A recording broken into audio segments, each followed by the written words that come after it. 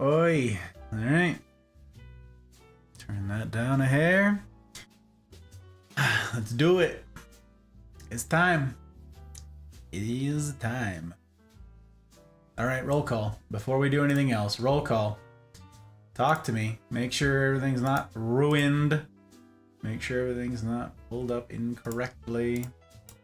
Everything's going to the right places. Talk to me, YouTube. Functioning. Love that. Which? No idea. Alerts. Your hips. Your hips. Your hips. Yerm. Let's see if we turn that off right there. Lurks. Let me see. Are our lurks current? Very important. Very important. Time to decide. Are our lurks where we want them? Are we happy with the lurks?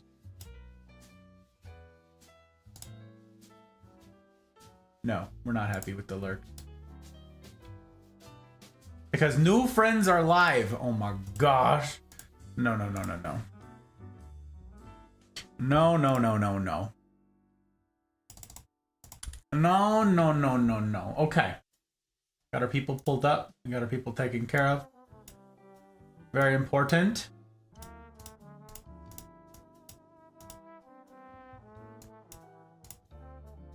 I think we're there. Okay. We got everybody? Everybody present? Accounted for? Everybody that we can lurk? You know, friends before frames. But it turns out there's a limit to that. It turns out there's a limit. Who knew? It's kind of crazy. Right, that's what I needed to have. That's what I needed to have open, the dashboard. Because the dashboard, I am going to have to change some stuff, right? We're gonna have to disable raids at some point. I'm not gonna do follower only mode, but I am gonna disable raids. Okay, that will be later. Not now. Not now. Right now we're good. Right now we're okay. But soon, TM. Soon, once we jump into it. Okay, I think we're set. I think we are stacked. Well then, let us begin. Greeting, salutations all. It is super good to see you, remarkable humans. Much more to say on that too. Goodness me, goodness my. BV, welcome in, my friend. It's good to see you here, and I'm glad that you were here early. Same goes for you, Trotsky Mouse, with your anti-tilt. Leanne, very grateful to have you guys in. Very grateful. We call out Leanne's when we see them. Yes, we do. We get to talk about that fine human. Yes, we do. Yes, it's true. And Monard! Hello, Monard. How you doing? Good to see you again. Welcome back. I hope the week's been kind to you. I hope the week's been kind to you indeed. Ahmed, my friend, always here tanzing. This dude always getting his dance in. It's very good. Very important to get that dance going. Very good. Burn some calories or some such. We're talking about that tonight. Yes, we are. Dano! Hello, Dano. Wish I had a special badge. Wish I could like the artist badge comes close, but I wish I could give like a special attribution sort of badge to Dano. And like, what if like the look of it was just a giant crinkly galaxy brain? That's what I want. The galaxy brain image with the light coming off of it and all that jazz. That's what I want for Dano's badge. That's what I want. I want that thing. Papa Bezos is not in the mood to listen to my demands, so I don't know why I'm gonna bother trying. Squirrel! Hello, Squirrel. I appreciate the feedback. Thank you. In fact, I appreciate it a great deal more now that I'm editing the talk that I am. I am working on a talk from over 2 years ago. I'm almost done with it. I spent the last several days working on it. And let me tell you, I was like, it was back in our old apartment, okay? And I had just set up the smoking solution. I had just figured out how it all works with fans and air purifiers and all that jazz, right? And so I was like, all right, proof of concept, guys. I'm gonna turn all this stuff on here and we're figuring it out together, okay? So you have to tell me, can you hear all of the fans and everything else that I just turned on? Can you hear all that? And I don't have there's no chat burned in, so I can't go back and watch the chat from this talk. All I have is my reaction to presumably what was said in chat. And one of the things I said, I'm not gonna call them out here, but I was like, well, thank you, so-and-so. You can't hear it at all? Okay, excellent, fabulous. Thank you guys for the feedback, letting me know that the audio's good. No, the audio's not good. No, the audio's terrible. Terrible. Now, I can do a bunch of stuff after the fact, okay? I can fix it in post, but that is only because I have a ton of sophisticated recording stuff with separate tracks and all that jazz set up, and it's only because I now have the employ of like an AI background suppression thing that knows my voice and listens to my voice and can be like, that's not his voice, and can drown out the raging fans, the hurricane that was in the background of that video. What a nightmare. And all the while I'm told, it's perfect. Oh, so good. Your audio. Oh, chef's kiss. Oh, crystal clear. Ooh, no complaints. So many complaints, you guys. If your favorite streamers out there, please, to use Darna's favorite word, please. If you're a streamer, if you've got a streamer out there that you love and that you care about, give them honest to goodness audio feedback when they ask you. When they're like, hey, is the army levels okay? Can you hear me? Please, give them clear answers. Give them honest to goodness, truthful responses. Oh, don't worry about hurting their feelings. Oh, I mean, maybe some of them are too fragile. I don't know. Don't be afraid of hurting my feelings, okay? I'm built for this. We've been working on hard mode together. I ain't afraid. We got the tough skin. We got the thick skin just for this. Just for this, okay? Well, thank you. Rain, hello. It's good to see you, Rain. And Ferret, hello, sir. My friend Jack. All three of you with the same colored name, at least on my end. I don't know what it looks like on y'all's end, but fabulous gentlemen, these three. Gotta say. Met you all roughly around the same time, too, it feels like. I know it's not the case. I met Jack before you guys. But it still feels like y'all are like the same time group. You're not. I met Jack like 5 months before you guys or something. Anyways, Cursed! Holy cannoli. Speaking of fabulous humans, how you doing, Cursed? I'm happy to see you all over the interwebs. Wherever it is I pop up my head and lay down my lurks, it's good to see you there. I hope you've been well. I hope you've been well. It's very good to see you. I got to catch the last couple of your streams too. I mean, I didn't say anything. I was just lurking in the background, stacking channel points. That's it for like most of you guys. Like I'm building up them channel points, let me tell you. And like a dragon on its horde, I ain't wasting a single one. I'm just gonna sit on them. I mean, except for Lithium's, because I can't help but punch him. Oh, it's so good. It's so satisfying. Every time I go into his stream, it costs me 150 channel points to whoosh, and it's worth. I wonder how many channel points I have. It's minus 150 on every stream I've watched, so it's not that much, but still, you know, it's something. And then there's a couple other good ones out there that I do like. Ronnie's got a good one. She's got a Vine redeem. I do like that. Bring the beat in. Breaks is the most expensive. No, Downey's is the most expensive. Shoot, I love having Downey do the Numa Numa dance. Especially good with him and Jaeger and both in the room. And they'll even bat an eye. They'll just like keep talking what they're talking about, and they'll start doing the Numa Numa, and it's just super good. But Breaks, I gotta hit that yes whenever I'm in there. That's 1,000 channel points. Yeah, I'd be much richer in Breaks channel if I wasn't so addicted to hitting that button. Alas. But in everybody else's case, I've actually stopped looking at what the redeems are. I don't want to know. I don't want to know if they are. Don, welcome back, Don. Good evening to you. Happy Friday again. I hope you're doing well and that the week's been kind to you. Sentiment is the same. Welcome on in. I know for sure I am my own worst critic. I don't hold others to my personal standards. With your net, I'm just glad to see you. Doing a bit of drawing. But I misplaced my dang gel pens. Oh no. My sister will kill me. Would you borrow her gel pens? Gel pens run out. What the heck's not the same as borrowing like a pencil? What the heck? Oh my gosh. Zen! Hello, Zen! Good to see you, sir. I hope you're well. And Pause! Oh, Pause. Welcome back. Welcome back, friend. Welcome back. Doing good. Busy with rehearsals, but now I'm playing some Baldur's Gate before bed. Wanted to pop in. Well, I am super stinking grateful.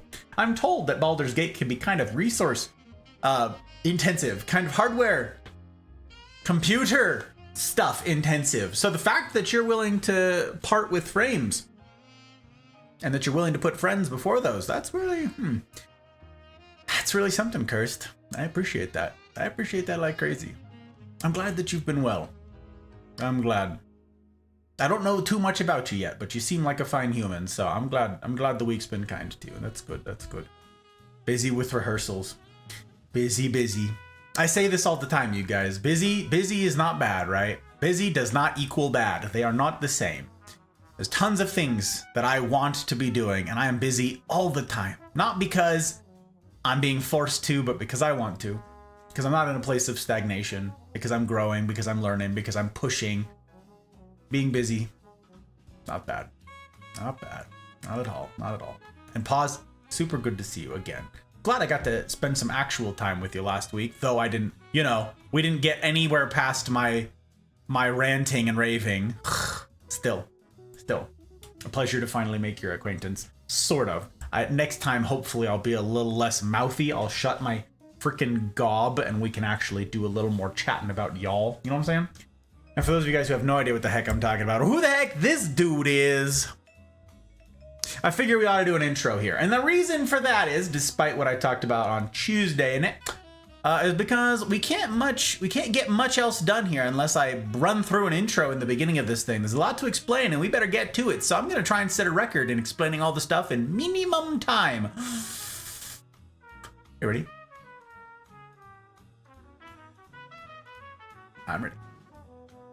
Greetings, salutations all. My name is Six, or Gus, or Godfather, or Hey You, or Guy with a Tie. It doesn't have to rhyme, but it can rhyme if you'd like it to rhyme some of the time.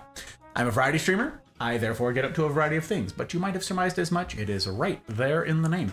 I presently stream on Tuesdays, Fridays, and Saturdays. You can find all of that information posted below on the schedule tab of Twitch, and you can see it as I update the schedule as I go along on YouTube, where I am in fact multi-streaming. I did not sign the contract with ridiculous Papa Bezos, nor am I monetized on YouTube. So you will see no ads, either here or on YouTube. You can see the same thing in either place, except, you get to rewind on YouTube. So, for the people who like to rewind, that option exists in the world. Anywho's, yeah, and you won't see any ads. You won't see that no matter where you go. So you get to pick your poison. That's the way. I have a bunch of perks because I didn't sign that silly contract. The chief one of which is that, yeah, you won't see any ads. I don't want to degrade the experience, especially with where we're going tonight, with what it is we're discussing, and what it is we typically discuss on Friday nights. On YouTube also, this is an important thing for me to call out. I have a new regular YouTube edit upload schedule. It's not just the VODs from these. The VODs from these, yes, they do go there, okay? They are uploaded. You can find playlists and find past streams, and you can find the stuff in there that I don't take down. I do tend to take down Gus Talks after usually a week, because I prefer that people be here live, so that if you have a problem with something I'm saying, you can call me out on it. Let me know. Don't just in hindsight be like, that moron, I know more about this than him. Great, that's cool. Come to the live and tell me. I would like to be corrected in real time so that I'm not giving incorrect or inaccurate information to people, Doesn't do any good for you to be playing Monday morning quarterback if you're not here for the live. You know what I'm saying? I can't redact things. So, yeah, you can find the past streams on there, but that's not what I'm talking about, okay? Every other weekend now, I have a new-ish, I guess it's new-ish now, it's been going on for months, but a regular YouTube upload schedule of actual edits, okay? And tomorrow morning, 10 a.m., watch this, premiere. Golly, I sure hope that works. I sure hope that link works. Someone will have to tell me. That link ought to go to tomorrow morning's premiere. The reason it is tomorrow morning and not at the beginning of stream, 8 p.m. Pacific time, the usual, is because that is a Gus Talk. That's what that should link to, is a Gus Talk. That is a Gus Talk that I gave 2 years ago on value. It's an incredibly, well, I'm not going to say valuable, an incredibly important talk. It took a very long time for me to edit because past Gus did not set present Gus up for success when editing this thing. I've complained about it before. I shan't waste your time or my breath doing so again. So suffice it to say, it's an important talk. And I think it will be an important add to so many of you guys, to so many of your lives, to the specific circumstances that you're in, and to everybody broadly. That is my aim with all of these talks, is that it's a benefit to you, that it adds to your life, that it's not just more noise, damn it. I want to improve y'all's lives in a holistic sense, like I said in tonight's Go Live, okay? So that's a very serious aim, or it's an aim that I take very seriously. It's a serious aim that I take very seriously. So that should go to tomorrow morning's premiere. If you guys, thank you, Dano. If you guys want to pull that up, and you can watch the premiere, you can mute the tab right now, you know, so that at 10 a.m., if you're asleep or you're out or whatever, it doesn't surprise you. But if you're at your PC or whatever it is, you can pull up that thing. You can save it for later if you'd like and watch it. But if you want to be there for the premiere, I will not be doing a watch party or anything tomorrow morning. But because it is a Gus Talk, I will not be doing a watch party. That's precisely the reason. It's because it's long, okay? It's edited down from, I believe that particular talk was 6 hours long. So I think I got that one, if memory serves, that one is like exactly an hour long. Could be wrong. But I chopped it down from over 6 hours. So it's all, like, there's some fun stuff in there. There's a lot of funny stuff in there too. But it's mostly like it's entertaining. I made sure of that. But it's also very informative. There's no derailments. There's no, like, I don't get off into the weeds. I chop all that stuff out. So it's a distillation of a talk from over 2 years ago. And now that I've sort of refined this process and gotten faster and faster and faster, and I've dedicated time to doing so, I am working through these talks. So it is my hope to be uploading a Gus Talk every 2 weeks. And some other kind of edit, some other more entertaining, sort of memey, funny edit from one of our first playthroughs, or an Apex edit perhaps, every week besides those. Okay, so alternating weeks. It'll be silly, serious, silly, serious. That's the hope. So for right now, it's just every other weekend. I'm working on building up that backlog library so that I can hit that every weekend schedule. I'm just not quite there. So that's what's going on. Thank you in advance for anybody who does pull up that link so you can count as a view for tomorrow, which means that the algorithm will pick it up and maybe we get in front of more eyeballs to whom the material can be of benefit. As I said in tonight's Go Live, it is my assurance to you that I would not be speaking about something on a Friday night if I didn't think it was going to be of benefit. As I can remember, I always wanted to be a gangster. That you, Paul? Pause on the YouTube life. Oh, we subscribing on YouTube. Oh my God. We're on X Games mode. That's very exciting. Yeah, you guys, if you're interested, you can follow here on Twitch. You can subscribe on YouTube. The notifications on YouTube should be every other weekend. So you want to leave your notos on so you don't miss those things. It should not be a bombardment of your notifications, okay? I have my notifications turned off for like basically everything. And that's because they upload every single day. I don't need to, okay, we're not there. We're not. Notifications, I try to keep to a minimum because I'm numb to all the notifications that I hear.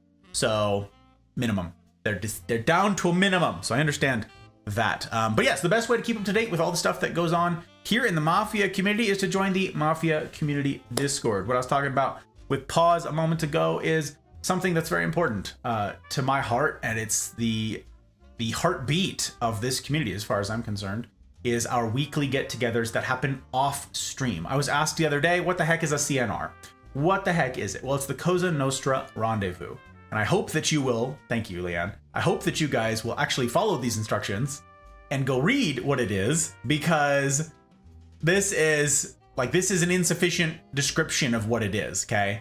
And I've had several people say, what is it? Well, if you would follow those instructions and go click on the thing, it describes what it is at length. It'll tell you like what the parameters are for this thing, what the hope is for this thing. It's not like an essay or anything, but it's more comprehensive than that. So if you're sitting here puzzled constantly with what the heck is a CNR, first of all, join the Mafia community. The rules are kind of tough to get in, and that's of course by design. This is not an accident. I'm well aware that the rules are tough. That is a choice. And it is why I get to speak as highly of y'all as I do. It's because the folks who've made their way into the Mafia community, that's not something that I take lightly. It's not something that Mafia members take lightly. If you do join, expect your notifications, speaking of which, to absolutely go nuts for like 2 weeks, because people are going to throw stickers at you when you join, because they recognize that those rules, they can be kind of tough. It takes a certain kind of person who's in a certain season of their life, who has a certain level of courage to get past those rules. I take that very seriously. So that's the best way to get up to date with all this stuff, but it's also the way to do life on hard mode. It's the way to get plugged into a real community that you can, actually pour yourself into and like have for the storms yet ahead. So I hope you'll consider doing those things. Follow on Twitch, subscribe on YouTube, join the Mafia Discord. From there, then life begins. Then the work begins. Then the excitement happens. Then the excitement has the opportunity to happen. But the promise, of course, what is it? What did I say? A long, interrupted series of probably dull days. When the cord of monotony is strung so tight, it breaks like a song. It's really remarkable.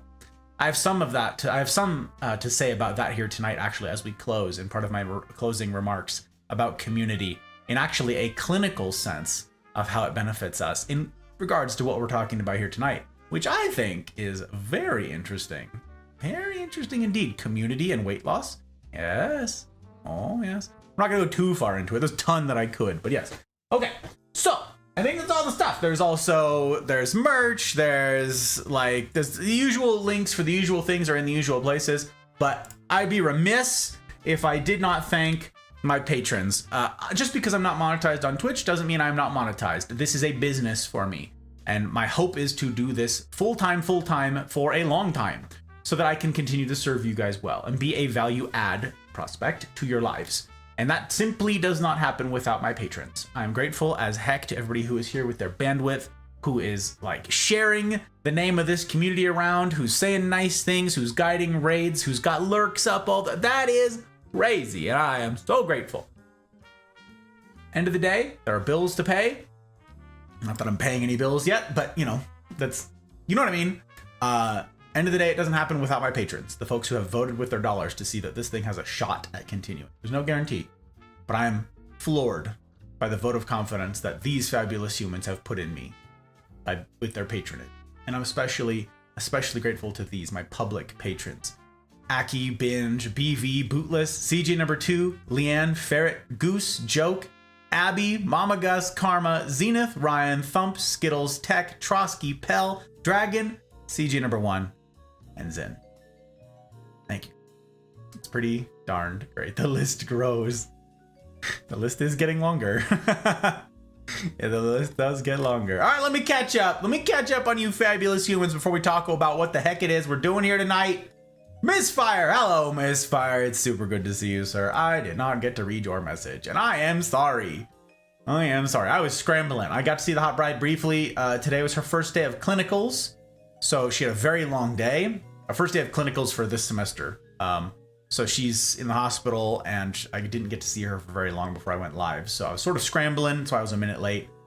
I'm always salty about being a minute late, but at least it wasn't 10 minutes late. At least it wasn't 10 minutes late. Was still relaxing and chill to listen. I'm glad, Paul. I'm glad you think so.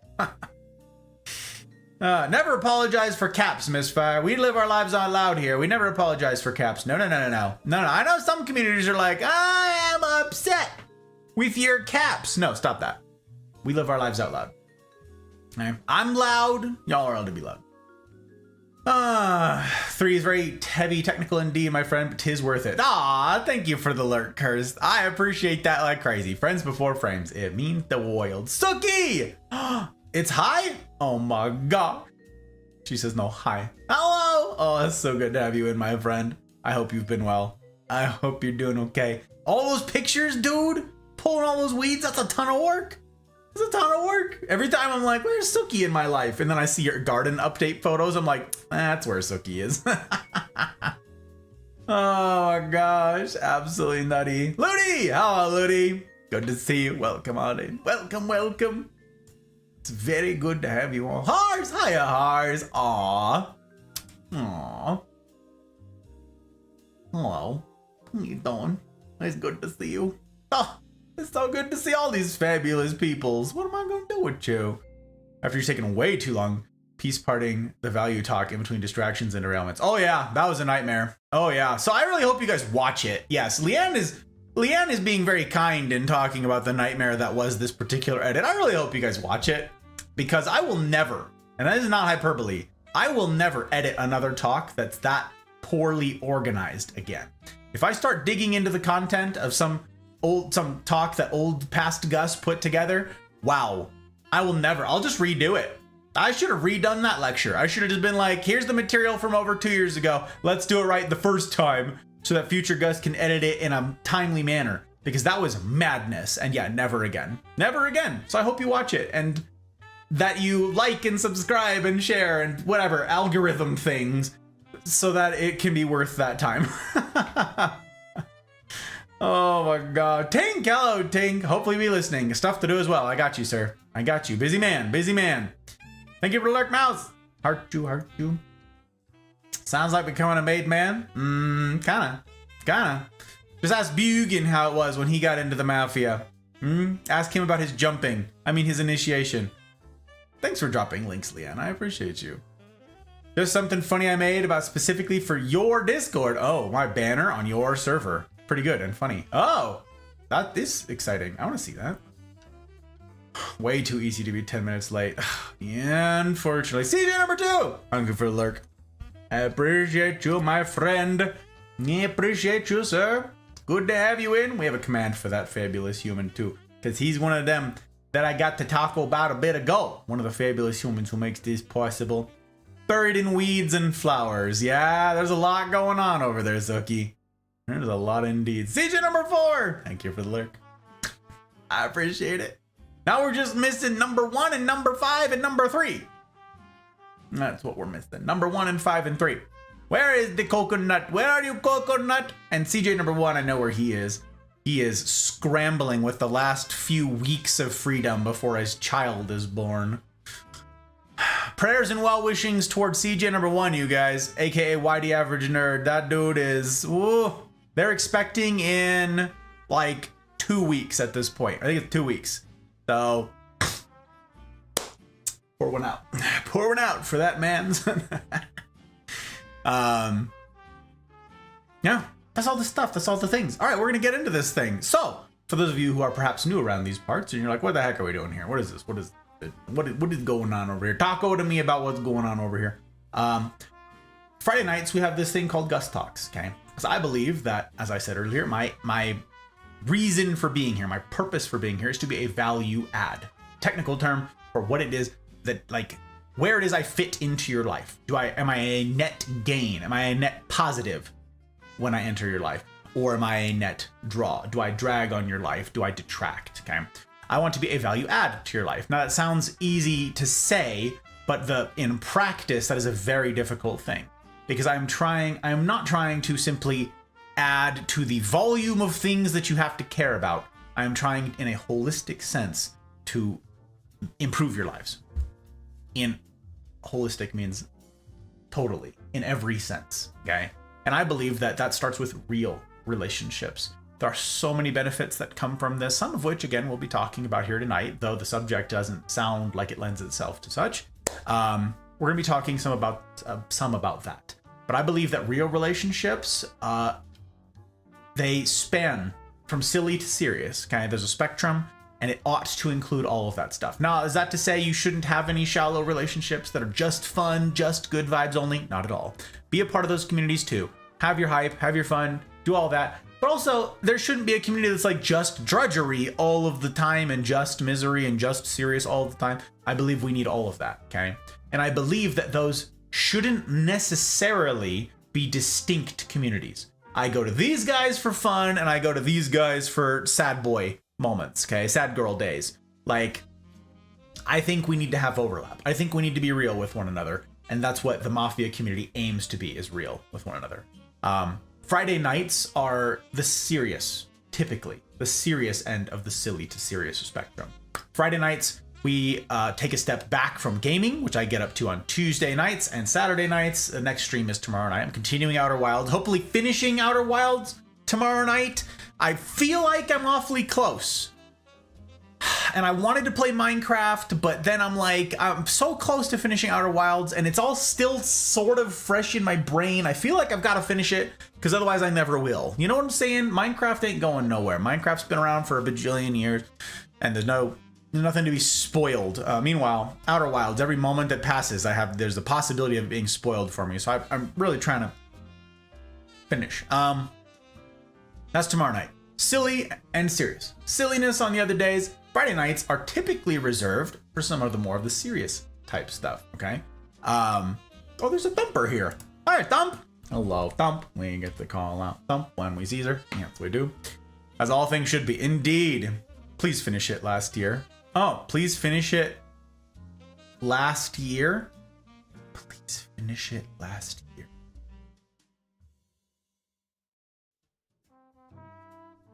I don't understand. You've been saying that for months. What have I been saying? Oh God, I already forgot. The game? Oh! Please finish it last year.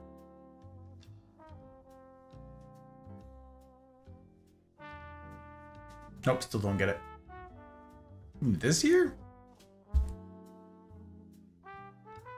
10-part edit? Yeah, no, I get the finish it for your editor's sake. But what do you mean last year? This is where I'm confused. This is my brain. My brain is... it's not a 10-part edit. No, it is night 15 tomorrow night. Night 15. Yes, sir. So that's kind of nutty. Yeah, that's kind of wild. Being almost done with the game, yeah. Amazing. Appreciate the lurk, Thumper. I appreciate you. Face palm. What do you mean face palm? Finish it last year. That's not a phrase unless there's time travel and stuff. So finish it unless you mean like finish it. It should have been finished like yesterday. Is that what the spirit of what you're trying to say? Finish it. It should have been done like yesterday, like that. Because I don't know. I have been saying that for months, Squirrel. You're absolutely right. I thought that it was supposed to be a short game. The thing is, I'm gonna have to start doing better research than howlongtobeat.com because it lied to me when it said that Outer Wilds is a 26-hour game for completionists who want to see and understand everything. Because that's freaking BS. It's just a lie. And every single Outer Wilds veteran I've talked to about it just laughs in my face when I say that. They're like, hi, yeah, it's really stupid. Who said that? Well, listen. It was supposed to be a very short game. It was supposed to be like 3 streams, 4, maybe 5 streams, tops. Anyways.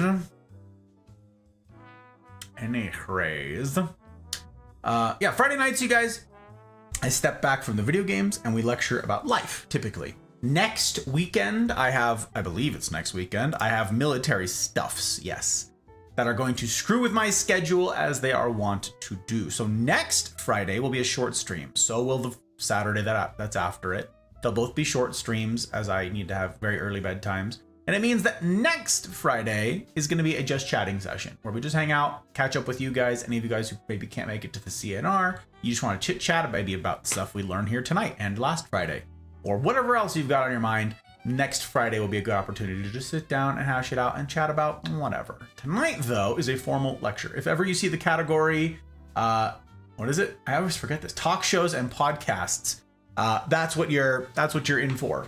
Is finding the lecture, typically, where I sort of hold forth for stretches so I don't lose track of where my brain was going with a certain notion or idea. And I miss a lot of chat. That's just part of it. I'm obviously not in the lecture yet, but I'm aiming to get there and under the hour mark. And yeah, we get to do some weightier things together. But you'll see. I want that report on my desk yesterday. Yeah, that. Got it. Sinks back into the shadows of posts. Doing posts. Okay, so ideal talks for those of you who are new around these parts. You may not have heard about the social lubricants, the lubricants for good conversation that are a mainstay of an ideal talk here on our Friday evenings together. The first of which is good drink. So I will be partaking of some bullet rye that I need to open up. Because I like bullet rye, especially with element number 2 that we're going to be getting to here in a moment. You know what? I did not blast and dash at all. I'm going to have to... I messed up part of my setup. I'll have to do something about that. But I'll do that here in a moment. So, good drink.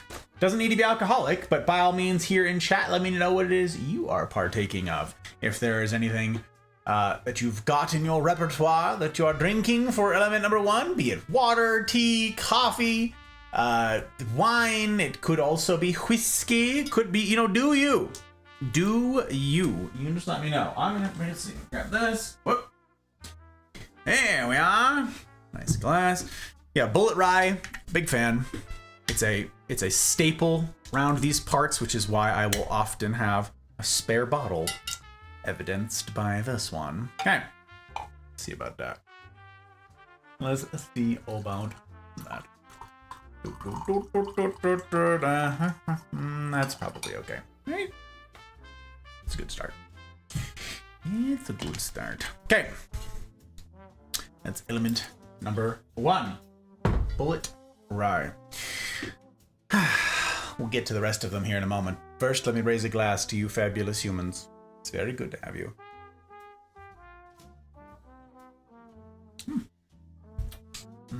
Very good. Very good. Very good indeed. What's up, my friend Goose? Hello, Goose. Hey, we got a command for that dodo. We got a command for that dodo. Good to see you, sir. I hope you also have been well. Been missing seeing ya. Been missing having you in the chats, my friend. Hope everything's going okay on your end. Last time I blue raspberry rogue drink and then water. Land is sponsored, you guys. Hashtag sponsored. Super cool. I actually had a hilarious thing occur while I was going through this edit that is about sponsorship type stuff. You'll see it soon enough, you guys. You'll see it soon enough. Made me laugh. I decided I'm going to keep it in. Nothing to do with the lecture itself, but it's funny, so I'm keeping it. I'm keeping it. That talk won't be out for like a month at this rate. It's in the hopper, you know. We're working on it. We're working on it. Trotsky! Hey, welcome back, my friend. Oh, thank you for being here early. I appreciate that like crazy. How'd your stream go today, sir? Did you have a good time doing all the stuff, doing all the things with your Hogwarts? I was there for the whole thing. No, I wasn't. I was late. I was half an hour late? 35 minutes late or something? I don't know. I was working. I was pretty late on a couple lurks today. I was lied to about like the notifications. I swear. Downey tells me that something about servers. He actually knows about servers and stuff because it's like his job. So he said that there's something wrong with like the infrastructure of servers here in America, and there's a good reason, maybe. As far back as I can remember, I always wanted to be a gangster. Well, Joel. Do you go by Joel? Do you go by Joelman? Do you go by LOL? Like, you tell me the tea. Don't let me foist a handle upon you that you can't stand. Don't let me butcher your name. Here I am trying to express my gratitude for doing something difficult like following, because I take those very seriously. It's my aim to earn them. Don't let me stand for, don't stand for it, right? Don't stand for it. I know you're probably sitting, but don't stand. Sit. All right, remain sitting, remain seated. But break it down Barney style for me. Break it down Barney style for me in a way that I can't mess it up. That's what I want. That's what I want. Just Joel? Joel? Is it pronounced Joel or Joel? Is it Joel? Joel? Or Joel? Or I don't know. You can break it down Barney style and phonetically for me. I won't be offended. Just like treat me Joel. In any case, I'm grateful to have you in. Pleasure to make your acquaintance. Pleasure indeed. Hormones, indeed, Trotsky. We're gonna be talking about hormones. Not really, but we can talk during the CNR. Oh. Very well, my friend. Looking forward to catching up. Gotta lurk. Here's my bandwidth. Thank you, Misfire. I appreciate you like crazy, sir. You take care of yourself, yeah? I'll bother you soon. Hopefully on tomorrow morning, I'll be able to see what it is you've sent and respond to it. I'm hoping it went well. Good. Saw you come in. How'd you see me come in? I didn't say anything, Trotsky. I was super secret. I was super safe. Go on. Oh, my word, Gohan. Speaking of people that I haven't seen in a minute, well, my guy. Hello. Welcome back. It's good to see you. Merry Christmas. Happy New Year. How are you going? You doing okay? Kiddo doing all right? Work doing all right? Also, good news. I'm certainly less overweight than I was 6 months ago. Hey, love that. Love that. Very fun. Commodore, welcome in, Commodore. Welcome. So many fabulous humans, so little time. Welcome, my friends. Good to see you. You know, I'm thinking about previous stream? Maybe. Yeah, I didn't say anything today. I was very sneaky, Trotsky. Very sneaky. Some people watch viewer lists. Are those accurate, Squirrel? I work my whole life. I don't apologize to take care of my family. Do you? And I refused. You hear that? Be a fool. Dancing on the string held by all those big shots. Do you hear that? That's what I hear, Leanne. That's what I'm hearing. What the heck? Hodor phone. Hodor phone. Wait. Stop the presses. The presses. Stop them. Oh, it's so bright. Don't we have dark mode? Don't we have a night mode for some reason? Don't we? Oh, Dano! Well, what a madman. Are you kidding me, my guy? What? No. We change this right now. We change this right now. Yes, we do. Yes, we do. You guys, Dano. Dano just did a crazy thing. And joined the public patron list. This remarkable man's eye. Swear. I don't deserve you, sir. I'm grateful as heck. Grateful as heck. Wow. Do you have any objection to me adding you to the public list? I'm gonna ask you this later anyways, but there's some people who want to be like secret squirrel about it, but I'm adding you to the list.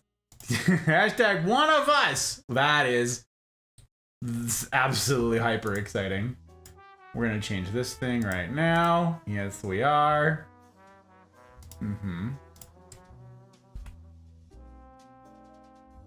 This fabulous yeoman. That's right. VIP that man.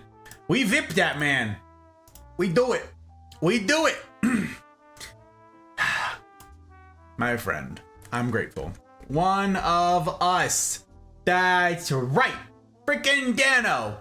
Making the list longer. Leanne, it's your favorite thing. The list getting longer. I am, wow. One of us. Thank you, my friend. For all that you've already done. For little old me, for little old we, in the short time that we've known you. You have my sincere thanks. Here, sir.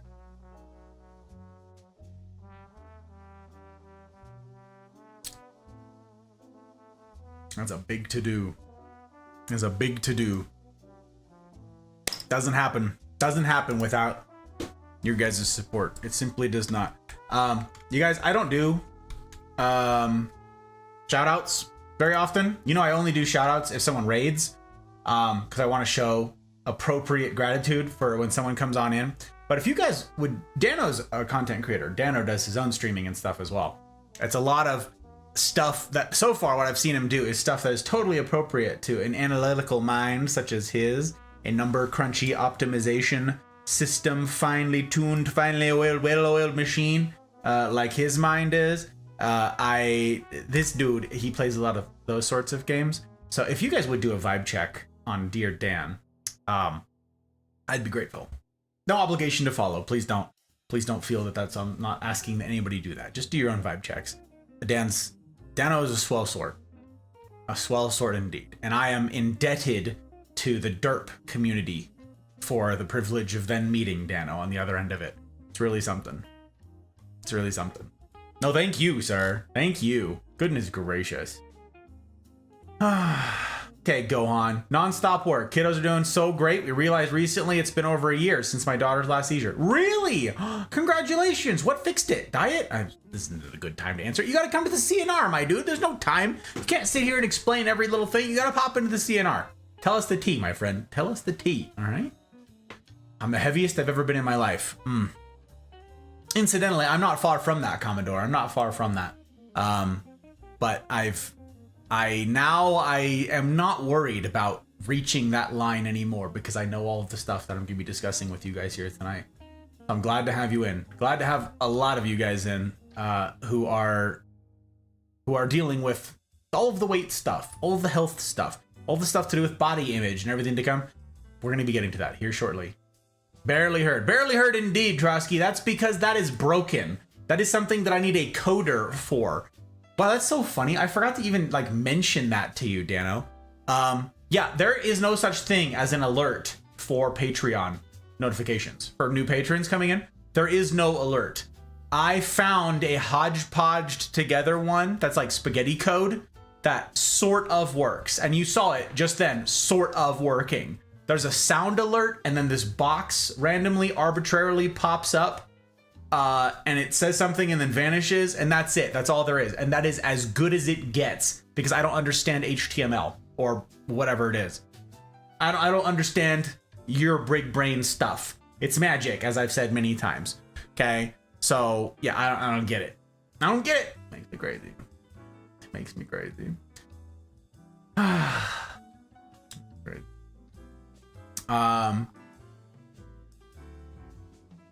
Dano is one of my better friends on Twitch. It's because Dano's a real one. Dano is, again, in the short time I've known this dude, Dano is like, he gives no thought to himself. It's wild. There are some people who are just like selfless. That's their baseline. That appears to be Dano. Like, from what I know, okay? Like, it's nuts. Here's perk up. Yeah, dude, I could show you what it is. I could send you what it is they have, like what it is I have for that code, and you'll probably, I don't know, if you just be like, oh, this is really simple. Actually, you just change this, this, and this, and everything works. Or if you're like, stop, make the pain go away. Why is this a thing that exists? Because there is no patron notification in existence. Again, someday I'm gonna get away from Patreon and do something else entirely, but there is no such thing as a Patreon notification in the meantime, which is very annoying because I've had Patreon for 2 years now. And that my notifications have not worked one time that whole way through. So very annoying.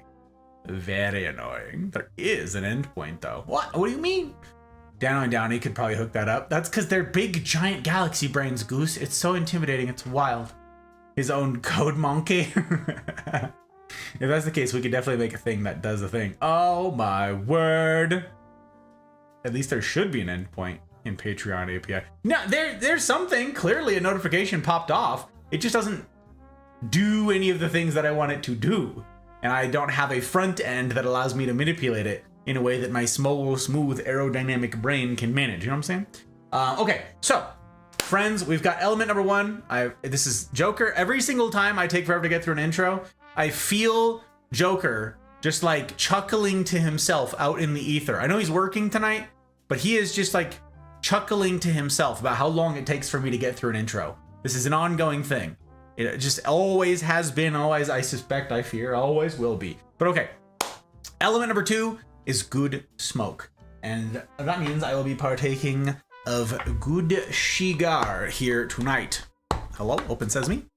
And I have a special one for tonight. In fact, one that I got to share with dear Aki in this community. He's out and about right now, a man bouncing all over this country, making sure the wheels of industry still turn. And I'm grateful as heck for him, but I got to leave him with a few of these, the Man O' Wars, and I like them a lot. So I'm going to be having one of these with y'all tonight.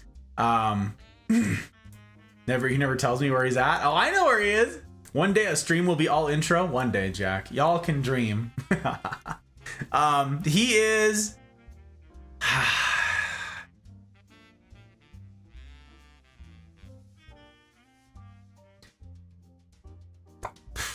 He was in... Nope, I forgot where he was. But he's heading to Michigan. Heading to Michigan. He's on his way to Michigan right now. Okay, there you go. Brain, what are you doing, Brain? Come on, get it together. So, element number two, good smoke. I'm going to be having this cigar, which is a difficult thing to do logistically, and it means that I need to turn on all those fans and purifiers and everything else that I complained a bit about ago, making hurricane sort of noise. So when I turn them all on, you may hear some background noise. Now that I have all of the cool kid, smart kid AI stuff that can scrub my background noise when I future Gus edits this, it's not so big a deal. But do let me know if it's disruptive, would you? Do let me know if any of the background noise is disruptive or distracting. That's what I care about. That's what will annoy me. That's what I will change, okay? If it's like, yeah, it's there, then I will fix it in post. But at present, you know, Tell me. Where's this cigar from? Hello, Del. It's good to see you. It's good to see you indeed. Welcome on in. I don't know where the Man of Wars are from, actually. I don't know. You can look it up.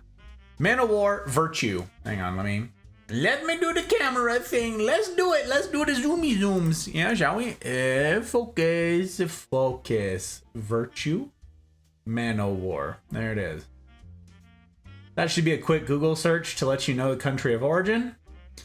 But I like it. This is a good one. I like all the Man of Wars. I've had a couple of their like high-end ones. Not bad. Not bad at all. So I like the whole line of Man of Wars. Nothing to complain about. But Delt, it's good to see you, my friend. Always is. Welcome on in. There's so much of this community that is connected because of Delt here. It's wild. General vicinity of North America. Or Central or South. Somewhere. Man of War Virtue. Yeah. Famous last words. I'll fix it in post. I know, Trotsky, I know. But now I know that I can, okay? Now I know that I can. Looks like Honduras. I'll be right back. All right, yep. Nicaragua. There we go. Commodore. Appreciate it. Thank you, guys. Lukens. Oh, my word. How you doing, ZL? How's you? Speaking of fabulous humans that I get to see all over the place and the interconnected spider web of this whole thing, welcome on in. Good to see you. I got to see you in like 4 communities today for that tournament. For those of you guys who missed it, Ronnie is how I know this whole community, right? Who I met because of Key. But that's like the entry level to this whole community.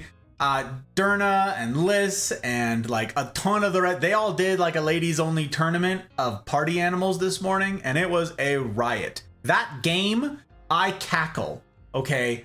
I've never played Party Animals, and I've only rarely seen it, but every single time I watch that thing, I can't do anything else. I'm so distracted. It is the funniest, most ridiculous. I don't know how any of the controls work. I can gather what some of the objectives are and stuff like that, but I roll, okay? I'm dying whenever I see this ridiculous physics of the fighting and stuff going on, all the ragdolling and the running. I'm cackling. So, wow. I needed to actually like pull up tabs and like bail this morning when they were starting it up because I'm like, I can't watch this. I had to set up all my lurks for all the tourney goers and then get the heck back to work and not even like, I needed to like minimize it and not come back. So it's absolutely crazy. It was a great tournament. I saw bits and pieces of it while I was like taking a break. And that was something, but it's good to see you in, my friend. Good to see you, sir. Glad to have you. 5 Cubans that are still aging. Should be ready in another 2 months. Nice, dude. That's fun. I got a buddy who does that. Ages his own Cubans because you've got to, right? He's got, I think, like 4 years of Cubans at different aging stages. He has a humidor that's like specifically set aside for his Cubans to age. Kind of wild. Kind of wild. A lot of good ones come from Nicaragua. That's cool. I got a buddy, incidentally, Dutch, who you guys got to meet last week. The gentleman who provided me did me the kindness of providing both the cigar and the drink last week. He is heading to the Dominican Republic. He and his hot bride go there several times. They've been there several times, and yeah, they get to get the smokes and all that jazz. Super cool. Super cool. So, okay, element number 2, I need to go get set up for. So sadly, that means I have to leave you guys in the less than capable arms of Chair while I open some windows and turn on some fans and do all of those things. So now is a good time to avail yourselves of the facilities if you must, because we're going to be jumping into the content very shortly once I get back here and get set up with this thing. So I encourage you. Now is a good time. Now's a good time. Go get all the affairs in order. And if you are sticking around, do keep Chair honest, would you? Chair is not to be trusted. If you're new around these parts, you might not know this thing. Keep an eye on Chair, yeah? Yeah? All right. Good tight.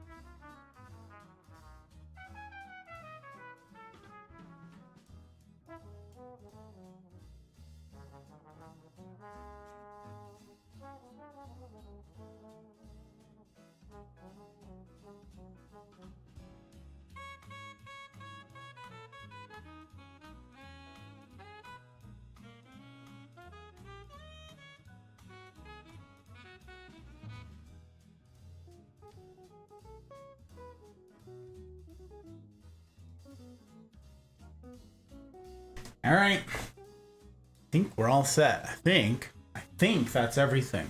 So again, let me know if it's oppressive. Thank you. Welcome back. Thank you. If it's oppressively noisy in the background, do let me know.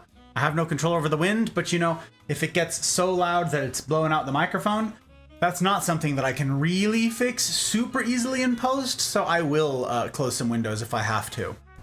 So yeah, let me know. Do keep me honest, would you? I'm trying to create content worthy of you guys. That's a high bar, and it simply would not do for me to just be messing it all up, okay? So, element number 2, I gotta protect all of my precious electronics here. All of the stuff that I'm trying to... Oh, dog's barking. That's good. That's good. Little yappy dogs. That's great. We love that, don't we? Don't. No, we don't love dogs. Don't love yappy dogs. Okay. So, element number 2. Good smoke. Let us begin. We got the lightsaber in place. We're going. Just anyone who's curious, Cubans generally need to be aged because they sell them fresh. Needs to be aged 1 to 2 years depending on how it was made. Yep, indeed. Indeed, Delt is correct. And the reason they do that is because the corruption is so high in that country that the officials, all the inspectors, come and take some. So they're never able to age them in the country long enough. Because if they kept their stock around, their stock would be confiscated, or it would be accepted as a bribe. Oh, this is your contribution to the functioning of our government, etc. And so the result is they can't age their cigars. So you have to say age their cigars. Isn't that cute? So actually, a bunch of people are like, wow, I'm gonna get a Cuban cigar, the best cigars. They're legendary, they're iconic. Yeah, you're gonna get a fresh cigar, and if you don't age it, you're gonna hate it. It's gonna be the worst cigar you've ever had. Surprise! Communism. All right, let's get this bad boy going. All right, toothpick. I appreciate you, but it's time to graduate to a different sort of stick. Chair's looking mighty robust. It's funny. That is funny. Only small hiss in the background. Okay, thank you. I appreciate that. The other day when the wind was crazy, I laughed so much. That wind was kind of nutty, wasn't it? It should not be that windy tonight. Not even like a little bit. It shouldn't even be close to that. So, our doggos? Yeah, you didn't hear the doggo? I heard the doggo.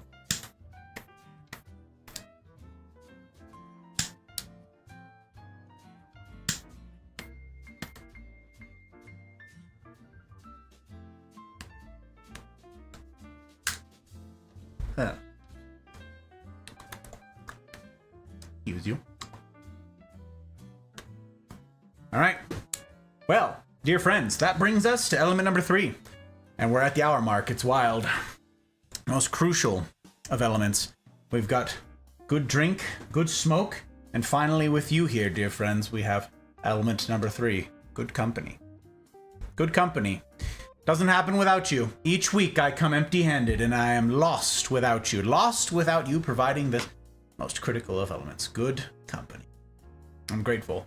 And it's to you, that remarkable sort, that remarkable caliber of human who would choose, of all the places you could be on a Friday night, who would choose to be here and to do life on hard mode alongside the fabulous men and women who've agreed to try and do the same. It's to you that I get to raise my glass. Cheers.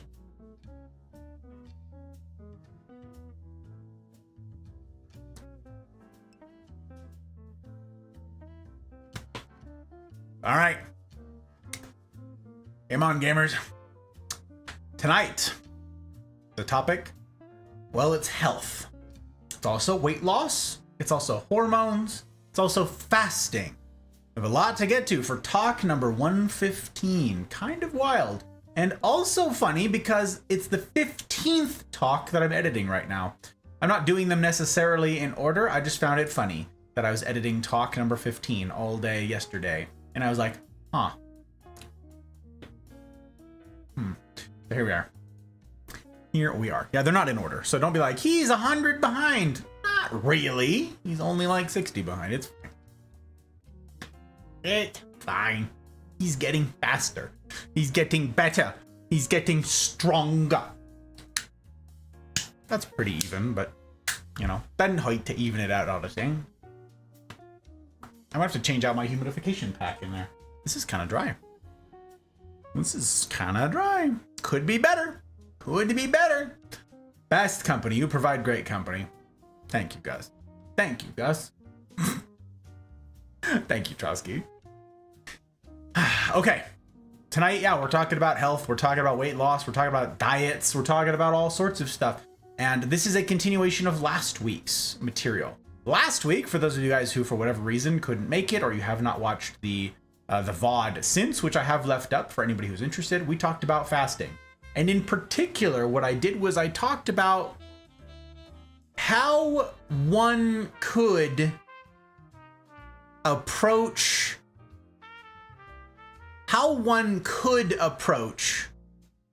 something like fasting or any other health claim or lifestyle change that has claims attached to it, how one ought to approach any such claim, and then using that methodology, apply it to fasting, okay? And the thing that I put to you guys, I'm gonna say again here tonight because we're going further into this. We start, like last week, with a big ol' asterisk, all right? And that is, I'm not a doctor. Not a doctor, okay? Not a doctor.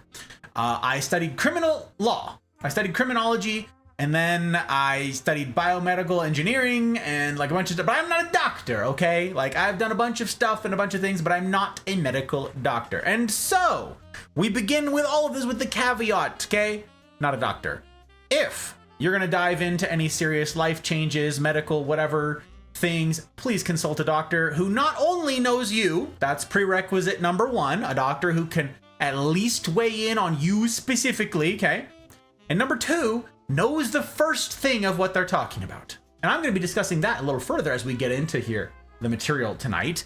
But yes, make sure they know what the topic is before you talk to them. Hey, I want to talk to you about fasting, doc. About what? Great, you've wasted your time. Well, they've wasted your time, but we'll talk more about it. We'll talk more about it, okay? Talk more about it. Anarchy! It's good to see you, Anarchy. Welcome on in. Welcome, welcome. I hope your week was kind to you and that Weekend's Eve finds you well. Fabulous humans all around, I sees. So, the question that I put to you last week that I said this ought to be how you approach every single claim, not even a health claim, every single claim put to you. A healthy dose of skepticism could begin with a question like this, okay?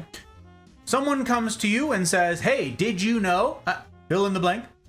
Your first question in your critical thinking mind ought to be, perhaps, what does this person stand to gain by telling me this? Why tell me? Why would they tell me this?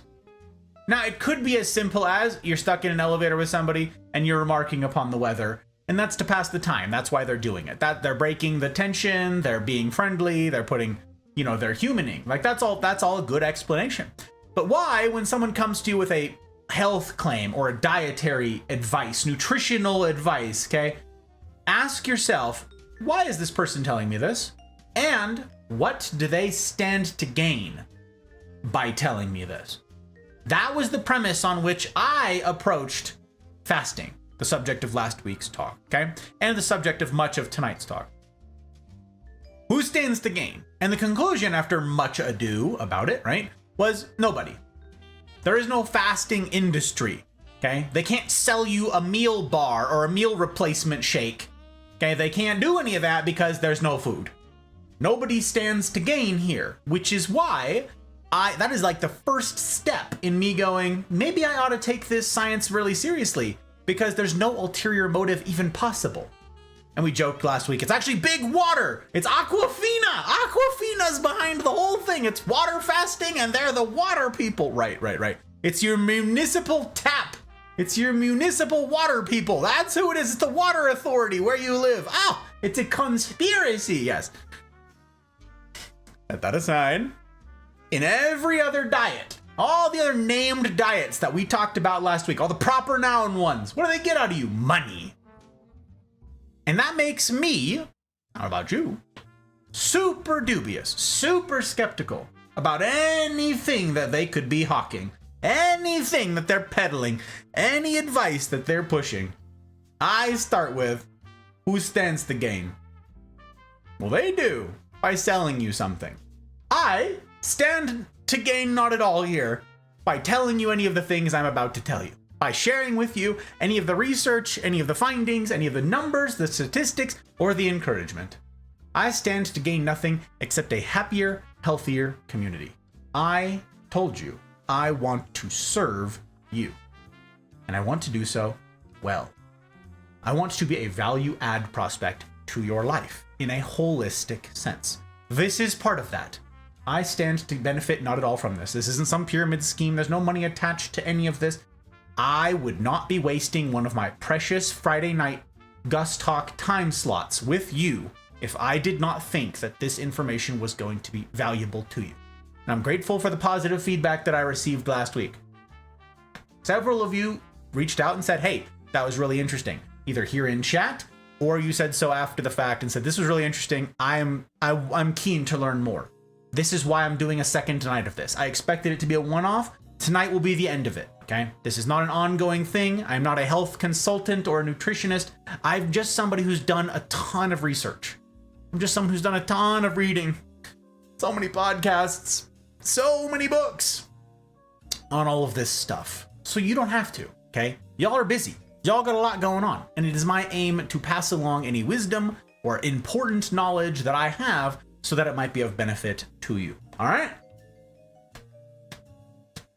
So the hope again is to be of benefit. We'll see. We shall see. Relaxing at the moment, dealing with my lower back pain and tired from welding. Is the lower back pain because of the hunching over and doing welding, Anarchy? Oh my gosh.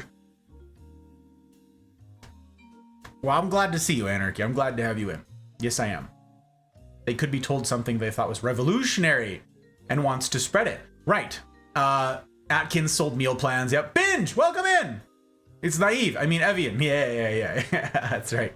Binge. Oh my gosh. Okay, hang on. And Dougal. Welcome back, Dougal. Welcome back. Speaking of the fabulous humans who've been asking intelligent questions as we proceeded in our week. Hang on.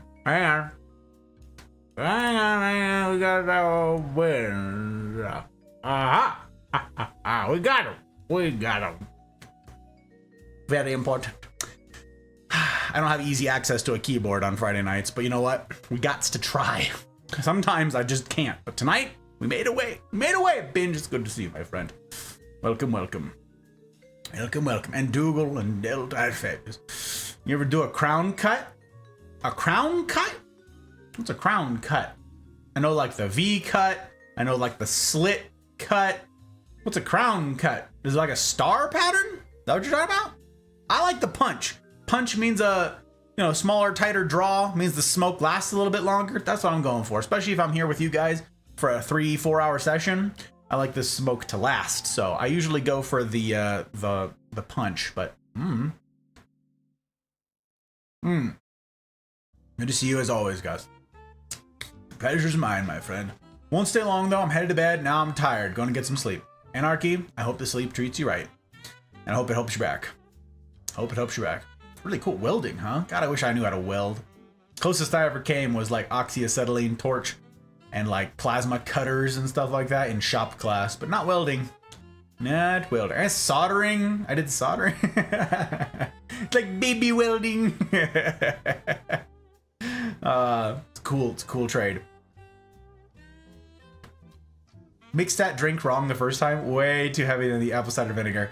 I think I have it down now. Nice, dude. Nice. That's sick. I soldered too. Made an FM radio. Oh, what a cool kid. I didn't do anything like that. Okay, so where we proceed from here, okay? I'm forewarning, I'm gonna miss some chat. I'm probably gonna miss quite a bit of chat because I have a bunch of lecture material to get to. But I also, as I said last week, have left room for questions so that I can try to field them. So if I do miss chat, you can @ me, say my name, whatever, and it should make a little ping sound if you think it's particularly timely that I need to get to your question. And yeah, because I've left room specifically for your guys' questions, because I know there's going to be a bajillion. I may not have answers to all of your questions because, again, hashtag not a doctor, but I do have a lot of answers, and I'm going to try to provide them, okay? At least, and I'll qualify everything that I have to offer with this is anecdotal, this is scientific, I'll cite my sources where I have them, all that stuff, okay? Will this topic be covered too? Oh, thanks, though, thanks. No, not tonight. No, that's not in tonight's lecture. No, I decided that one had to be cut for want of time, and for want of the discussion, actually. If I was gonna have no discussion whatsoever, that's where I was gonna go, but something had to give. You know what I'm saying? Okay, so last week we talked about fasting. We talked about intermittent fasting and longer term fasting, right? We watched several videos together, which is also why that VOD is not to be found on YouTube, because I got hit with a copyright strike. Like a legit YouTube copyright strike for an old, obscure documentary from over a decade ago that was on YouTube, not even posted by the original people. It was someone else's upload of an old-ass documentary from the BBC, and I am the one who got hit with a copyright strike, which is absurd. Anyways, my problems with YouTube notwithstanding, I'm not going to be showing any videos here tonight, because I do need my YouTube channel to continue to function, while the ridiculous algorithm overlords wring their hands and just wait for another opportunity to get mad at me for something. Last week, we talked about metabolic science. We talked about some very interesting stuff about breathing it out, right? That was all really interesting from that particular talk. And then we jumped into the documentary on the science of fasting and what we know about it now. Something I told you guys then, and I'll reiterate here, is that fasting in all of its forms, short or long, has existed by choice or by accident since the dawn of mankind, okay? This is not a new thing. And basically every religion on the face of the earth has encouraged and practiced some form of fasting going back at least thousands and thousands and thousands of years, okay? So this is not new, but the numbers behind it, the science, the hard science, the replicability of the numbers and the statistics thereunto pertaining, those are new, okay? Those are new to within the last 10, 15 years. You can go back to like 2012, 2013 is like really, 2013 was like a big year for a lot of this science getting published, okay? So this is the first time that this stuff has had hard numbers attached to it. There's a reason that it's existed for forever.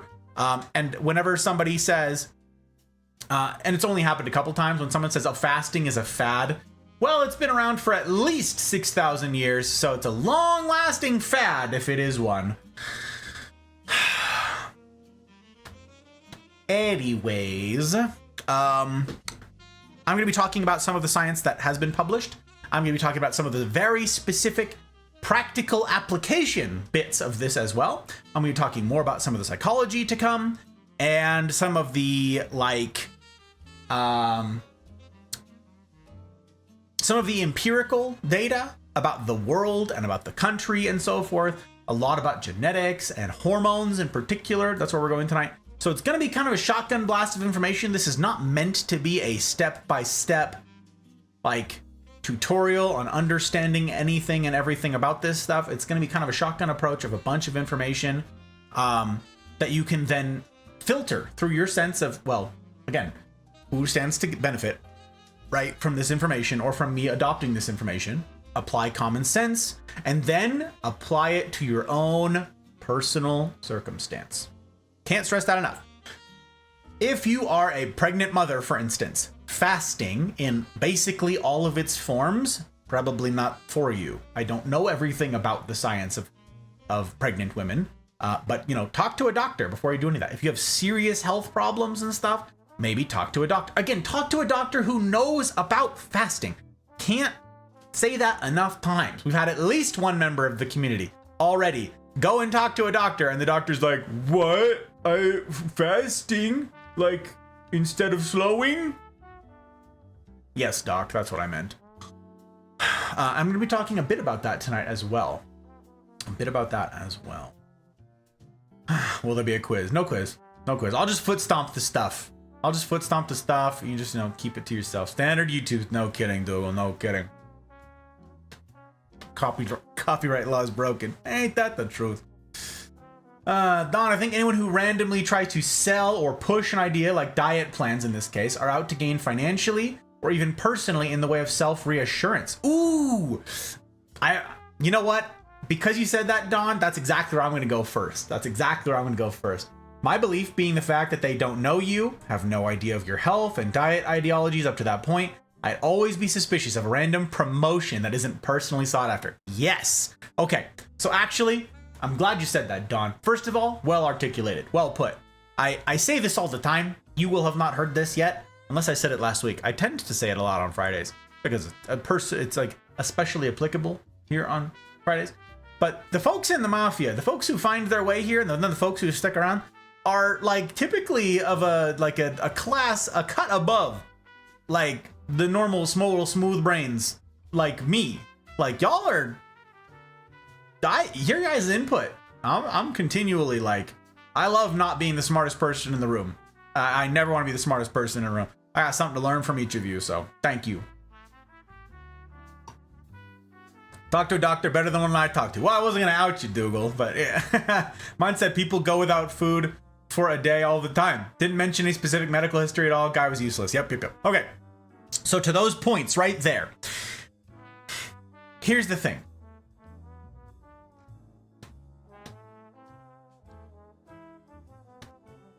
And I had to have my own like biases, my own prejudice checked here, okay? And that is, these doctors, they don't know. It's not, I suspect in most cases. Last week we talked about who stands to gain if they push some sort of specific diet. Well, the people who made that diet, right? The people who sell a specific product with that diet.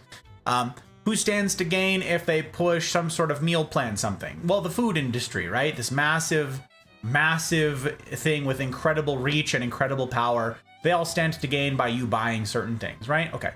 Well, doctors, yeah, you could say they've got something to gain in a financial sense. Maybe they've been bought by big agriculture. Dudes who look like me, sitting in a back room, smoking cigars. Yes, how can we get the plebeians to buy more of this and that? Yeah, the peasant folk. Yeah, the common folk. Yeah. It's possible. It's possible that there's a doctor who's been bought. Okay? It's possible. But that's not where my mind is going to go right away. That seems a bit out there, okay? My mind goes to exactly what Don just said, okay? What Don said is right on the nose. These doctors, the vast majority, actually I would say 99+% of all doctors right now they're not bought, okay? They're not, these doctors, they're not bought, they're not in someone's pocket, they're not pushing some sort of crazy agenda. It is simple ignorance. It's not malicious, it's not evil, it's ignorance. They don't know. Why? I just said. Fasting science, the specific numbers, the hard numbers, the replicatable data, that stuff, that's new. Which means that these doctors didn't even learn this in school. None of them, like 0 of them, okay? It's like pulling a doctor from 1905 and being like, hey, do you know about therapies for seizures and so forth? And they're like, yes, I grabbed my trusty ice spike and a hammer and I ran this railroad spike into their brain. Quite ingenious. Yes, the latest and greatest in science. Oh, you bit under the weather, are you? Here's some heroin for you and let's get you some leeches while we're at it. Right? They don't know because they're outdated. This information is new. That doesn't mean that it's bad. A lot of the science that I'm going to be talking about here tonight goes back many, many more decades. And that's a lot of metabolic science. That's a lot of hormone understanding type stuff. That goes back way longer. Some of it 50, 60, 70, 80 years longer, okay? But the vast majority of what we're going to be talking about when it comes to fasting science, that's new. These doctors never learned it in school. And there is very much a reputation sort of thing of, well, that's not what I was taught. Right? That's all of us. That's all of us with our biases and our backgrounds and what it is we've learned. What information we've deemed worthwhile to store away in our noggins for later. That comes with bias because it comes with a timestamp, right? If you were told something when you were little by your mom, like,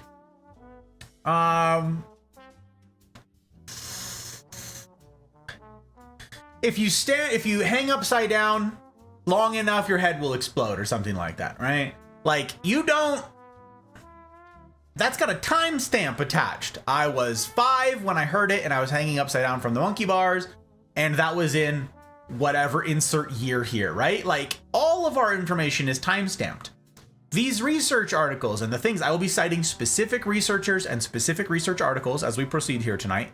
You will see data that is, just because it's new, doesn't mean it hasn't been corroborated in that time. Doesn't mean it hasn't been replicated.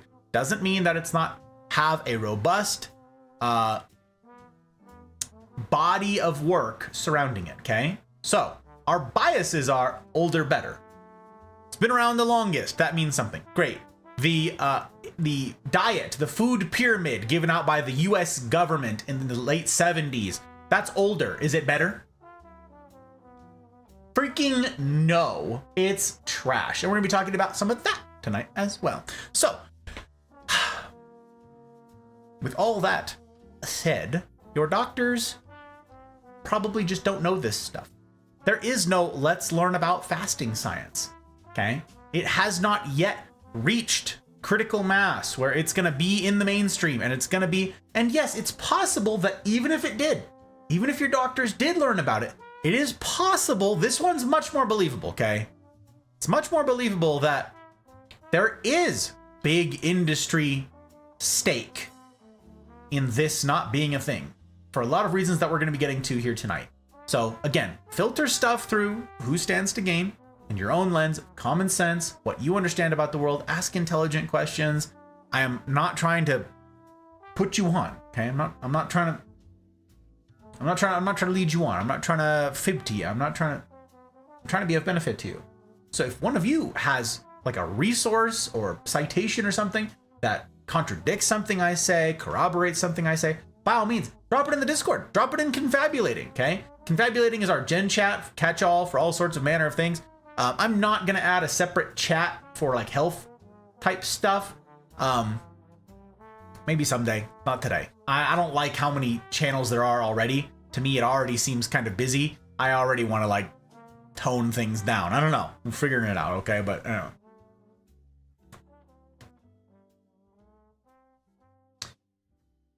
Dude did have several medicine samples proudly displayed on his shelves. QR codes and all. I see. There it is. There it is. Though he's in it. There he's in the pocket. A big pharma. Have you heard about the fast food and soda diet? Find more. 99 easy payments. Yeah, exactly, Commodore. 1905 doctor. You've got ghosts in your blood. You should do cocaine about it. You know? You should do cocaine about it. That's so funny. You've got bad juju. Turns out, yeah, let me take a look. See here, open up your mouth and go yep, bad juju. You can smell it a mile away. Here's some heroin.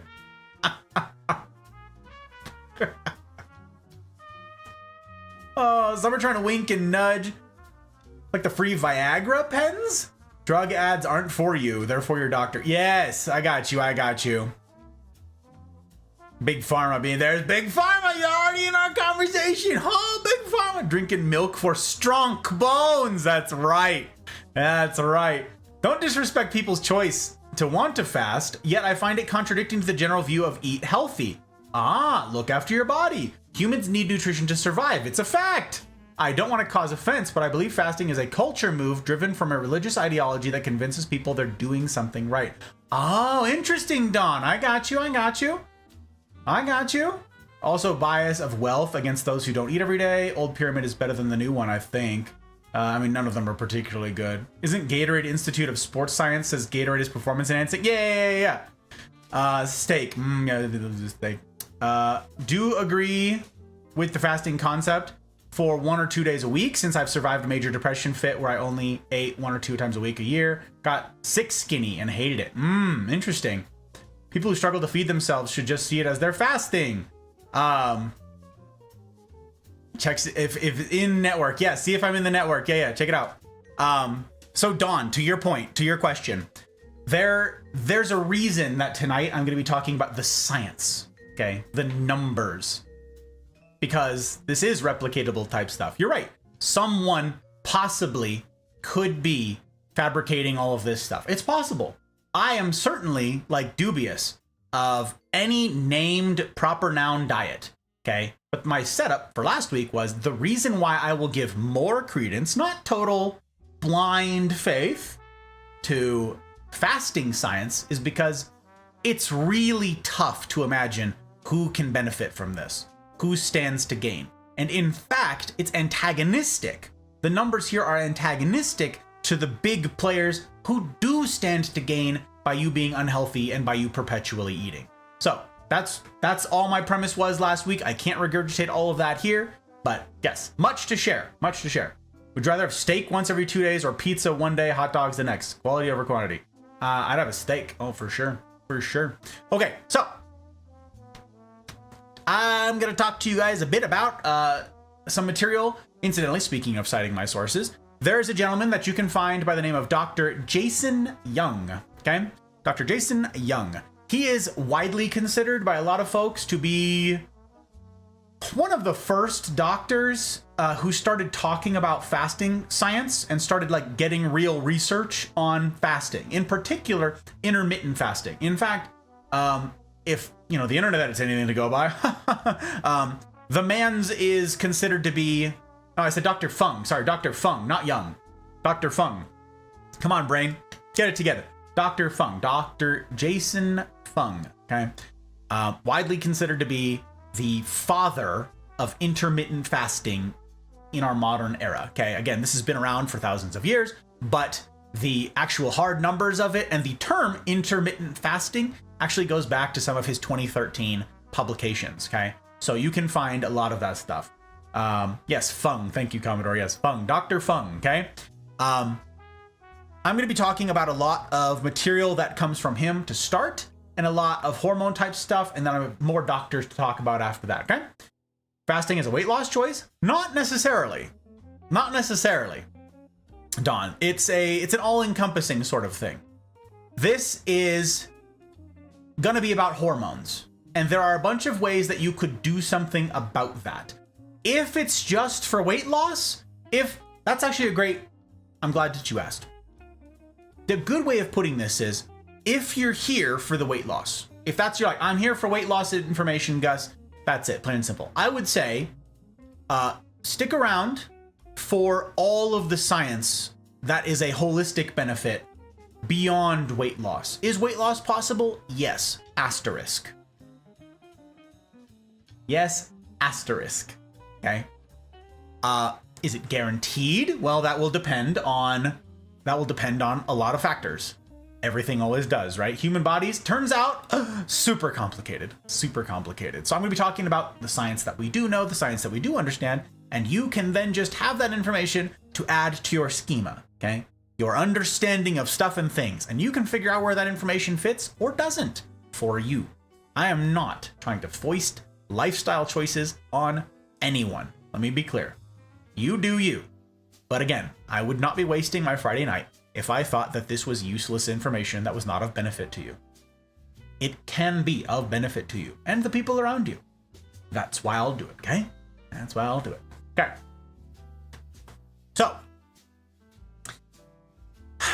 an interesting little jumping off point here is 70%, roughly, because a lot of people will say, well, I'm big boned, right? It's in my genetics. I got it from my parents. There's nothing I can do about it. My hands are tied. Okay. There is some truth to that. In fact, there's a lot of weight to the hormones, to genetics. There's a lot of weight. There's a lot of stuff behind that. Okay. 70%, it turns out. They did twin studies. For those of you guys who are unfamiliar, they take twins who were, for whatever reason, separated at birth.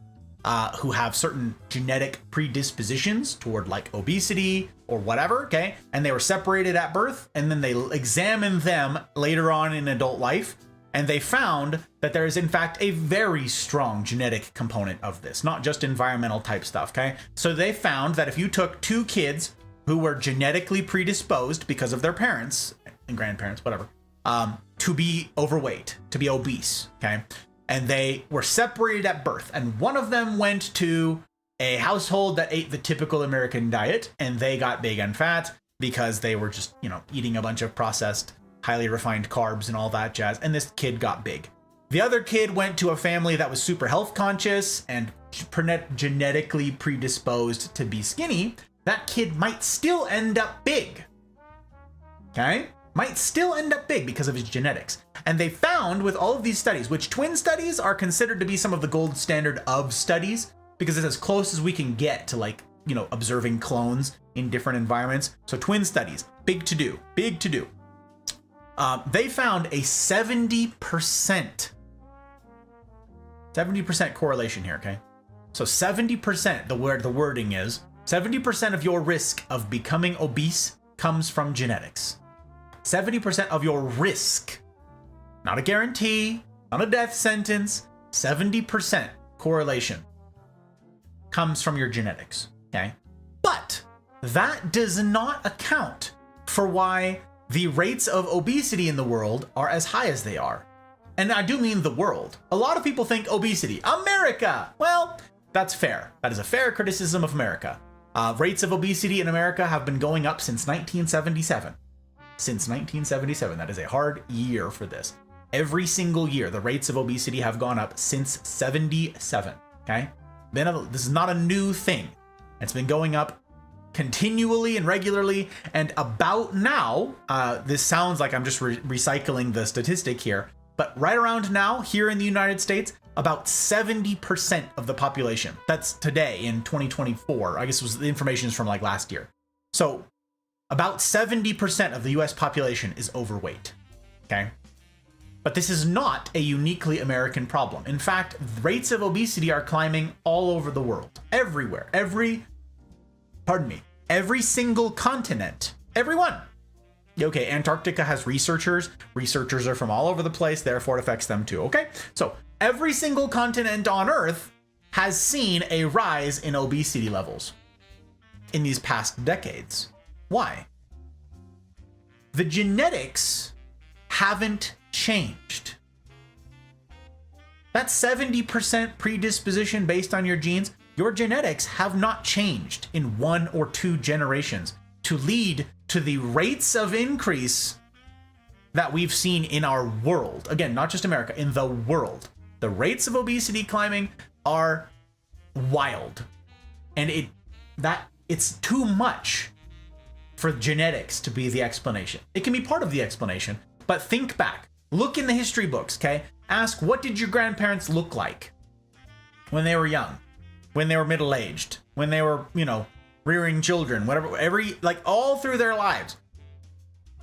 And you will see that the rates of obesity, again, starting at 77, so just go back a little further than that, and you will find that there were very few obese people. It was not an easy thing to be a large person in the old world. In fact, that's why it was seen by so many cultures as a good thing. This was a display of wealth. This was a, look, I can afford to be fat. One, I don't need to fight anyone, right? So I don't need to be fit. I don't need to run away from anything. Maybe I have guards. Maybe it's a royalty person, right? And they've got someone else doing all of the legwork for them. They don't need to do any physical labor that would like manage the weight. They don't need to do any of that stuff. So it was seen, and is still seen in some societies, some cultures, as a power move. Here's my wealth displayed whoosh, on my belly. Okay? There's a reason that was pretty rare. So stuff has changed. What has changed? That's what I want to ask. The availability of food. Dawn, good one. Once again, this is something that is commonly asked, and people commonly suggest this, as did I. People guess, well, the availability of food. Now there's just food everywhere. that still doesn't account for the statistical increases. Now, I don't have answers to every grievance when it comes to all of this. As I said, it's very complicated. I'm going to be talking about a surface level approach to all of this because my aim is to stimulate conversation, not end conversation.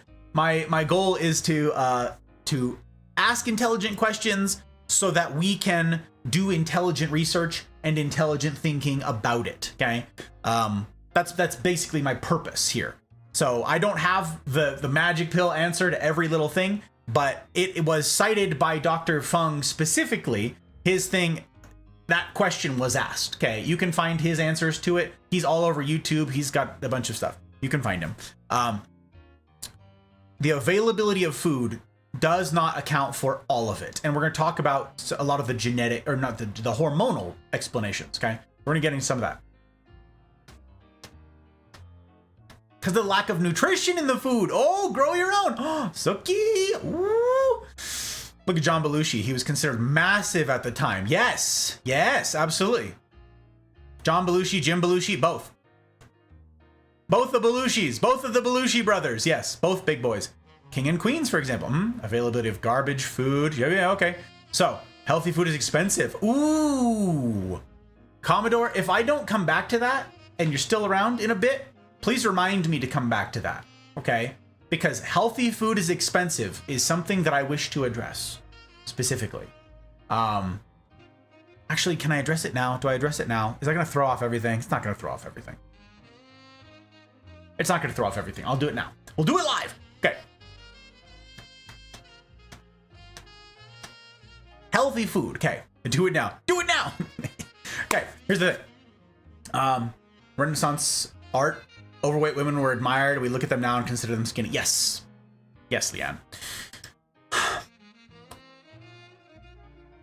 Healthy food is more expensive. Okay. Much of what I want to talk about here tonight is about the misunderstanding that a calorie is a calorie. It's not. Yes, in a technical sense. We watched that video last week where we talked about the actual stoichiometry, right? The stoichiometry of calories, what calories are, what fat is, how all of that works from a cellular level. We talked about the stoichiometry, the math of all of this. Yes, in a very technical, strictly sense, yes, a calorie is a calorie. It's energy, right? It's a calorie, it's energy, okay? You can measure it in a bunch of different ways. That's what it is. But not all calories were created equal. A calorie of what? A calorie from carbs, a calorie from fats, a calorie from proteins. They have different purposes, they have different functions, and they have different instructions. This is a word that I'm going to use many times tonight because this struck me as I was doing all my reading, doing all my research in preparation for all this stuff. Instructions. Very interesting. And I'm very interested to see if you guys find it as fascinating as I did. I don't like to stereotype, but even in countries that are considered in poverty, there's still large people. I'd agree with you guys. It's not a simple question to why this is. It's not simple. No, it is not simple.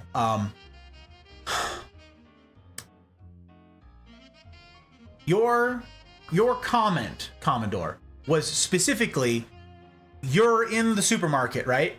And you're trying to decide, do I buy this cheap, kind of crappy for you food? Or do I buy this healthy food, right? Your comment, don't let me put words in your mouth, but I assume this is what you mean, because this is my launching off point here, okay? And I am still gonna hold forth on this because this is the thing that most people mean when they say that, is, well, this item is cheaper, this item's more expensive, I can't afford the more expensive, I'm gonna get the cheaper, right?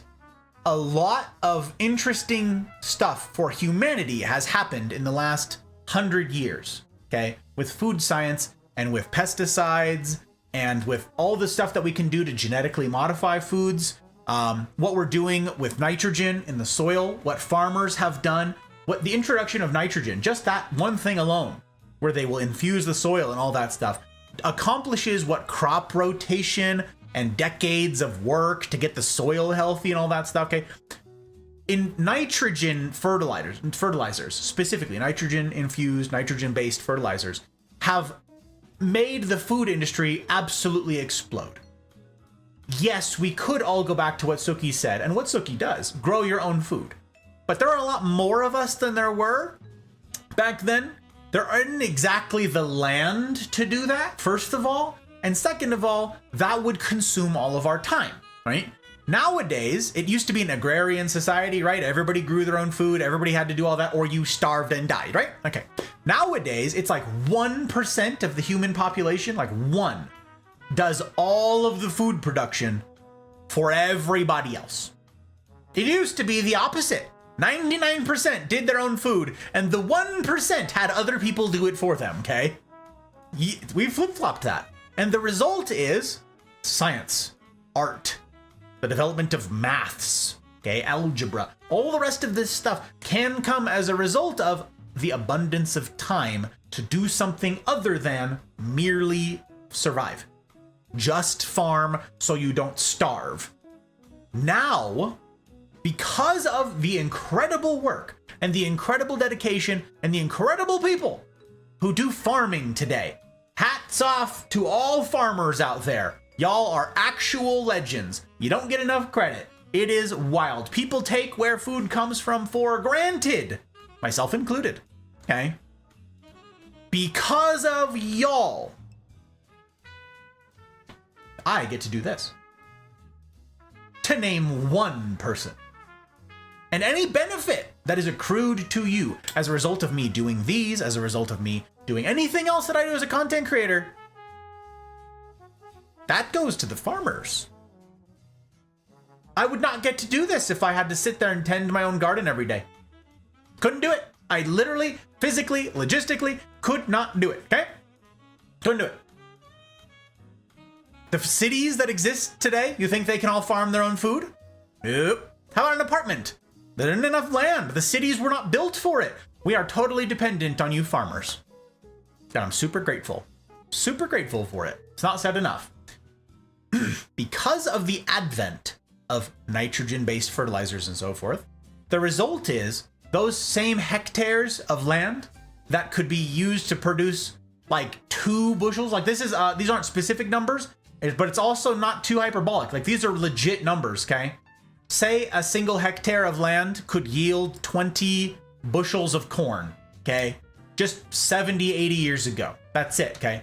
Introduce modern day fertilizers, or even the fertilizers that they came out with then. That same hectare of land right now will yield tenfold of that. The result of all of these technologies, making fruits, genetically modifying them so that they're not susceptible to certain diseases, certain pests, all the rest of that stuff has meant fewer people die today of starvation. That's a good thing. You can think whatever you want about genetically modified foods, pesticides, the hormones, the estrogen in pesticides, and all the health problems that that's wreaking on society. All that is totally fair. But the fact that there are fewer people dying today of starvation is not to be overlooked. We in the modern world, we here playing Monday morning quarterback to history, right? We'll look back at certain food choices, endeavors in this particular field and go, how could they have been so greedy and selfish and stupid? We tend to do this armchair quarterback sort of thing from the lens of, well, of course, everybody should be alive. I had a meaningful, important conversation with one of the crews, with one of the CNR crews last week about this. You and I tend to, with rare exception out there, you may be out there, with rare exception, okay, you and I tend to start every conversation about what is, what shouldn't be, and what ought to be from the assumption of life. We start with, well, yeah, of course, it's better than dying, but no but. I don't think that any of us have a healthy enough appreciation of just how fragile, how precious life is. Again, go back just 100 years or less. And the doctor's like, oh, you got a brain problem? You have a headache? Cool. Here, let me take this freaking railroad spike and jam it into your brain.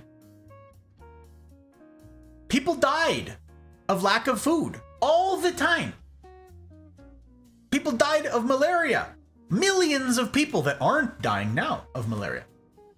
We start from an assumption of life. I don't think we ought to.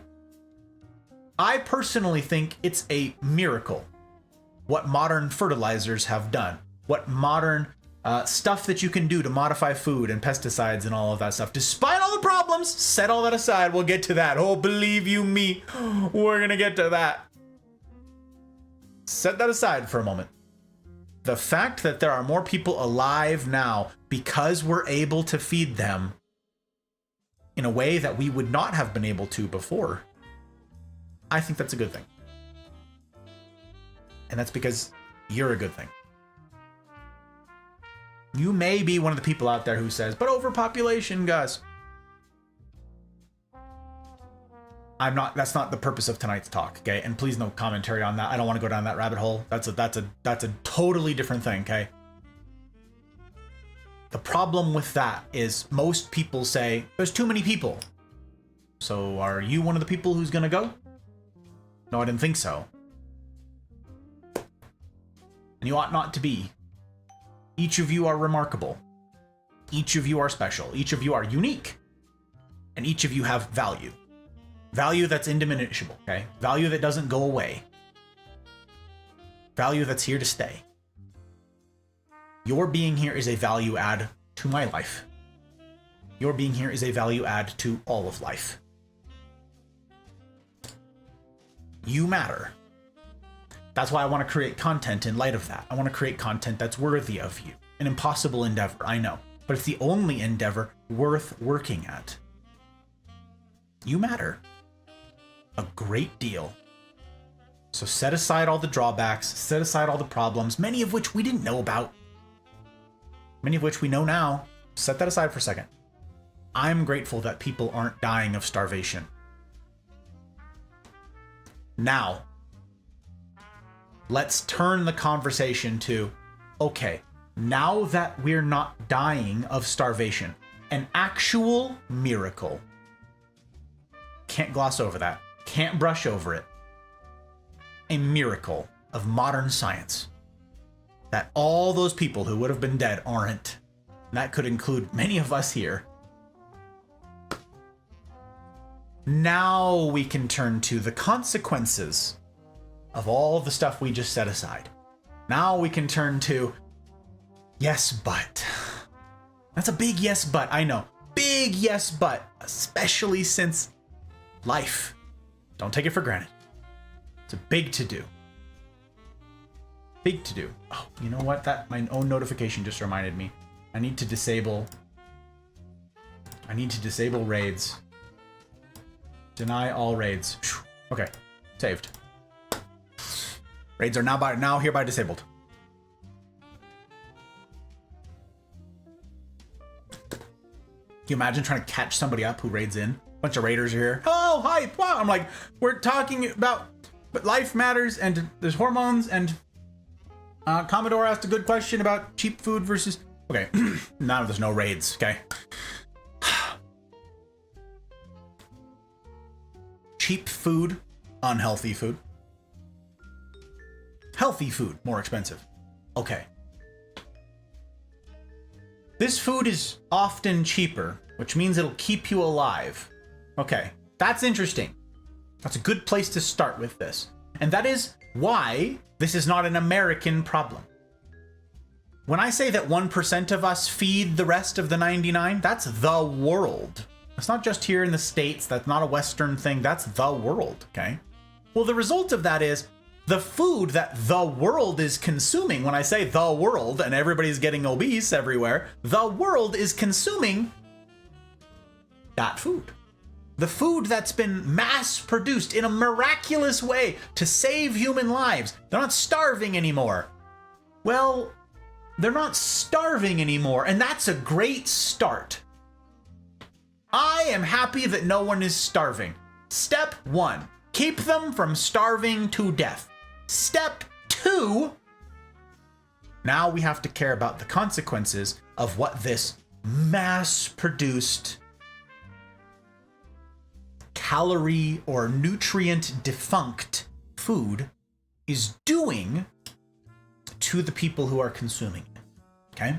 We start with keep them alive. Now, keep them alive but healthy. It's one thing to keep them alive, and yeah, they're not dying of starvation anymore at childhood, but now they're dying of heart disease, cancer, massive, all these other health problems that come as a result of eating empty food. They're dying in adulthood of complications of all of these things. And that's the next step. That's what we're talking about here. But we start with death bad, life good. Now we have life, awesome. Now let's make those lives good lives. Now let's make those lives healthy lives, okay? Cheap versus expensive food. You probably will understand that it's not as simple as that when I say people who eat healthy food have smaller doctor's bills. These people who eat unhealthy all the time, empty calories, highly processed, super highly refined carbs, chief like component of their diet, stuff like that, they have massive expenses. Maybe not there in the supermarket when you're sitting there picking out between the two foods, hemming and hawing. This one costs 30 cents more than this one. Maybe you're not doing those, crunching those numbers right then. And you're right, this one is more expensive there in the store. But long term, this one will cost you more.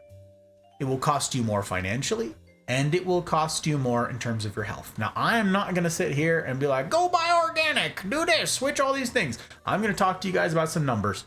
I'm going to talk to you about some hormones. I'm going to talk to you guys about some science. And then you can do with that information whatever you want. Okay? Sound good? Okay. But my posit at the outset, thank you for the question, Commodore, is one cheaper than the other? Yes, on its price tag. But look a little further downstream, right? That's where I want to go, is the downstream part of this.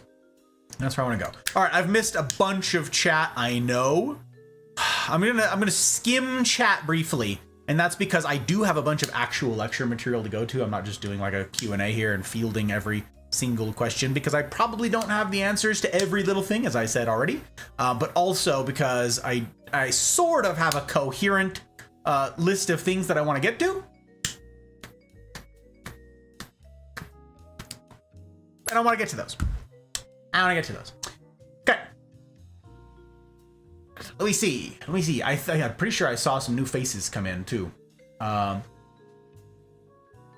see here. Instructions, programming. You have my curiosity. Now you have my attention. Yes, Dano. In fact, yes. Language, instructions, specifically. That was the most interesting thing to me about all of this. Instructions, programming, input, output. Oh my, where we're going, my friend. Oh, it's gonna scratch the analytical part of your brain, just like it did mine. Oh, mark my words. See, pizza that's $10 feeds 2 adults. I see salmon that's $10 feeds 1 person. Yes, okay. Algebra happened. I know. Before industrial farming, yes, I know. But this was okay. Not in a literal sense algebra. There is, I talked about this before, patronage generally. It's where somebody else funds the bare necessities of like food for people who think, for people who do philosophizing and the arts and everything else, like patron of the arts. We talked about this like 4 weeks ago. We talked about what that means, right? Yeah, it was the very first talk of the year. It was the community appreciation night. We talked about this, what a patron is. Yes, at some point, someone had to do the food for the people who were developing algebra, okay? Someone had to be free from the task of staying alive so they don't want to die of starvation, so that they could focus on this other thing. That's all I was saying. You're right. Technically, literally, you're right. I did not mean to conflate the two in a very specific sense, but I appreciate you making a comment on it all the same, Commodore. Okay. Let's see. Yes, he is talking generally. Thank you, Don. Oh my gosh. Testify. Hello, Testify. Hey, it's good to see you. Welcome on in. Sorry that I'm late in getting to you. Welcome, welcome. And Fox is here. Hello, Fox. Hating GMOs is a business ploy from organics companies to get my conspiracy. Ooh, we could talk about a bunch of that stuff, but this very second, are you done streaming, my dude? Are you over? Are you finished? You are finished. Very good, very good. We get to reclaim some bandwidth, you guys. We love that. That's very exciting. I hope your day was good to you, my friend. I hope the stream treated you all right. I hope it treated you all right. All right, all right. Make sure my lurks are current. It's a good opportunity for me to do so. We got another friend that went live. We gotta take care of our people. We got to do it. Okay. I think we're current. I think we're there. I think we're there. Very good. Very good. Excellent year. Back to that. Good. Good. Get out of here. We don't need that. Okay. A lot of people are dying from obesity. Yes, Commodore. We're going to get to that. Yes, we are. There's a big play in that as well. Cutting corners, supply higher demand. Means lower quality. We're to get there. We're getting there, baby. Came in at a wonderful time. One type of mass death for another. I don't know if that's an achievement. I think it's an achievement because it gives us something to stand on. We have a shot. When people are alive, we have a shot to do something with that. When someone just dies of starvation, there's no like, let's fix it.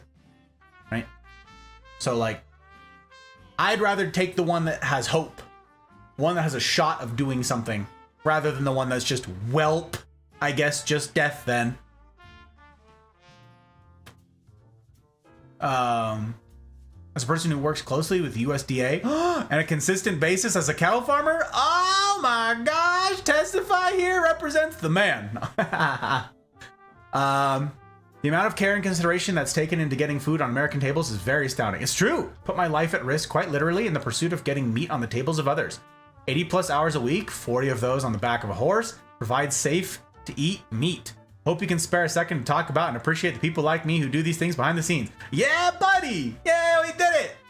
Yeah, Testify. Exactly. Exactly. Salt of the earth sort. Yeah, I know a couple cowboys in my life.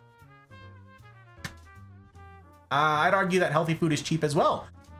Convenience of how much time you have to cook and eat properly. Then it goes back to the point. Yes, yes, indeed. Hormones are less of a problem than most people are led to believe in the first place. Not those hormones. That's not what I'm talking about, Testify. Sorry. I should have clarified. I didn't even actually think of that, Testify. Antibiotics are oftentimes used in only emergencies. Okay. Not that. Not those hormones. Not at all, actually. Totally different. Totally different. I mean hormones in our bodies, not hormones that we take in from foods necessarily. Totally natural human body hormones, like dietary response to food hormones. That's it. Not those. That's so funny. That didn't even cross my mind. Like, no, not even those. No. That, but I totally appreciate where you're coming from. In your industry, if you hear the word hormones, that's exactly where your mind would go. I let you down. Testify. I did not even. This is why this is the benefit, you guys. I benefit so much from these.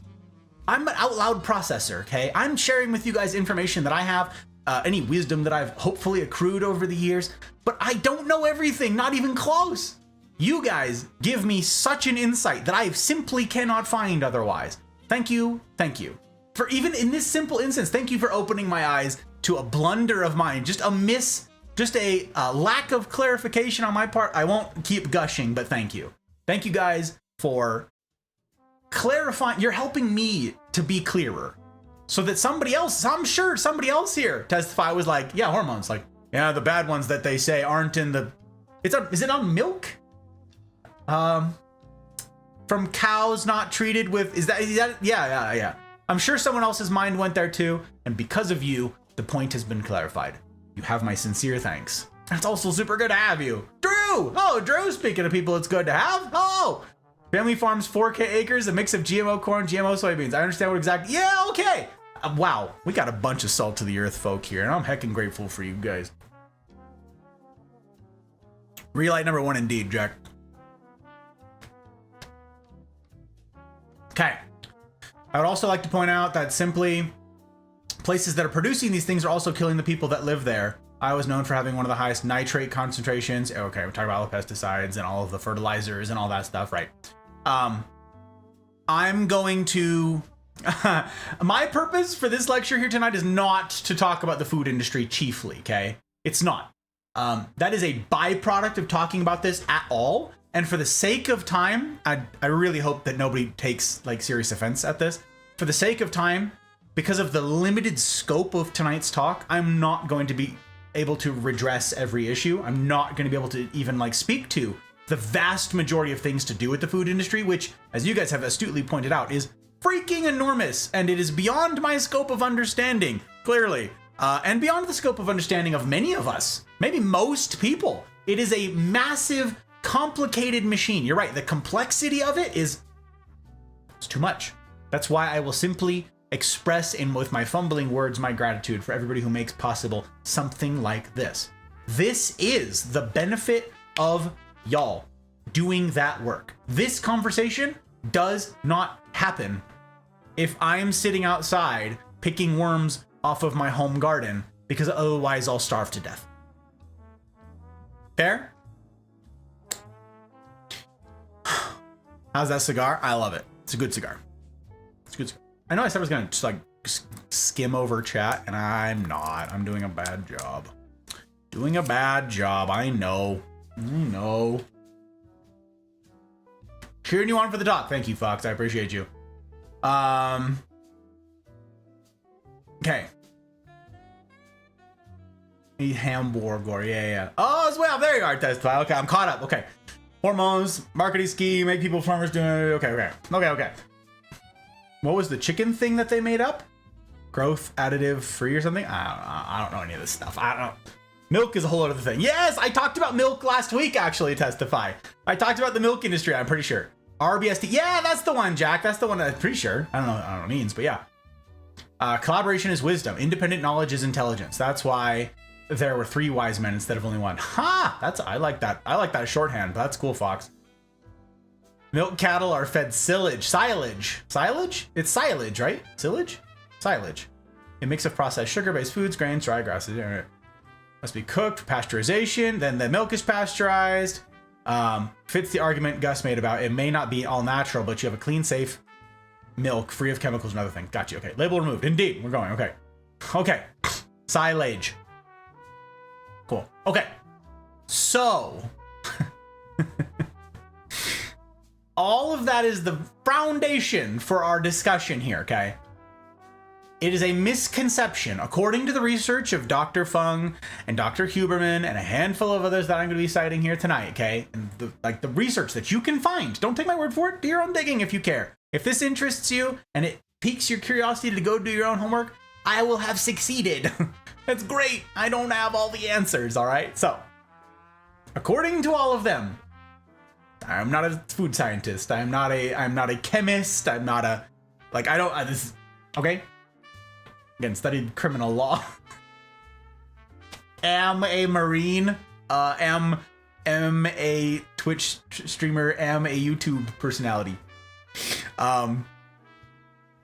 So, not a nutritionist, exactly. Hashtag not a doctor. Hashtag not a nutritionist, okay? Hang on. Well, I'm just sharing with you guys information. I'm not making any of it up. These are all cited, sourced things, okay? Okay. In a Californian, listen, I've lived longer in Nevada than I ever lived in California, Leanne. You know that. It means I'm a Nevadan now. I'm not a Californian. Not a Californian. Them's the rules. The Nevadans told me so, okay? All right? I've lived here longer than I ever lived there. I get to wash my hands of that ridiculous state. No, thank you. No, thank you. Okay.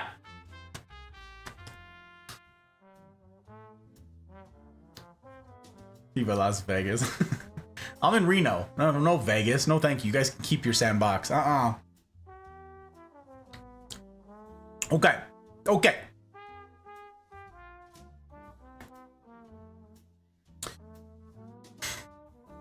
last week, part of the very bare bones setup that we did for food science, for diet generally, for just eating, okay, was this notion that everybody knows and that nobody is confused about. Okay, this was the stoichiometry thing, right? Calories in, calories out. Every single body understands this. Now, I know a bunch of you are typing furiously. Gus, that's an oversimplification. Here's all of my... I know. You big brains know. I know you know. All right. Some people don't. I'm getting there. I'm getting there. I have a point to all of my rhetorical questions that I pose and all of my premises. I'm getting there. So you can relax. I got you. If I get something completely wrong and I've finished the point and there's no but like coming, please share. Drop it in the Discord where I can find it and where others can find it in the days and weeks and years to come. Hopefully it can be of benefit, but I do have points to get to and I'm gonna try to get to them. So nobody here is confused about the basics of stoichiometrics, okay? Calories in, calories out, yeah? If, just in the specific narrow scope of weight loss, everybody knows if you burn off, if you expend more calories than you take in, you lose weight. Okay. A pound of fat is 3,500 calories. This led to one of the earliest and most widespread misconceptions about diet broadly. And that is what I too believed when I was much younger, and I had done a bunch of research, but this was the research at the time, was okay, 2,000 calories a day, right, is your like baseline. I know that's very general. I know that's not specific per person and metabolism and thyroid, and I know.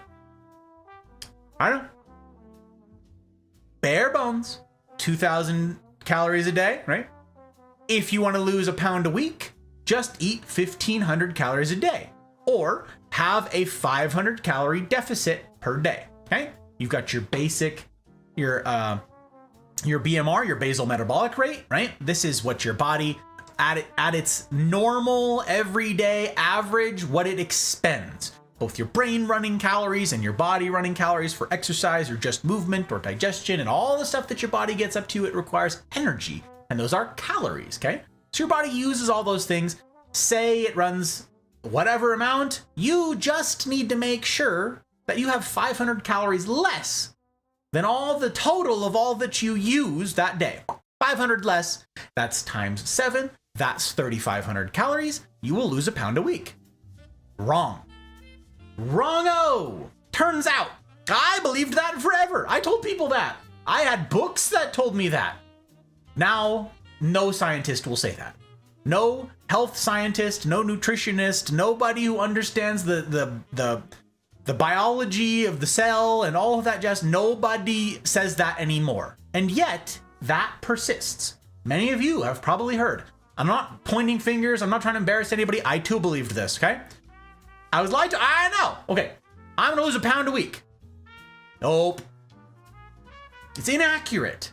And there's a reason. And that is the purpose for tonight's talk, is because so many of you, like me, have been lied to, whether it was malicious or not, whether or not somebody intended to mislead you, whether or not somebody was trying to dupe you, try to get you to buy something, or try and get you to not buy something, okay? Like, whether or not that's the case, it's probably just ignorance. We probably just had it wrong. Again, heroin was given out for toothaches. Oh, your child can't sleep at night? Sick. Here, just give him a little bit of heroin, right? What'd you say? What would you say, Trotsky, earlier? You got ghosts in your blood. Here's some cocaine for that. Like, that's... Our understanding has changed. That, it turns out, is an oversimplification. And I'm going to be talking about BMR, your basal metabolic rate. And I'm going to be talking about a lot of that stuff. I'm just going to work through some of these points here from a book from Dr. Fung and some of his lectures and stuff. I'm going to be citing some things sort of like shotgun style, like I said. And then I've left room for questions. Much of that time that I have burned up now fielding questions. And with all of the caveats and asterisks, thank goodness that I disabled raids tonight, am I right? I'm gonna sort of hold forth on some points for a stretch, yeah? If you have specific questions, please type them out. Maybe pull up a notepad on the side and say, regarding this. Gus, you made this posit, here's my question, or something like that. I want to get to all of those things. And if I can't get to them here, I want to get to them in the Discord. Or I want to at least be able to point you to resources so you can go find out. I, again, am not the be-all, end-all of all the wisdom and stuff, okay? Okay. So, no one confused about calories in, calories out. Ain't nobody. We all understand that thing.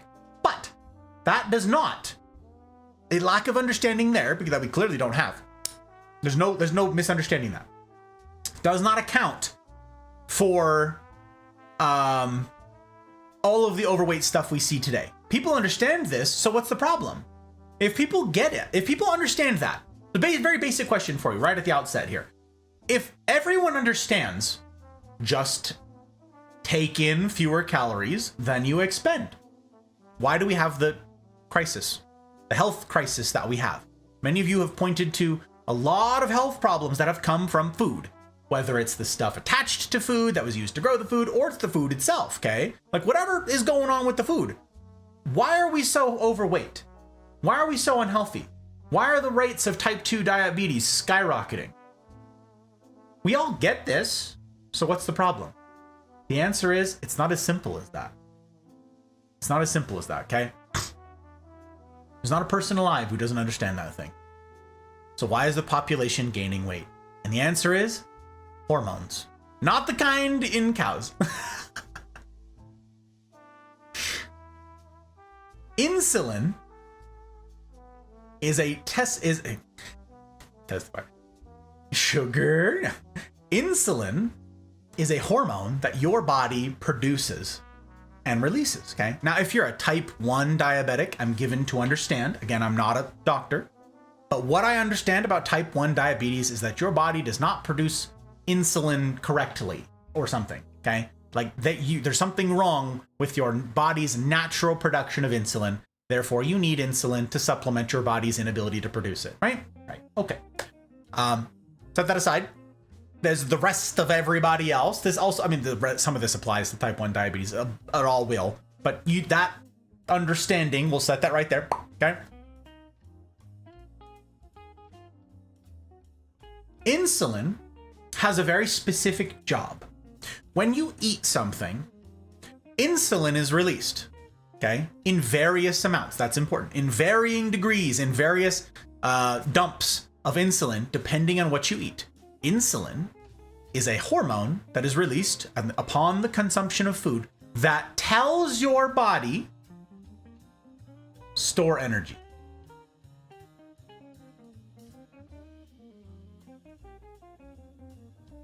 The reason that I'm not doing a clay pigeon shooting here, where you guys are like, but what about this? But what about this? Like, the reason I'm not doing that is because I am way more interested in the heart of this. I'm way more interested in the core of understanding all of this, okay? And it comes down to our understanding of what it is our bodies are saying. And this is much to the thing I said that piqued Dano's curiosity a bit ago. Instructions.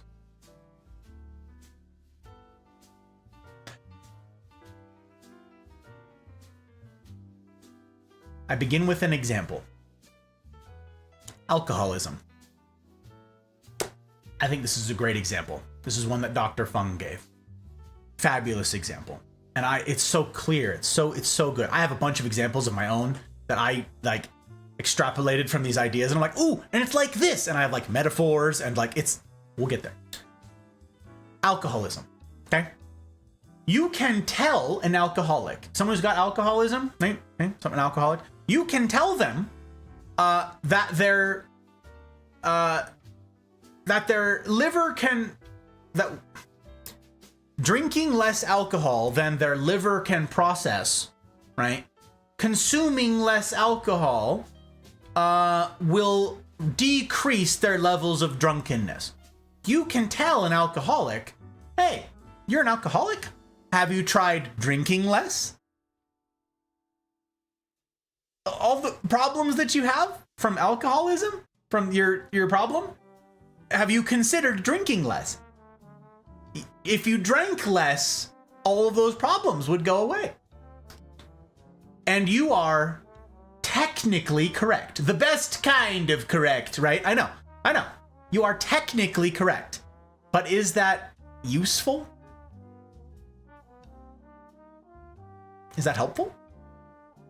You're right, but is it helpful? Tonight, I want to speak to that. This is not... There's a reason that I said in my Go Live in the Discord, links in the usual places again, if you guys aren't part of it. There's a reason that I prefaced this whole thing with, I know that this is a sensitive subject for people. What I meant was not that this is intellectually dicey, not that there's a lot of nuance, not that there's a lot of technological innovations and stuff that require technological solutions, not that the industry isn't super complex and logistics of feeding large populations and the additives to food, and it's not what I meant.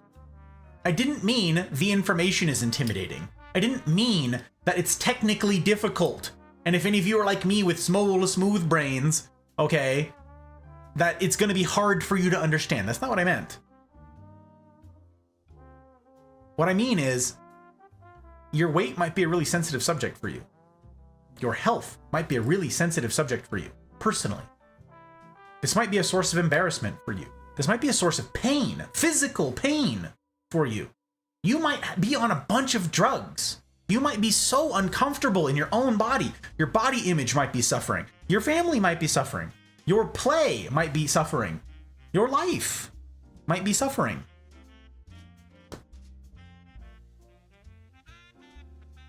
I know that nobody's comfortable talking about this stuff because it's very personal. Not the technical things. The technical, you can handle the technical stuff. It's not that complicated. And anything that I'm going to be sharing here tonight is going to be simple enough that at least I can understand. And if a Marine can understand it, I don't know why I'm not pointing this thing. If a Marine can grasp this, so can you. Okay? If it's broken down Barney style enough for me to digest, no pun intended, then you can too.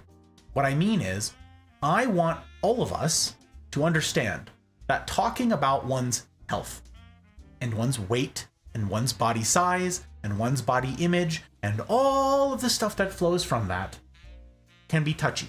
I get that. That's why I want to be careful, because I care about you. I want what's best for you. I want the good for you. Is it helpful for me or anyone else to go to you? Say you're in this boat. Say you feel like trash in your own body. You look in the mirror and you're like, I don't even recognize this person anymore. You look at old pictures of yourself and you were half, maybe perhaps literally half the person that you are now. Is it helpful? This is a rhetorical question, you guys. Please, you don't need to answer this. Please don't. Is it helpful for me or anybody else to go to you and say, just consume fewer calories? Calories in, calories out.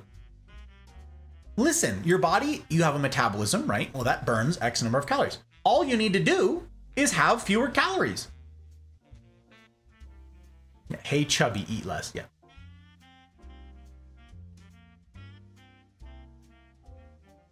Actually, crayons just passed right through you. Trick question, testify. Is it helpful? Is it technically correct? Is it technically accurate? Could I say to somebody, eat less? Hey, chubby, eat less. Could I do that? Am I technically correct? Yes. Is it helpful? Do you think that person doesn't know that? You think you don't know that? You think that person who's been struggling with this, who's been sitting in this, miserable, day in, day out, struggling with all these things, doesn't know that they need to lose weight? There's not a soul alive who doesn't understand this. So that I found the alcoholism example perfect. Is it accurate to say to an alcoholic, just stop drinking? Your problems will go away. Yes, it is technically accurate. Is it helpful? No. I am giving these talks, last Friday's and tonight's, specifically because I want to speak to the heart of this. If we don't get to the underlying issues of why you might eat more, I'm doing you no good. I'm not telling you anything you don't know. Well, you're unhealthy? Have you tried being healthy? You're welcome. Until next time. If you're overweight, to whatever degree, this is not like only if you're morbidly obese and your body image is terrible. You could be any amount overweight or any amount of weight that you want to lose, or do you want to drop body fat, whatever, all that, okay? Regardless of where you are, if you are overweight, if you are overeating, why? That's the important question. There's a bunch of genetic predisposition type stuff, yes, yeah, but why? It's not 100%. The genetics don't account for the rates of increase that we see the world over. We've touched on some of it tonight. Availability, right? Availability of food. That's an important one. And we're going to talk a bit more about that. We'll talk a bit more about that. Why? Why does this person have alcoholism? You could say to them, just stop drinking and your problems will go away. And you are technically correct, but that will not solve the PTSD behind the alcoholism.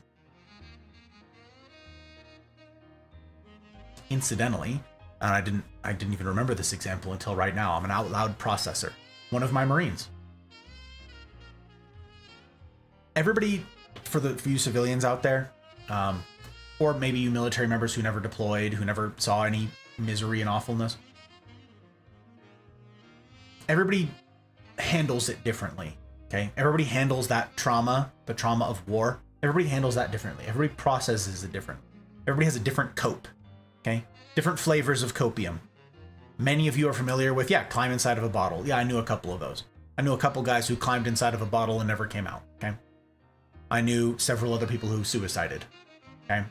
I knew a handful of others who turned to, I'm not even going to describe all the terrible things that people got up to as their form of cope.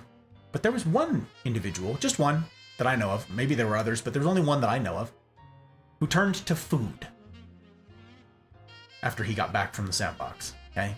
He turned to food.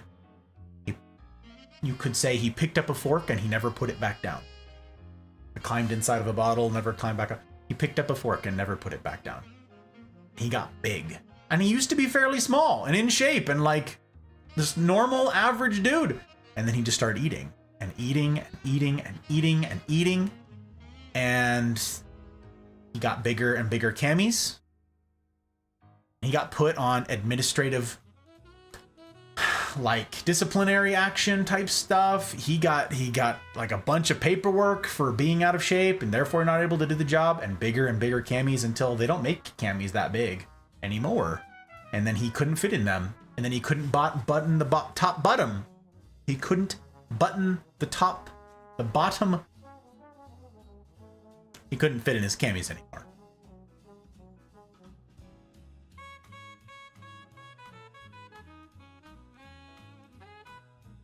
It is technically correct to say, eat less, fatty. And many, many, many of my compatriots told him that. Was it helpful to him?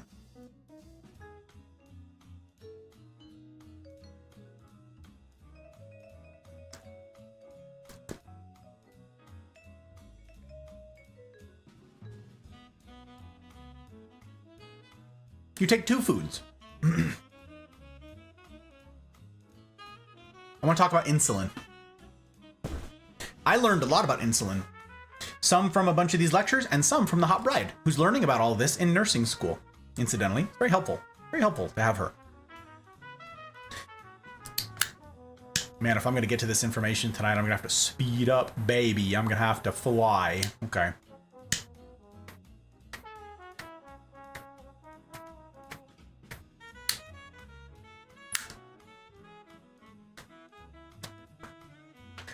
Exactly, Testify. I'm just dying out here. Listen, you try and say it out loud. All of you try and say it out loud right now.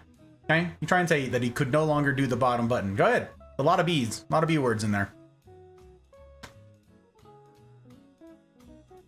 What strategies have you implemented to better yourself and why haven't they worked as well as you'd hope? Isn't a contest about what you have relative to what you can handle? Indeed. Indeed, Commodore. Well put. Well articulated. Okay. Insulin. If you take 2 foods, okay? 2 foods. Same number of calories. The exact same number of calories, right? Talk about not all calories are created equal. Hold on. Same number of calories, 2 different foods, but different chemical compositions, okay? The hormonal response, your hormonal response to ingesting them will be completely different, okay? You wake up in the morning and you have 2 slices of white bread with jam on them, okay? That's what you have.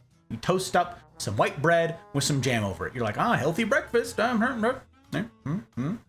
Breakfast, most important meal of the day. Got to get that energy for the day, right? Huh? You eat 2 slices of toast with jam.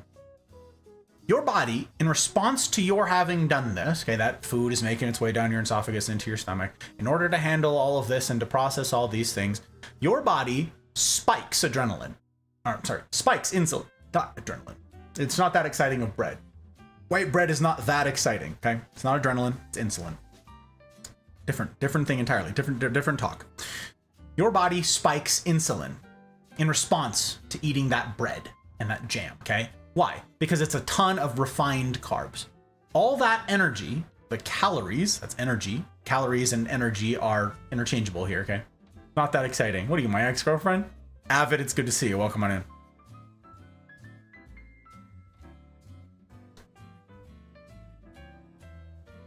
All that energy, calories, are converted straight away into body fat. And you're like, that's an oversimplification.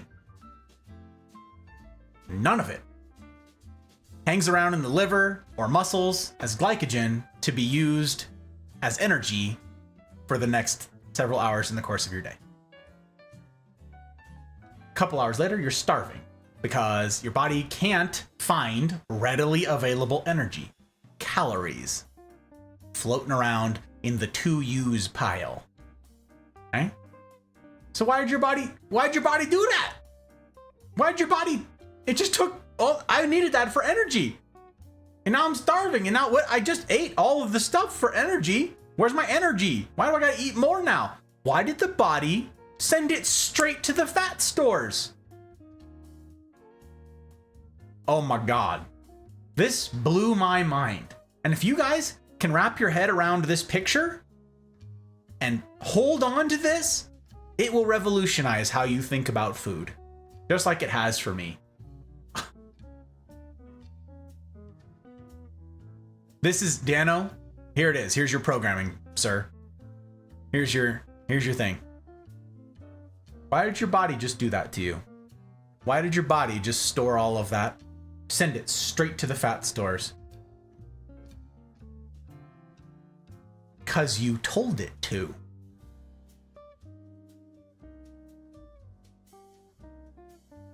When you eat refined carbs, in this instance, the resulting insulin spike tells the body to store energy.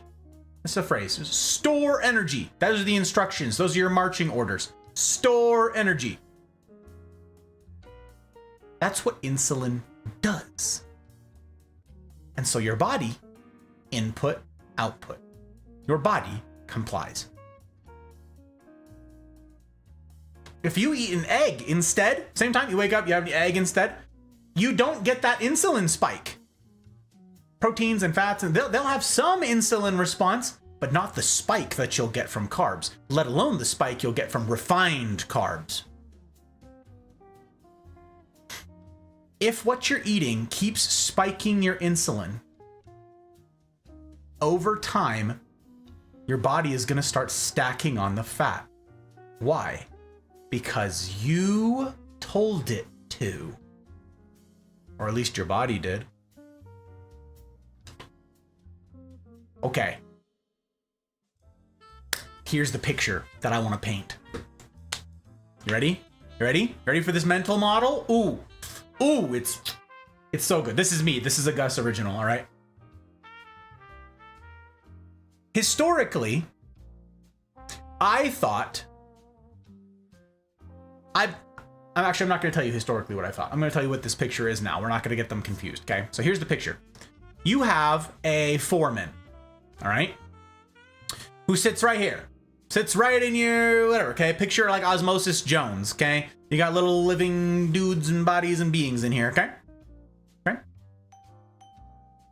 You got a foreman who sits right at the entrance to the stomach, okay?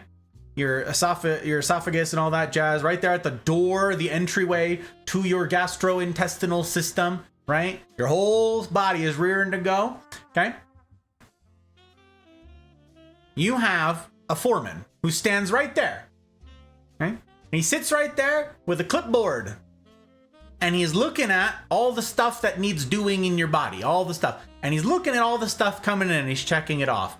And if you just did a super heavy workout, okay, and your muscles are torn as a result of that workout from the exertion, your foreman goes, oh, hey, oh, we got protein coming in. Excellent. Cool. Hey, send 3 grams of it over here and 1 gram of it over here and 14 grams of it over here and send the rest down to the legs. We got a big breach down there. Send all those things to go do their jobs in these places, okay? That's what the foreman does. The foreman sits there and says, ah, yes, we've got these resources coming in. Here's where they need to go. Your brain is sending instructions for what is damaged and where, okay? Picture a heads-up display on any game where it shows the damage to your body. It shows the little like T-pose person, right? And if you're damaged in the arm, it starts glowing red, right? You're playing Tarkov. Tarkov has this, right?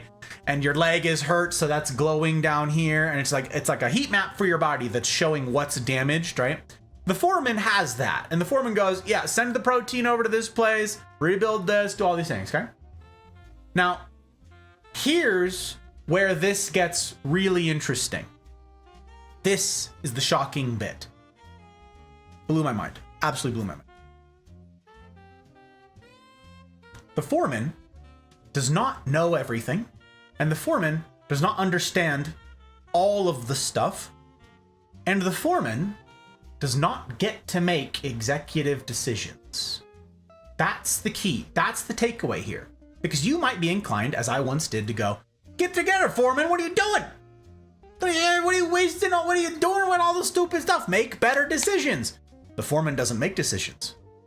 The foreman carries out orders. The foreman is an enforcer for what the brain is telling, like what your body is saying, like this needs to happen with these things. The foreman just makes sure that the work gets done. Okay? The foreman will send those things and make sure that the instructions are abided, that the instructions are followed. So here's the picture. You ready? Those 2 pieces of white bread with jam, right? Your toast, your breakfast. Those calories, those are refined carbs in that particular instance, right? Have instructions written on them. This is what's to be done with this. And when it shows up at the foreman's door, the foreman says, name. And the food hands the piece of paper over and says, here I am. Here's my paperwork. The instructions say, this is what is to be done with me. The insulin is the instructions. The insulin says, oh, that goes straight to fat stores. Why? Your body is following the instructions that came with that food. Highly refined, processed, carbs, all that jazz, great. To the fat stores. No, but I wanted that for energy. Nope, sorry. You've got that same egg, you eat the egg. The egg, the fats, the proteins, maybe complex carbs that don't break down so easily, all that stuff. It'll kind of go into a general pool, okay? A working space that your body can pull from. They can't be readily absorbed because their instructions did not tell them. Did not tell your body to readily absorb these things. The insulin spike that comes with those highly processed, highly refined carbs say, store as fat. But I didn't want it to be stored as fat. But you told it to be stored as fat. With your insulin. Your insulin gives those instructions. Now, when you have something that has a far smaller insulin response to it, say you eat protein or you eat fats, okay? The insulin response to that is tiny. It's a little bit bigger for proteins than it is for fats, and that's what it is. That's the insulin response, okay? The instructions come in and they go, oh yeah, that can just hang around. We'll get to that. It'll take more time to process, so don't even worry about it. We'll get to it. Leave that around in the general pool for use today, okay? Cool. That's called satiation. That's called being full. There's another hormone that's released in there. Ghrelin. Ghrelin is the hunger hormone. Ghrelin says, I don't have anything in the pool. In the general pool to work from. In the workspace. There ain't nothing here. Listen, there's alarms going off. We're crashing. We're tired. We're falling asleep at our desk. I can't run. We need to run. Listen, we got stuff that needs doing. Let's get to it. What's the holdup? How come there's nothing in the pool? Put something in the pool. Put something in the workspace. That's ghrelin. Yelling and screaming. That's the hunger hormone. That's what's telling you to eat. That's when your stomach growls and you're just like, oh, this is so miserable and hungry and all. Your body is saying, feed me. But it's possible that you just ate. You just ate 2 slices of toast with jam on them. Why are you hungry?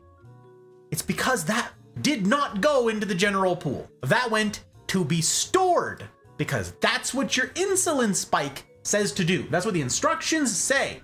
Input is store, not hang on to for general purpose use throughout today. But if you put in stuff like proteins and fats and complex carbs and all that jazz, that can be in the pool, which is why you can eat the same number of calories and a couple hours later be starving on the one hand, but on the other, be totally fine. Starting in 1977, the US government put out a food prescription for Americans. And the food prescription from the federal government starting in 1977 was, don't eat fats. Why? Well, fat makes you fat. Duh, it's in the name. Wrong. Fat does not make you fat. The word is the same. They are not the same. Grain. Exactly right. Grain. They said in that prescription from the best minds of the day, and maybe some of the lobbyists, grain. They said in that prescription, 60+% of your calories for the day should be carbs. 60+%.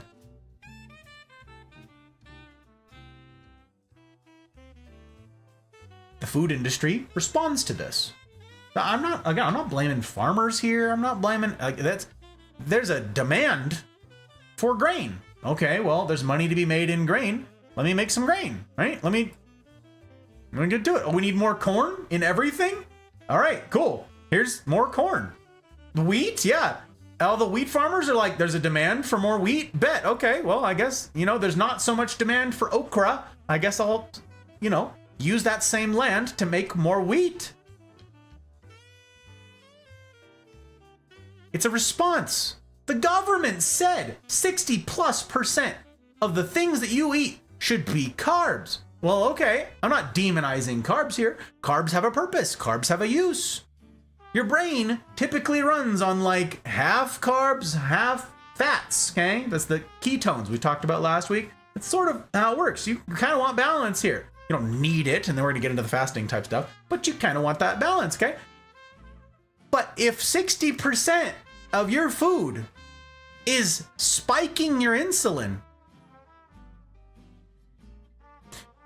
and it's going straight to storage, and it's providing no satiation, no sating effect in your body, yeah, you're gonna gain weight. Surprise, the world has gained weight since then. Insulin is doing that. To you, to me. Same calories, same number of calories, different kinds of molecules. One will spike your insulin and say, store. Now I have a picture for this that I love, okay? This is a super good one. Oh, and here, this is a good one. This is a good teaching analogy. I liked this as well. I read this one.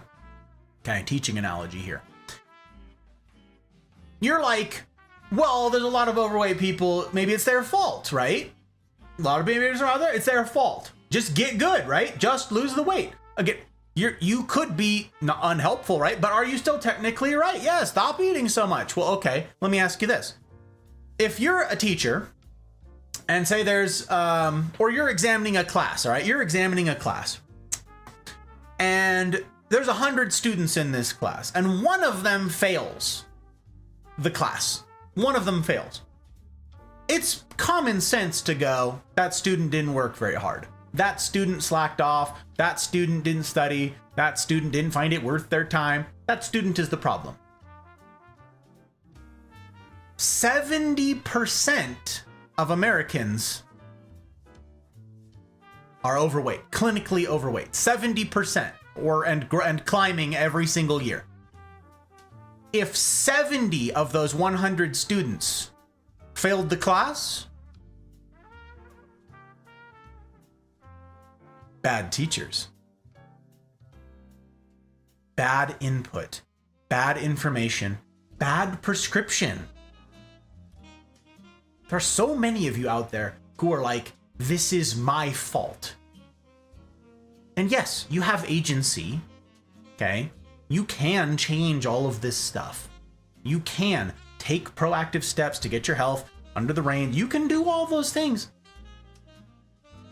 But you didn't opt in to be in a food environment where what is prescribed to you and what is made available and what is cheap on that price tag. You didn't opt into a world that says, this is how you live. The teacher is bad. The information is bad. The food environment is bad. The prescription's bad. Not you. Do you still have responsibility in this? Yes, you do. But it's going to be way harder for you to succeed with the information that we've been, well, fed. Because it's been wrong. So wrong.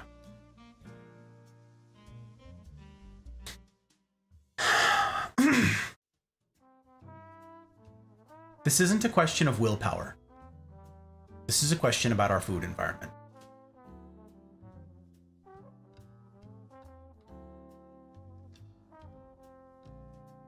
Here's my picture. I want to paint this picture for you guys. This is super good for me. I came up with this a little bit ago. I was processing out loud with the hot bride briefly, and this one hit me. I love this.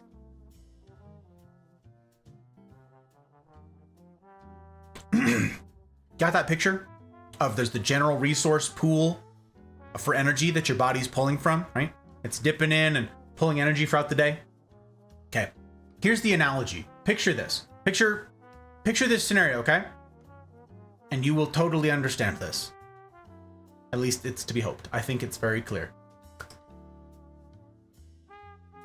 If it's not, though, do tell me.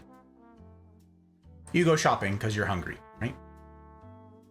You go to the store, you get a bunch of food, you bring it home, and the instructions on that food say to do different things with it. We're using all of this in a metaphorical sense, but it happens to line up awfully handily with real life, okay? A bunch of your food says on it, keep frozen. Okay, you get home, and you take, say it's mostly refined foods that you got. Mostly refined carbs that you got. Cereals, breads, snacks, pastas, candy, treats, muffins,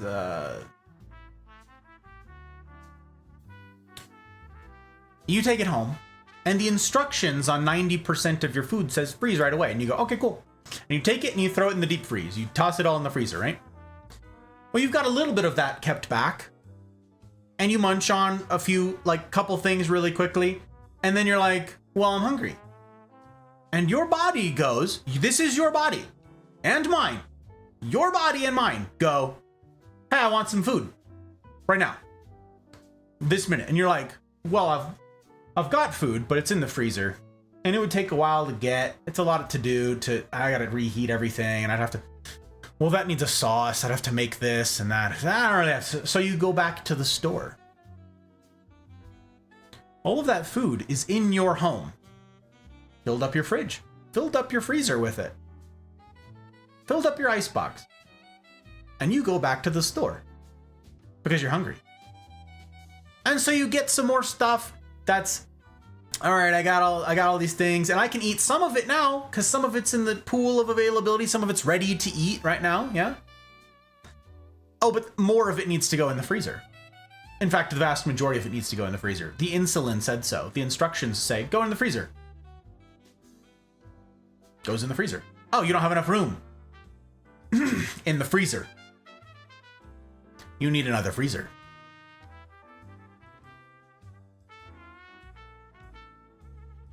You're still hungry, a couple hours later, so you go back to the store and you buy a whole bunch more food. And you come home and the insulin says, oh, those go to storage. Those go to storage. Just put them right in there. Right on in the fridge. Yeah, right on. Oh, we're out of storage? Add more storage.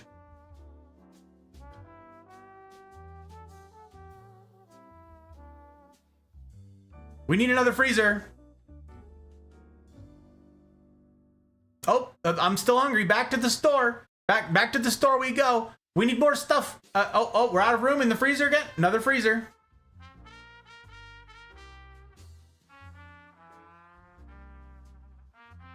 Your body is constantly sending instructions to the foreman to execute. Store that. Because insulin says store energy. Those are the instructions. Those are the marching orders. Store energy. Fat stores are just energy stores. It's just stored for later. It's stored for a rainy day. But here's the thing. So long as you keep having the availability to go to the store and get something else, you're never going to tackle what's in the freezer. And you don't have the ready access. You don't have ready access to what's in the freezer. It takes work to get out of there. That's exercise, fasting.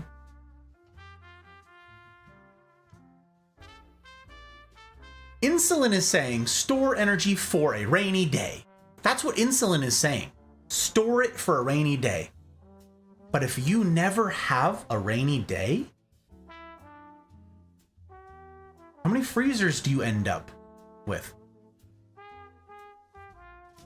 forgive me for sounding insensitive. You know, it's not my purpose here, but I am trying to be explicit with this for visualization's sake. How many freezers do you have? How many rolls do you have? Here, here. How much extra storage has your body installed to accommodate all that energy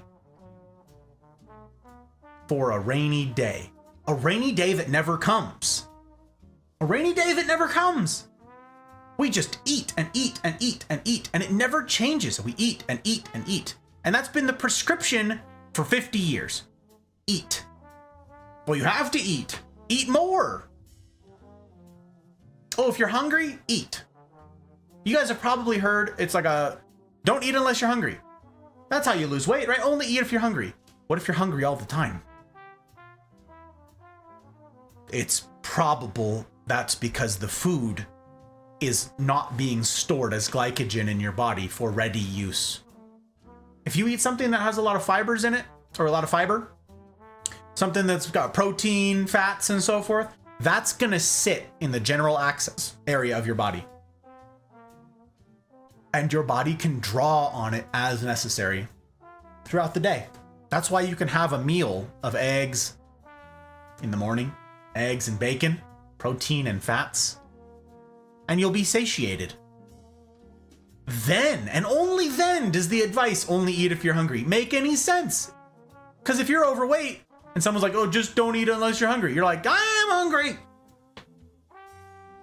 I'm starving to death. I just ate, but I'm still hungry. Yeah. And that food still won't satiate you.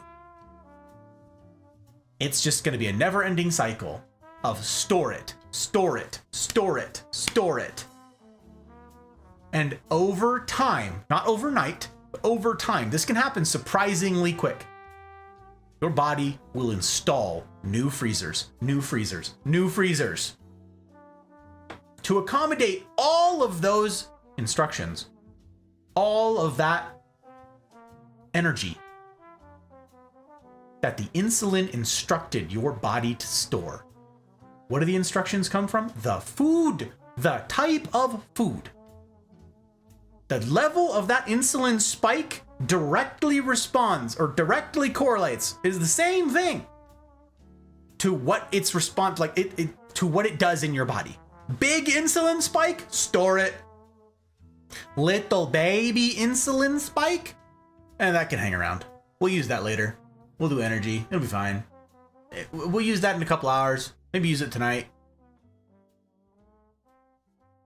That's the picture for all of this. There's instructions on each of the calories that you consume. Input, output.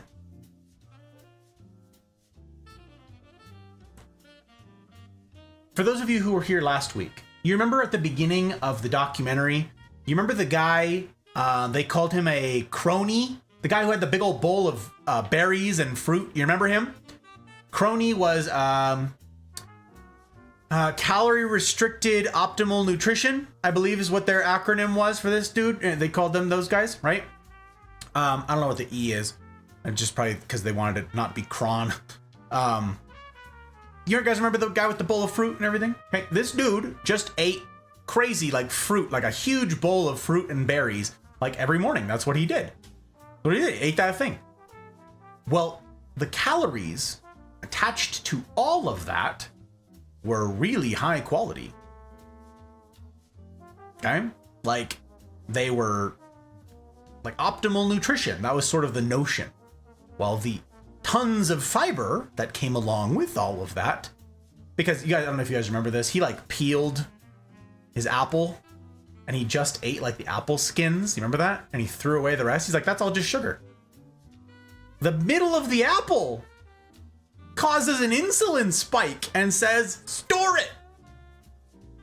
Everywhere else has a bunch of fiber and a bunch of tons of fiber went along with that. And the fiber said, we actually just pass that on through, would you? We'll use a little bit for like satiating stuff. You'll have some hormones released to say leptin. That's leptin, by the way. That's another hormone. Leptin says, I'm full now. I'm good. No more. Okay. All that fiber goes in there, and you have like stretch sensors on your stomach and stuff that like once it hits a certain size, that sends like powerful hormones to your brain. They're like, stop, stop, stop. Danger, Will Robinson, no more. Okay, like you got a bunch of those things that all these responses happen, and they're powerful responses to say I'm full. Okay, and leptin is one of those things that says no more, thank you very much, we're good now. It's the opposite of ghrelin. Okay, these two are kind of like in balance. When you have all that fiber, leptin jumps in. Tiny little insulin response, and leptin comes in and goes, all right, we're good. A lot of fiber. We'll just draw on all that energy. You could, this is all to say, you could do what he does. That documentary we watched, it talked about a bunch of different approaches to this, right? At first, he's like, well, I could do this, right? This person lives this certain way, and yeah, I could do that. That's an option to you. And many of you tonight were like, oh, he's gonna tell us to eat better. He's gonna tell us to eat healthier. You could. That option exists. It's out there. It's ready for, if you want that, great, go for it. Sure, optimize your nutrition. Make sure you're having the right calories, right? Sure. Lower your insulin levels, right? What's type 2 diabetes? It's an insensitivity to insulin. That's what it is. It's your body gets so much insulin all the time that it starts deadening its response. It's numb to it, okay? This is the same thing as body hardening. Body hardening, you like strike your nerves. Like actually, you can do this right now. Anybody right now, put your arm like this. Do a knife hand, okay? Do a knife hand, do it out like this on the side. And you'll have like the line, like the ridge of your arm right here, like down from your thumb, okay? Go ahead and karate chop that real quick. Bounce around a little bit till you feel what I'm feeling right now. You feel that pain? Feel how much that hurts? Doesn't that hurt? Maybe if you hit a little like up toward the wrist here, that like actually hurts. You're like, ow, what the? Like, why did that hurt so much? It's because there's a big old nerve running right along there, okay? You got the same thing along your legs. Like, you've got these nerves, okay? And in the Marines and in a lot of martial arts type stuff, you do what's called body hardening. You beat each other up, striking those specific nerves over and over and over and over and over again, all day, all the time, until your body goes, okay, I'm done sending a signal for this. Clearly he's not stopping. What is pain? Pain is, ow, don't do that. Hey, I said don't do that. Stop. Listen, my guy, it's pain. It's awful. We're gonna die because of it. It's so, I hate it so much here. Are you even listening to me? Hello? Police? Police? Hello? Someone, ow, help. Somebody, nobody? Bueller? Bueller? Bueller? Yeah, okay. I give up. After a while, this won't hurt anymore. Those pain receptors will go, oh, clearly this isn't an emergency. We chose this life. Clearly this dum-dum chooses this. Okay, fine. Just go ahead and beat up your own arm. What do I know? I'm just your pain receptors. And it will stop. Insulin is constantly sending out. With our modern Western diet, but now increasingly the world's diet, okay? Insulin is constantly go, go, go, go, go, go, go, go, go. Go, go, go, go, go. Go, go, go. To the point where your body goes, that dude is always screaming about something. Who played Skyrim? You know the guy? Heimsker? You know that dude in the square of Whiterun? Talos, great mighty Talos! Who remembers that dude? The town, he's just sitting there screaming about Talos, praise the mighty Talos! And he's just like on and on. And just like, the first time you're there, you're like, look at this dude. Oh my God, they have, look at him go. He got a little robe and everything, and he's just screaming at me. Let's talk to this guy. And he's like, they want to talk about towels. And you're like, I get it. Isn't that interesting? And then you walk back from Dragon's Keep? I don't forget what they called. Dragon's Hearth? Dragon's Home?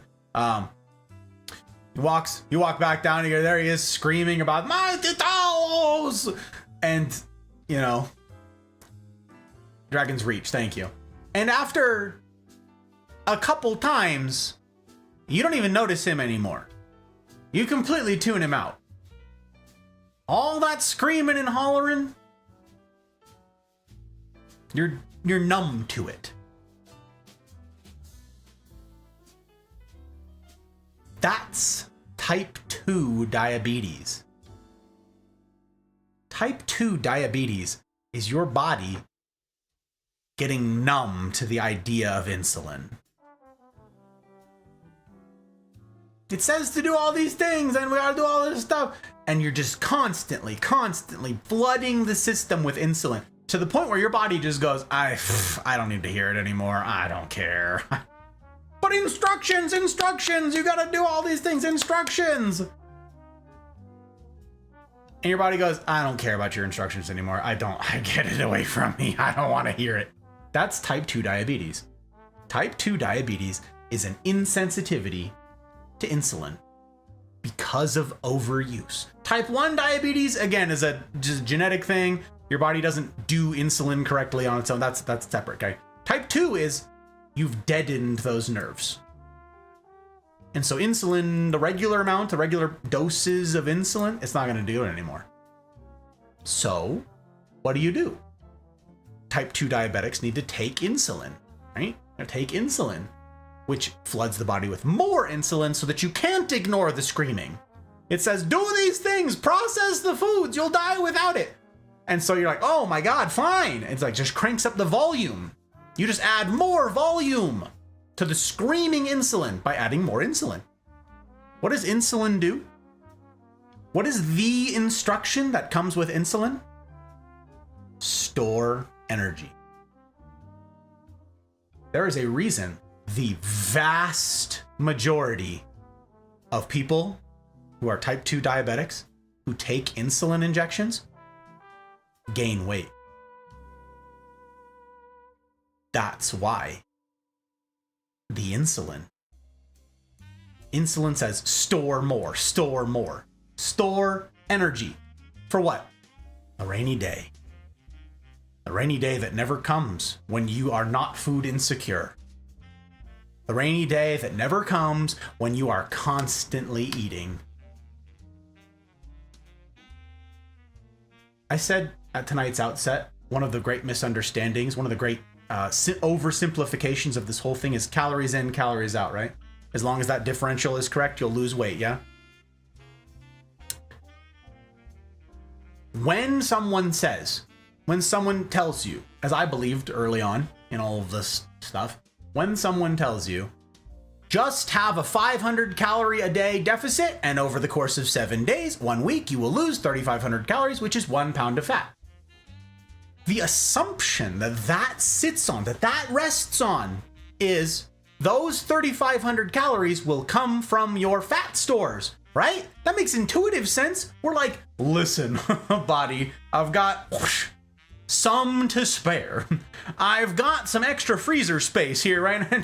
And when the body, like, I'm just not going to eat that many off a 500 calorie deficit. And if you body would just pull those remaining 500, because you need a balanced equation, right? Calories in versus calories out. If you would just go ahead and pull what you need, I'm only going to give you a little bit, right, body? I'm going to do 1,500 calories. I know you say you're like demanding 2,000. I got you. I understand the instructions. Balance the equation. I got you. I've got all this extra storage, all these extra rolls. If you could just meet me part way, okay? I'll go 75% with my energy needs for the day, right? I'll do 1,500 calories. Hey, body, if you could just pull those remaining 500 from storage, we've got a bit to spare. So just go ahead and do that. Nope. That's not how it works. Your BMR, your basal metabolic rate, will actually drop to match. You're only giving it 1,500 calories a day. Your body's only going to burn 1,500 calories a day. But I was just burning 2,000. It won't take long. For a couple days, it'll be fine. It won't take long. A couple days into this, you drop down to 1,500. Your body goes, oh, bet. And your metabolism drops. And you're like, well, okay. I'm not losing any anymore. What the heck is happening? Okay, I'm gonna drop it down to 1250, and your body goes, oh, bet. Okay, 1250, bet. I got you. Your metabolism will keep falling like this.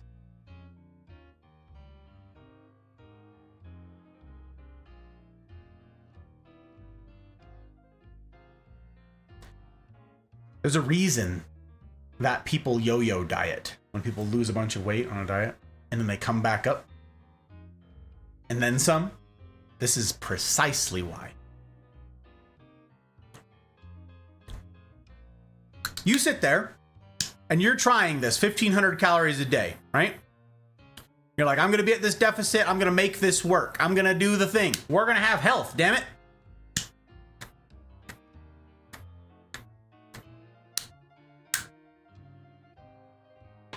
And then you say, well, I'm hungry. Actually, I'm really hungry. Okay, so maybe not 1,500 calories a day. Maybe we go a little bit lower and slower on this, right? What if I do 1,800 calories a day? Yeah? Just 1,800, it'll be fine. And you start gaining weight. And you go, what the blazes? Why? I'm eating fewer calories. Yes, fewer calories than the 2,000 that you were eating before. But now your metabolic rate, your base, your resting metabolism is 1,500, remember? And you're eating more than that. This is homeostasis. Your body is going to try to balance these numbers.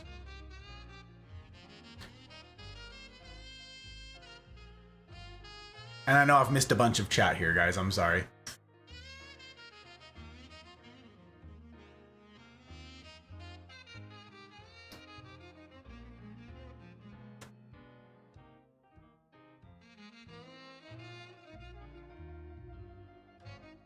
Avid, good question. That's exactly where I want to go. I mentioned earlier that there were a couple things that you could do to get into the freezer, remember? It's like you come home from the store and you start storing everything per the instructions, right? Per insulin attached to those things. Store. Per those things, right? Okay? You start store. And then you're like, I'm hungry. The freezer's locked. It's not just that it would be, you know, not readily available this very moment. It's that it's locked. There's only two ways, simplification here. There's two general ways to unlock that freezer. One is exercise. Now, the thing about exercise that's in all of this literature is, yes, it pries open the freezer and you can start using stuff from your stores, those stored fat cells and so forth, but it's not going to do that if you have anything in the ready exercise or ready to use general purpose area. If you've got energy, like you got glycogen free floating around, you've got it in your liver, you've got all that ready to go, your body will use that first, okay? So first you need to exhaust that, okay? Then you may start pulling from your fat stores. Cool, your exercise is doing that. The problem is that's very little.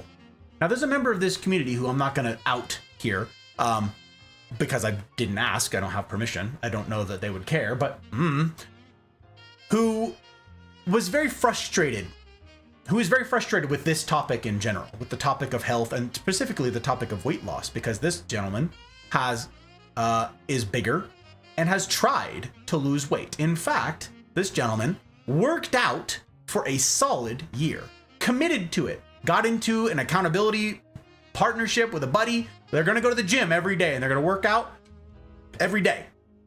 Go to the gym every single day. And he did.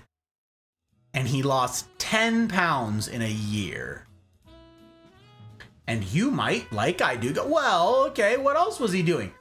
Now that's an interesting question, isn't it? What do you mean, what else was he doing? Should that not have been sufficient? Go to the gym for an hour a day for a year? I ought to look like damn it, I better look like Arnold on the other end of that. I better be absolutely yoked. I want to be 7% body fat and be entering into the Mr. Olympia. After an hour a day for a year, I have to like rearrange my entire life around that. I better look like a bodybuilder on the other end. Not an ounce of fat on me. No.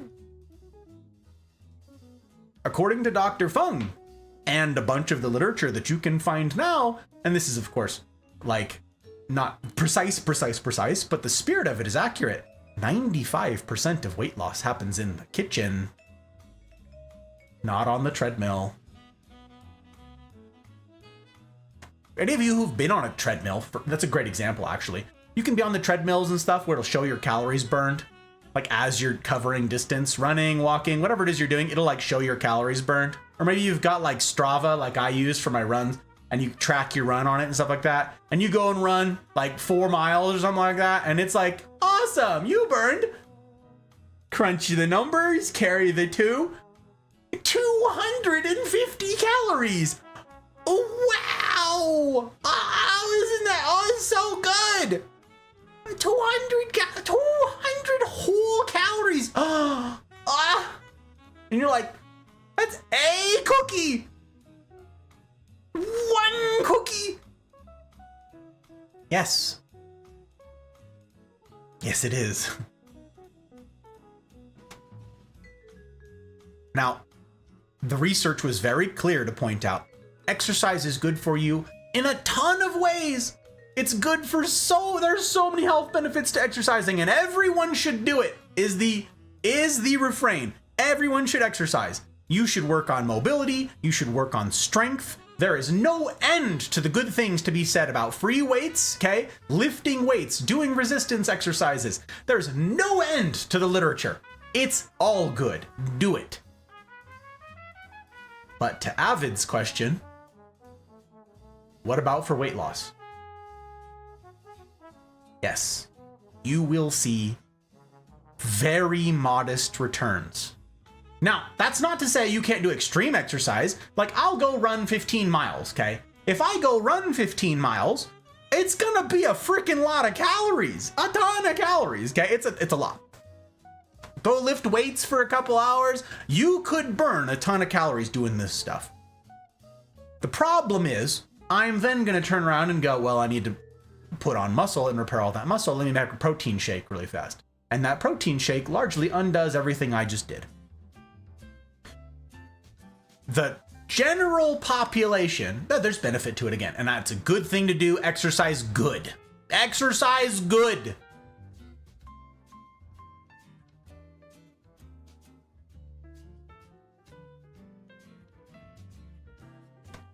But the vast majority of us lead sedentary lifestyles these days. The vast majority of us don't go run 10 miles a day, let alone more. The vast majority of us do not spend an hour in the gym doing intense weight workouts every 7 days a week, 365 days a year. The vast majority of us don't. The vast majority of people, if they exercise at all, will exercise with a 15-minute walk, maybe 30 minutes of light cardio, maybe a few weights here and there, maybe a HIIT exercise. Actually, you do a high intensity interval training bit for a little stretch, like maybe periodically, maybe 3 times a week. The reality is that is super good for you in a bajillion ways, and you should do it. But if that's what you're hanging your hat on for weight loss, for fat loss, it ain't gonna cut it. And now we've come full circle.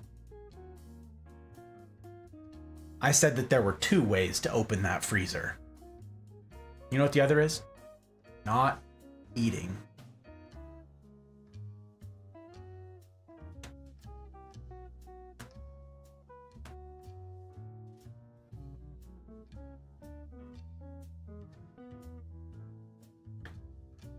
Calories in, calories out is a real thing. If you're not taking in calories, your body still needs to balance the equation. Your body says, I need, for simple math sake here, I need 2,000 calories to do what it is I want to do today. To do all my thinking, to do all my working, to do all my whatever. I need 2,000 calories. And you don't supply those calories, your body still needs to balance the equation. That's how it works. Your body goes, well, okay, there's no food forthcoming. Remember that rainy day I mentioned? What is a rainy day? This is a good part of the metaphor. Picture this. The weather's so bad outside that you can't go to the store. That's okay, right? Because you got a bajillion ice boxes filled with energy. That's what all those fat cells are. It's just energy. It's a form of energy. It's a calorie. It's energy stored for a rainy day. So if you don't just run off to the store with cheap carbs the moment you feel hungry, you can actually pull from the icebox and use that. You could exercise and receive modest results. You can. And again, exercise is good for a bajillion other reasons. Do it anyways. Do it anyways.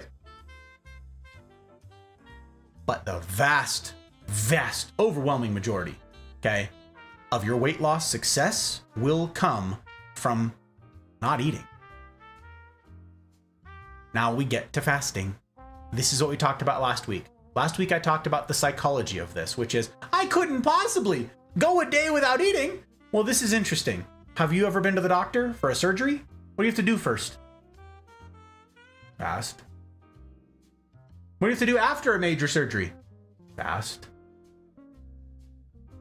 You need to get some sort of blood work done? What do you have to do before that blood work? Fast. Perfectly good in those sense, but all of a sudden, for dietary reasons, well, I couldn't possibly. This is a doctor prescribed thing all the time. We talked a lot last week when we went through the documentary, when we talked about all the anecdotal type stuff, all the things, all the interesting stories that I have heard and amalgamated from all over the internet, and I told you guys about those and the benefits that people are seeing from all this. We talked about those last week, right? Those were a lot of longevity type things, overall health benefits and all that. But in this particular case of weight loss, it totally applies. Now, again, do I think you ought to do this exclusively for weight loss? I mean, if that's your motivation, I guess sure. But that's not the only benefit you're going to get out of fasting. And this is where the research is now really robust. Now, I want to walk you guys through some of the very technical stuff, okay? Through some of the specifics of these things. As soon as I figure this out again. And I'm sorry that I have missed chat, especially from some new faces. I've seen a couple names I don't recognize pop in, and I'm sorry that I haven't been able to derail and address all of your specific comments about stuff and things. If anybody here is fielding those questions for new joins, welcoming in new folks and all, I really appreciate you. You are literally the reason that this will be any success whatsoever, is because I'm being a jerk and abstaining from chat because I am already, my time is already quickly dwindling and I got a lot left to get to. So I appreciate you guys doing some heavy lifting while I try and get through with the rest, because I do not intend for there to be a part 3 to this. So if you want, like, please, again, to use Durna's favorite word, please.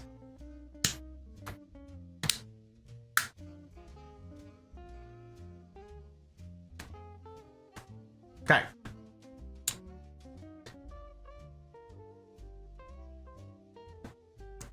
Will caffeine make me faster?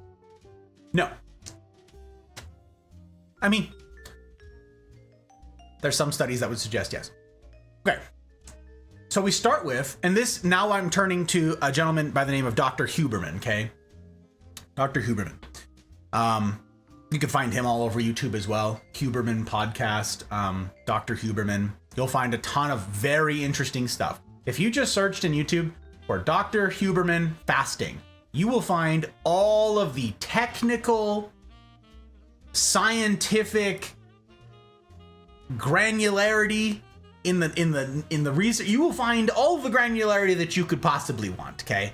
Whatever you want to know about it, this man is like a molecular biologist. This man does know all of these things. That is literally his work, and he will talk your ear off about all these things. Very interesting stuff. I would recommend turning it, if you've got sort of the gist down, I recommend turning up the speed to like 1.25 or 1.5. I know a bunch of the science already, so I can listen to him on 1.5 speed and still absorb a lot of it. But it's a lot of information because some of the talks are long. Some of the podcasts are long. So he said, right, as a basis for understanding like how the body works, okay, there are four ways to increase your body's fat burning efficacy. All right. 1, intermittent fasting.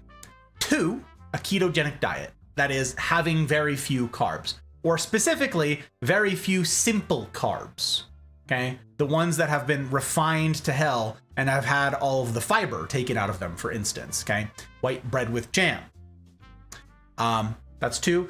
3, eat unprocessed food. Okay. That's what we talked about. You could be that guy who just sits there and eats the healthy things that have good instructions attached to them, right? Or 4, exercise.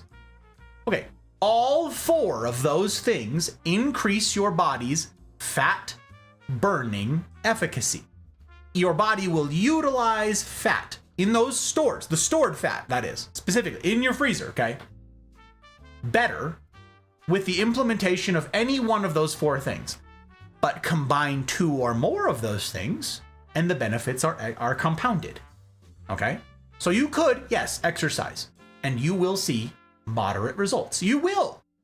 You could just eat unprocessed food, and you will see results. You could go on a ketogenic diet, and your insulin will not be barking at you to store. You could do that. Or you could do intermittent fasting. Or you can combine intermittent fasting with eating unprocessed foods, with exercise. How bad do you want this? How bad do you want your health? All of these things work.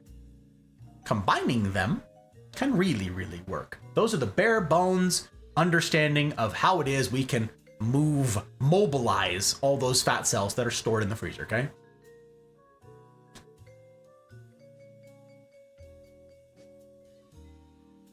In the journal Cell Metabolism, this is apparently, I'm given to understand by the like 5 or 6 different doctors that I heard cite this. They say this about the journal Cell Metabolism. It is the top research journal dedicated to publishing novel, impactful papers spanning basic to clinical metabolic research. It is apparently the standard, the gold standard for understanding that, okay? Metabolic research. Okay. In the journal Cell Metabolism, there is published work by Paliyaguru et al., okay, called Fasting, Blood Glucose as a Predictor of Mortality. Lost in translation. An interesting paper. Long paper. The conclusion of this research, very simply put, is in humans, higher blood glucose is associated with mortality. The two go hand in hand. That's it. Higher blood glucose. And that comes from all of these refined carbs and all that jazz, okay? You want something in your system that can be used or kicked out. It's not going to get stored. So that has to do with what you're eating. Now, a posit here is that when you eat, now we're getting into the intermittent part of this thing, when you eat is as important, this is the conclusion, part of the is as important as what you eat. At least as it relates to health parameters, in particular, liver and mental health, okay? So here's some simple rules that apply to everybody, every human, when it comes to eating, okay? Virtually everyone, these are the rules that apply. All of these things happen when you eat, okay? Number 1, when you eat, your blood glucose goes up, okay? When you eat. Your insulin goes up, number 2. Number 3, how much of an increase in either of those has to do with what you eat and how much, but those simple things apply. When you eat, blood glucose goes up. It varies depending on what it is you're eating. Your insulin goes up. Again, like we've talked about a bunch tonight already, and that varies depending on what you're eating, right? Okay, simple sugars, carbs, sucrose, fructose, whatever, raise those two things, as we talked about, more than complex carbs from pastas, grains, and such, okay? which raise them more than fibrous carbs, lettuce, broccoli, etc. Okay? Protein has a comparatively low impact when it comes to raising your blood glucose and insulin levels, and fat has the lowest impact on all of that. Okay, those things. Those are the ground rules when you eat. When you eat, blood glucose goes up. When you eat, insulin goes up. Varying degrees. But those two things happen when you eat, okay? If you want to lose weight, the science has not changed, and it's not in dispute. Calories in, calories out. That is technically true, as we've talked about ad nauseum tonight. I know, beating the dead horse, but there's a reason. It's technically accurate. It is true. Is it helpful to everybody who doesn't know any of the rest of the stuff we've talked about and will talk about? No, not really. You need to consume. You need to utilize more calories than you consume. Okay, not in dispute. Everyone knows that. Now, how you do that is up to the person. Some people do well on one diet, one lifestyle of intake, output, all that jazz. They'll do it and it'll have success, whatever that looks like to them, okay? And their spouse would hate that and fail at it. It totally depends on the person. Some people like the low carb option. That's good. If you're like, I want to do keto, cool. If that works for you, baby, keto is great.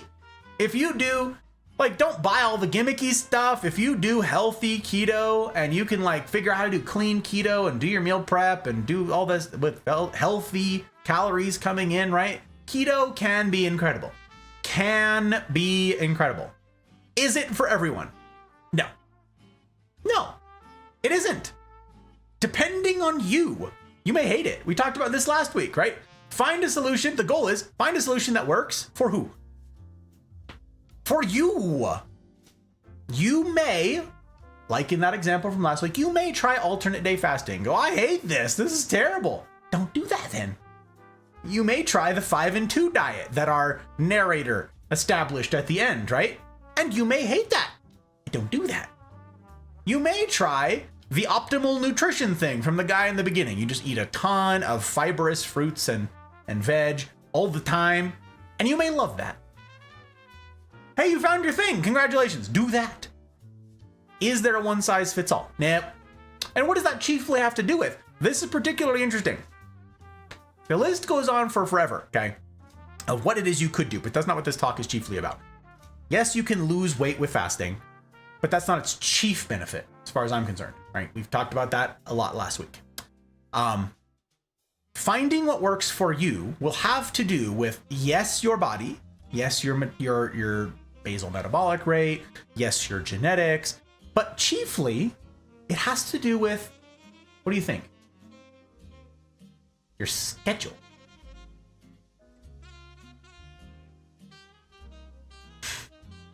If you say, I'm going to do an OMAD diet, right? We had some folks in the Discord. Links in the usual places, guys. Follow on Twitch, subscribe on YouTube. We're in both places. Join the Discord. The Discord's great. The Discord's where we're doing life together. We had some folks in the Discord who said, hey, or at least one person in the Discord, I'm not going to say names again, who said, I'm going to try an OMAD. That's 20 hours and 4. So 20 and 4, okay? So it's 20 hours of nothing, no calories coming in, and 4 hours of an eating window. Okay, you feed during those 4 hours, okay? That's it. I'm gonna do an OMAD diet, 1 meal a day. That's what OMAD is, okay? Some people will say, no, it's a meal, it's not 4 hours, whatever. Say you stick to that. Say you're like, I'm gonna do a 20 and 4 diet. Gus, that's my intermittent fasting interval. Great, that's what I wanna try. Okay, good for you. Now say you are married and have 3 kids.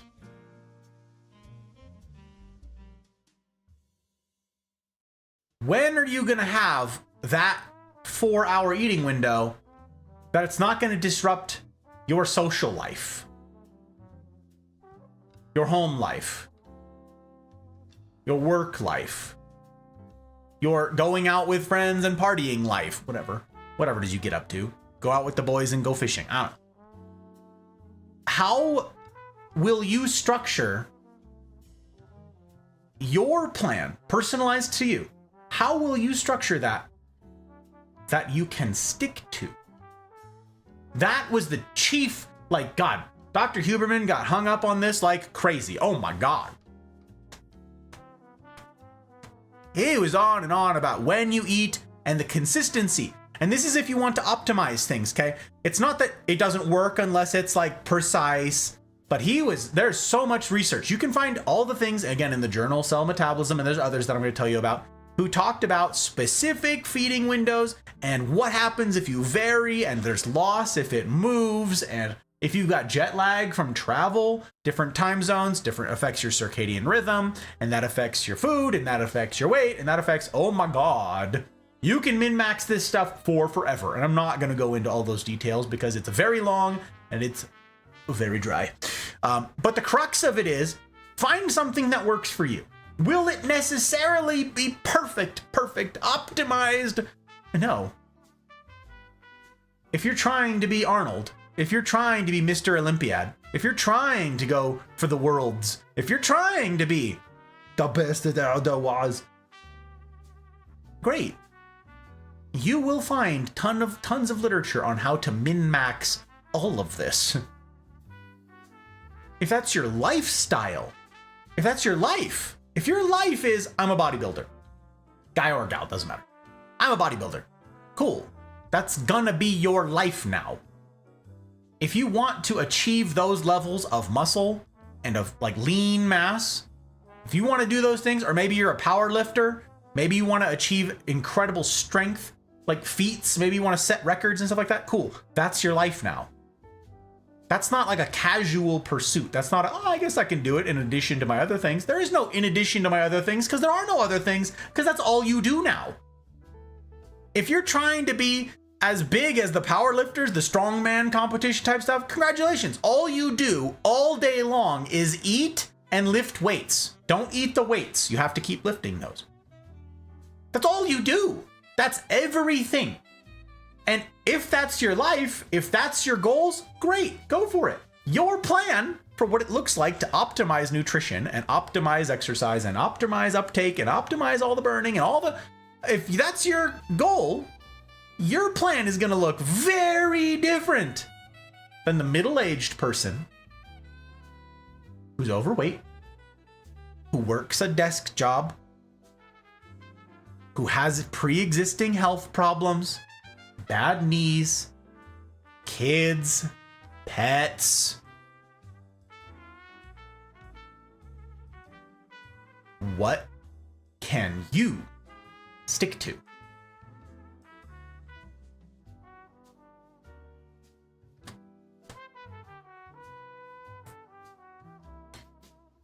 That's going to be the question for last week's content and tonight and going forward in all of this. What will work for someone might not work for you. What will work for one person may not work for the most other people. I told you guys last week, I tried keto. I gave keto an honest shake for a long time. And then I went, you mean I never have bread again? Never have pasta again? I'm Italian. No, I don't want that. Could I? Yes. Can I receive a bunch of benefits from doing it? Absolutely. Science is there. The numbers are there. It all holds up. I don't want to. That's not a lifestyle that I want. So I'm not going to do it.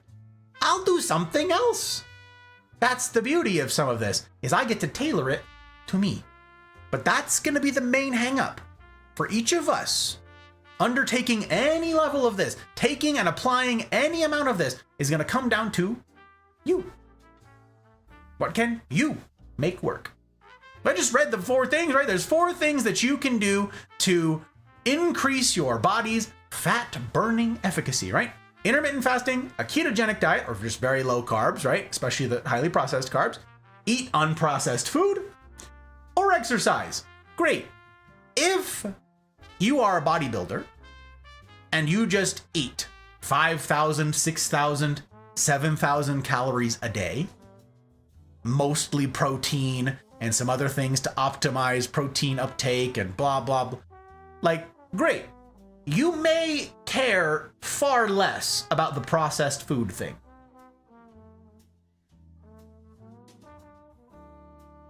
Maybe.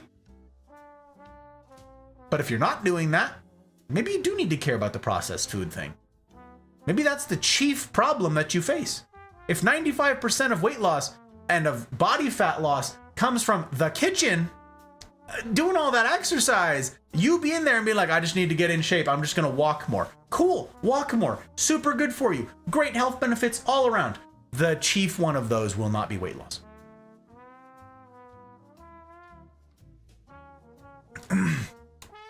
It can. Statistically, it won't be.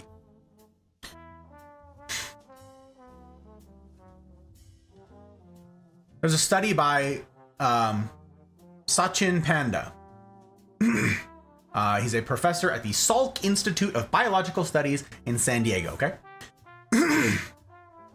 And he published a paper called Time Restricted Feeding Without Restricting Caloric Intake Prevents Metabolic Diseases in Mice Fed a High-Fat Diet. Cool. This was done in 2012. Remember what I said? Sort of the pioneering science that came along that talked about fasting and all that jazz was like from the last 10, 15 years. This is one of them, okay? They had 4 groups of mice, right? 4 groups of mice that they tested here. There were the first 2 groups, okay? They had access, one of them had access to a normal mouse diet. These are like mouse pellets, okay? They like this stuff, mouse feed, which is like dog food, okay?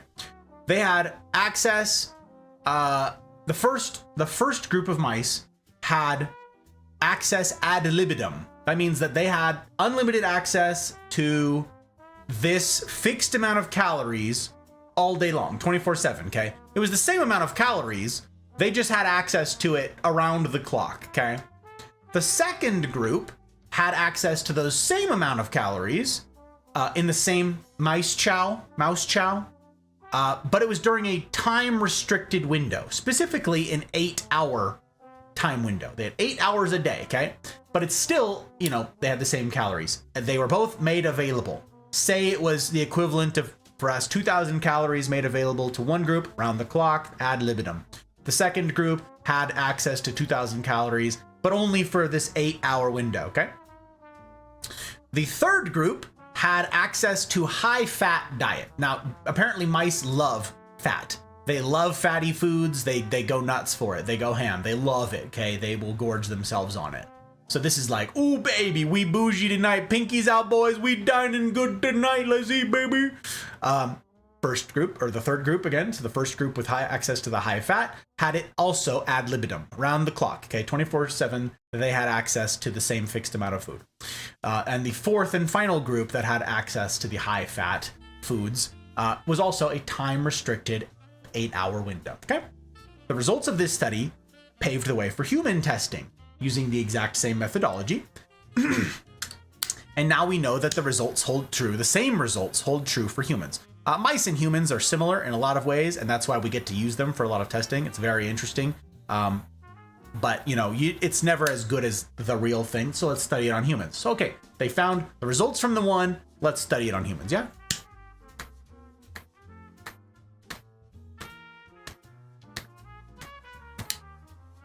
So, the same result happens with humans. The most important takeaway for our purposes here is that the mice in the fourth group, okay, they had access to high-fat diet, but it was time restricted, that 8-hour window, either didn't change weight at all, or they lost weight. Whereas the mice in the third category that consumed the same number of calories but all spread out over that 24-hour period, gained weight, became medically obese, and became super sick from liver problems that ultimately led to liver disease. Same diet, same calories. When they ate was the difference. For how long they ate was the difference. What's happening when you're not eating? You're fasting. This is intermittent fasting. That's what we're talking about. That's this thing. Those mice in the fourth category, though, the final category, who ate the high-fat diet, but in that time-restricted window with intermittent fasting, right? They showed improvement in important health markers and some reversal of some prior negative health effects. It reversed liver damage, for instance. When you have the 8-hour feeding window, turns out, again, is super important. It can't be at night. That's the part. That's like the thing. Okay, can't be at night. Turns out it's very detrimental to be for one's health. You just eat all day long, and you're like, cool, I'm gonna just fast at night. Cool, that's called fasting that we do every day. Yeah. So you can't flip-flop your schedule to eat everything in the middle of the night. Turns out that's super detrimental to one's health. Surprise! Everyone who works a night shift knows this. When my work in the military, our work, Hot Bride and I in the military, right? It's a round the clock thing. It's a 24/7 operation that runs on a Panama schedule. You rotate in and out of nights. And if you're up at night, and that's therefore when you're gonna eat all your food, super bad for your health. That is clinically demonstrated. This is absolutely known. That's the reason that you get paid more to work nights. It's not because your employer's evil, necessarily, but it's because it costs you in different ways. It costs you your health.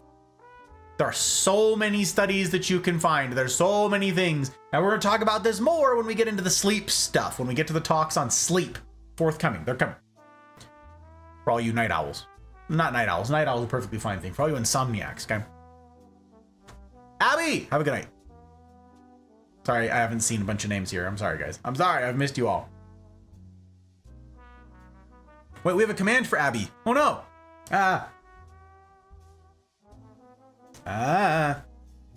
We have a command for Abby. Oh, no. Oh, no. Ha! We have a command for her, because she's great. She's one of the people that makes all this possible.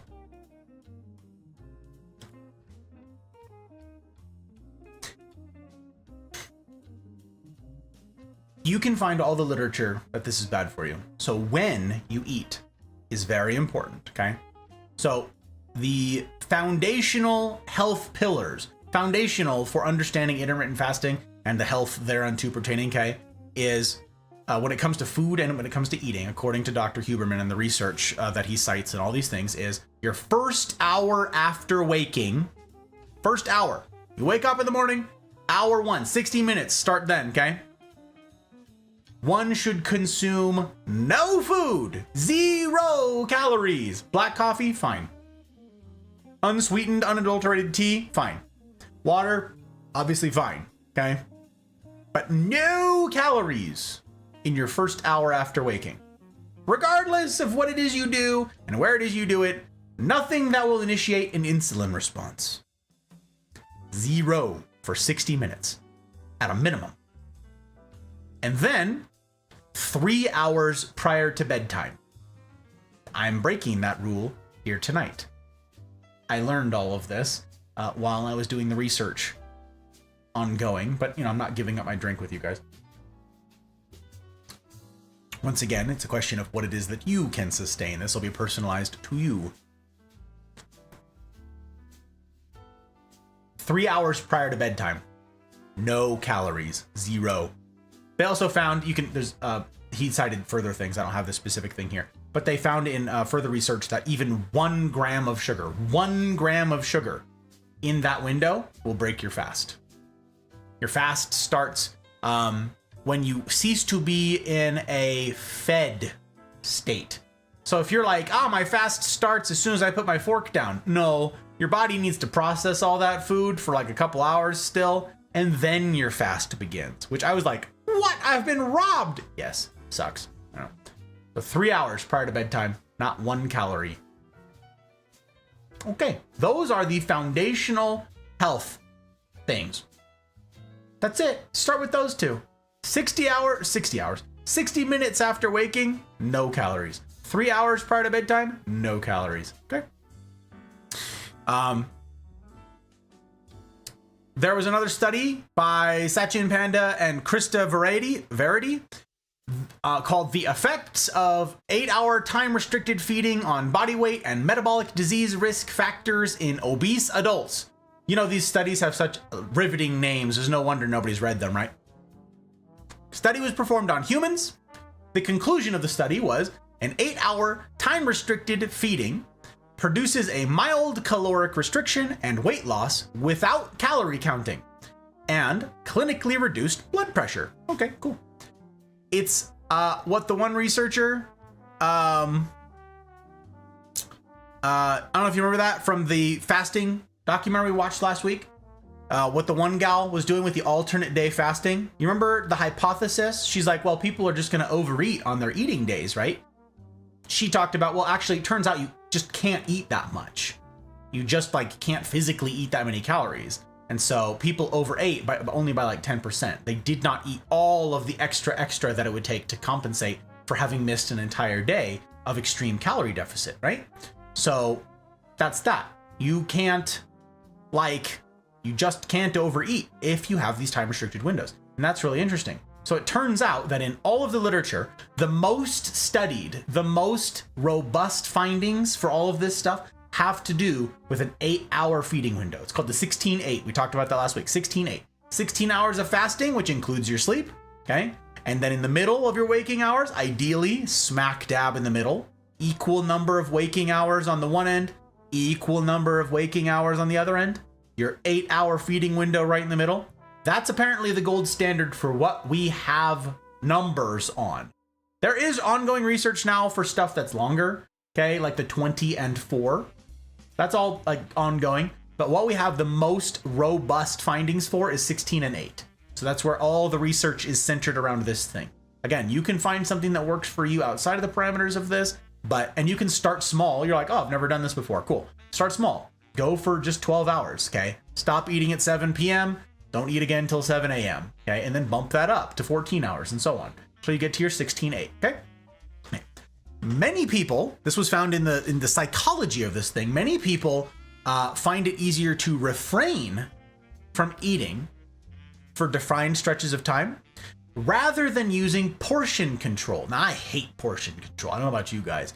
That can be very hard, turns out. Oh, surprise. Who could have guessed this? That could be very hard for certain people.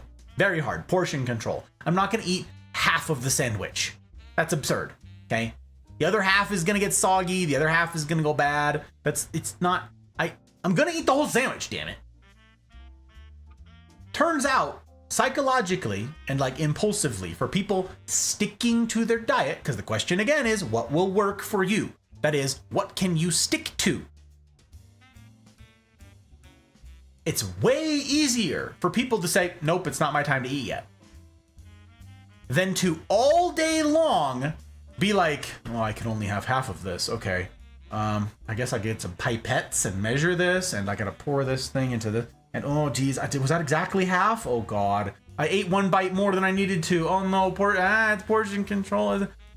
Turns out the success is way more robust when the people are just like, not my time. I get to eat in 45 minutes, bet. And then during the feeding window, they don't need to do that.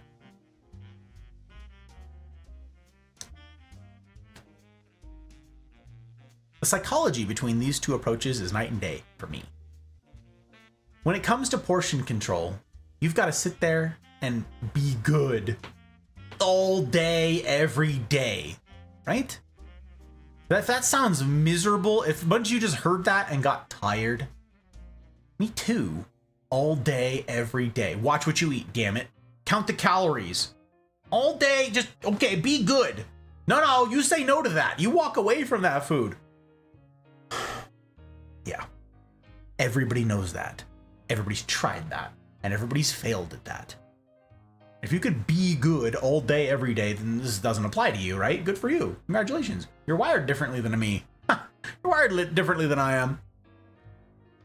With intermittent fasting, though, you don't have the opportunity to be bad. since eating simply isn't in the plan. If I go from 11 to 7, okay, that's often the window that I did when I was doing 16-8, pretty strict. 11 a.m. to 7 p.m. That's what I did, okay? I didn't need to be good at 9 a.m. It didn't even cross my mind. It wasn't part of my structure. It wasn't part of my plan. I was not sitting there like, ooh, I gotta say no to this thing. Well, no, I'll eat at 11. And it turns out that the research here, again, is pretty good, that when you can look forward to eating something good at a different time, you'll be good about it. Oh, no, that's coming. That's not nothing, but it's way easier. It's way easier. So, I don't want to negotiate. I don't want to negotiate when eating, okay? And this was an interesting thing to do with your brain chemistry. In the literature, your brain chemistry about negotiating with your food. The basal ganglia, this is apparently, if you want to get technical about the whole thing, your basal ganglia. This is what in your brain controls so-called go, no-go responses, okay? Go, no-go decisions that we make. And for the no-go things, this is where you have to say no to something. No, we can't have that. Very bad. No, no, no. That in your brain is the like, no, we say no to these things, right? That requires a lot more what's called top-down decision-making in our brains. And it's apparently much more taxing. It's much more difficult for our bodies physically to handle top-down decision-making all the time. This is you constantly having to micromanage every little thing. That's physically taxing. It can be physically exhausting. And it can also be mentally, emotionally exhausting. But it's importantly and interestingly to me, it's physically exhausting to have to constantly micromanage every little piece of this. Now that's really interesting. Really interesting. So I found that the intermittent fasting stuff can work really well for me.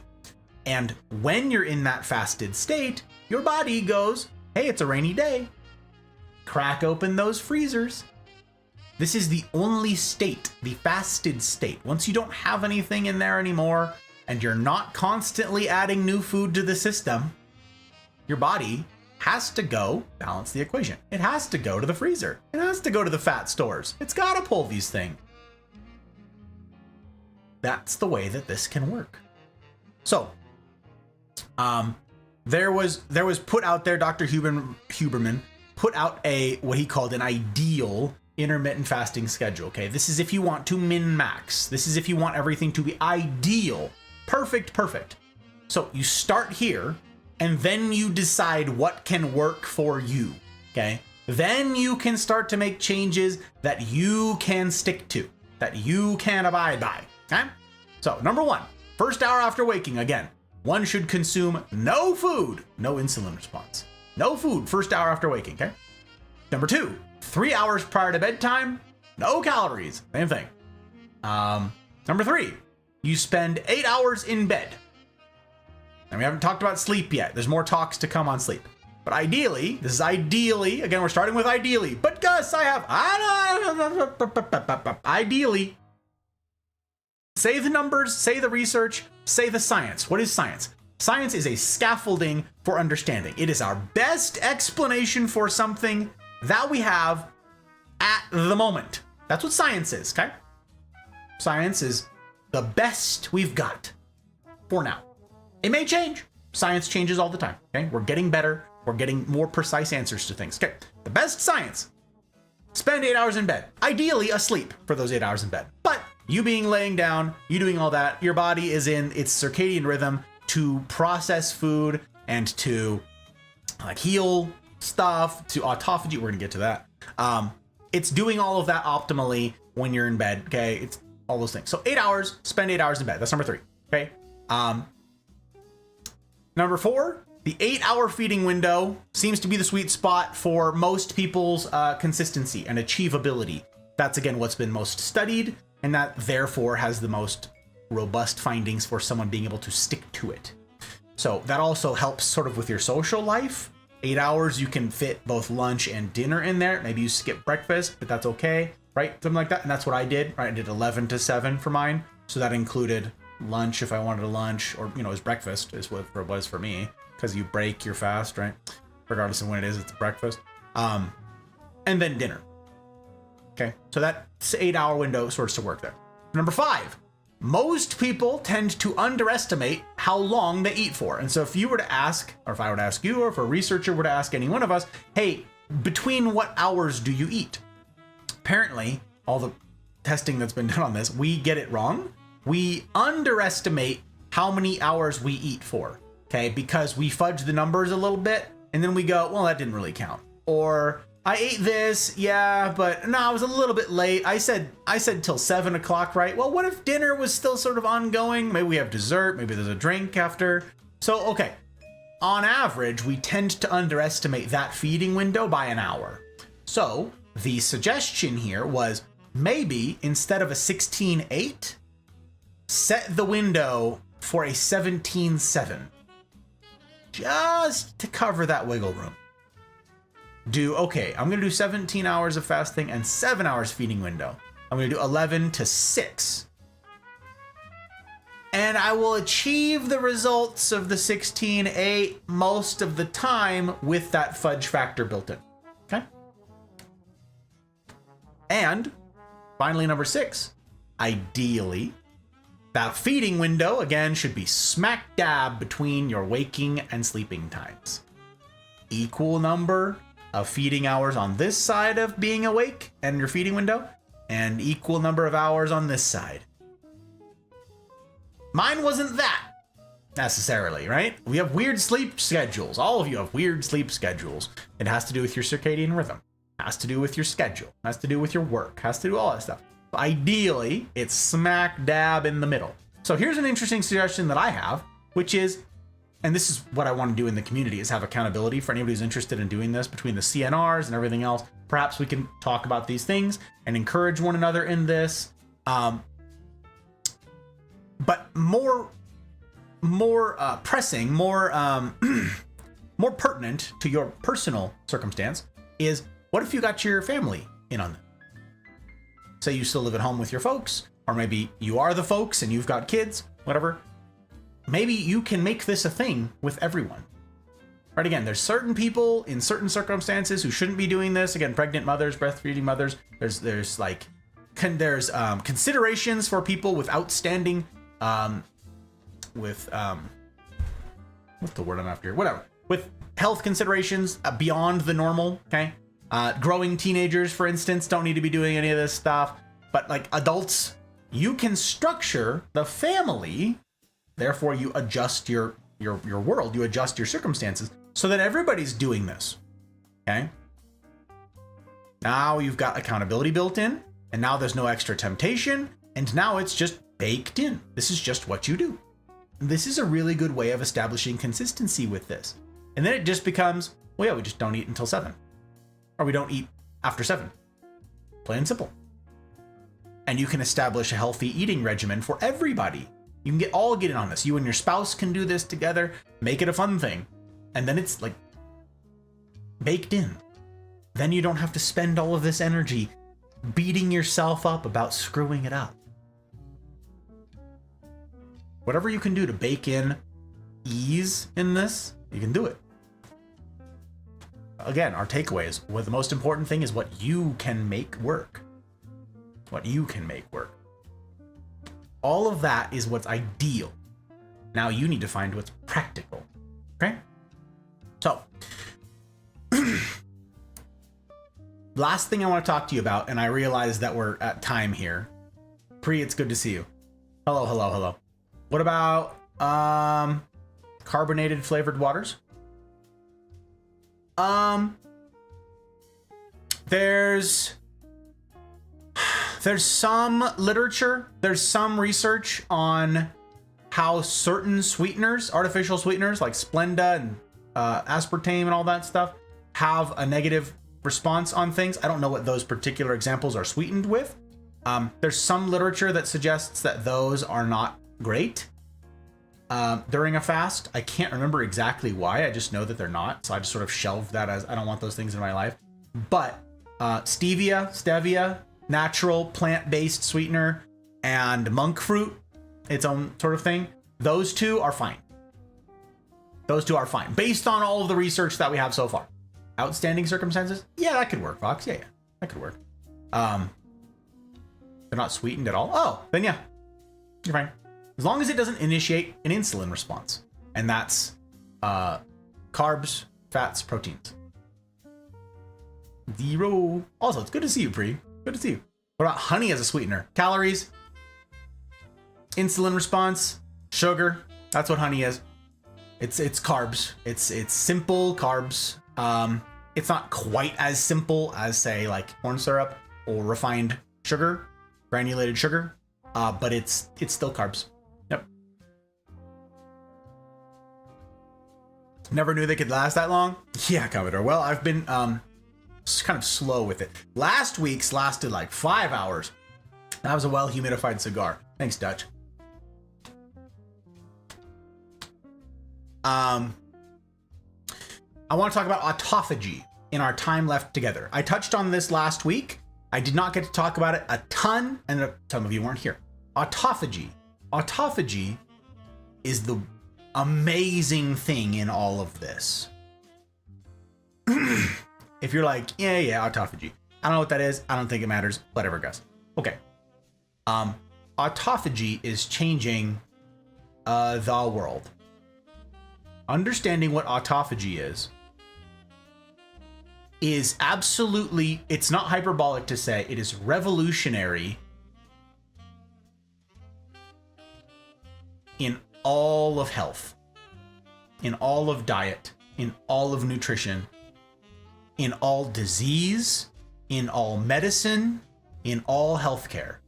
Autophagy and our growing body of research in understanding what autophagy is, what it does, and what its positive effects are, it is not hyperbolic to say it's changing everything.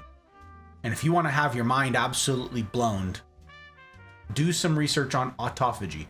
A-U-T-O, yeah, auto, P-H-A-G-Y, okay? Autophagy. Autophagy. God, this one wants to go out constantly is the problem. Autophagy. Thank you, Rep. Thank you, Jack. I appreciate you, my friend. Yes, that is exactly right. Autophagy. If you want a idea of how important this is, I can't remember his name, but the scientist who discovered autophagy and what it does got the Nobel Prize.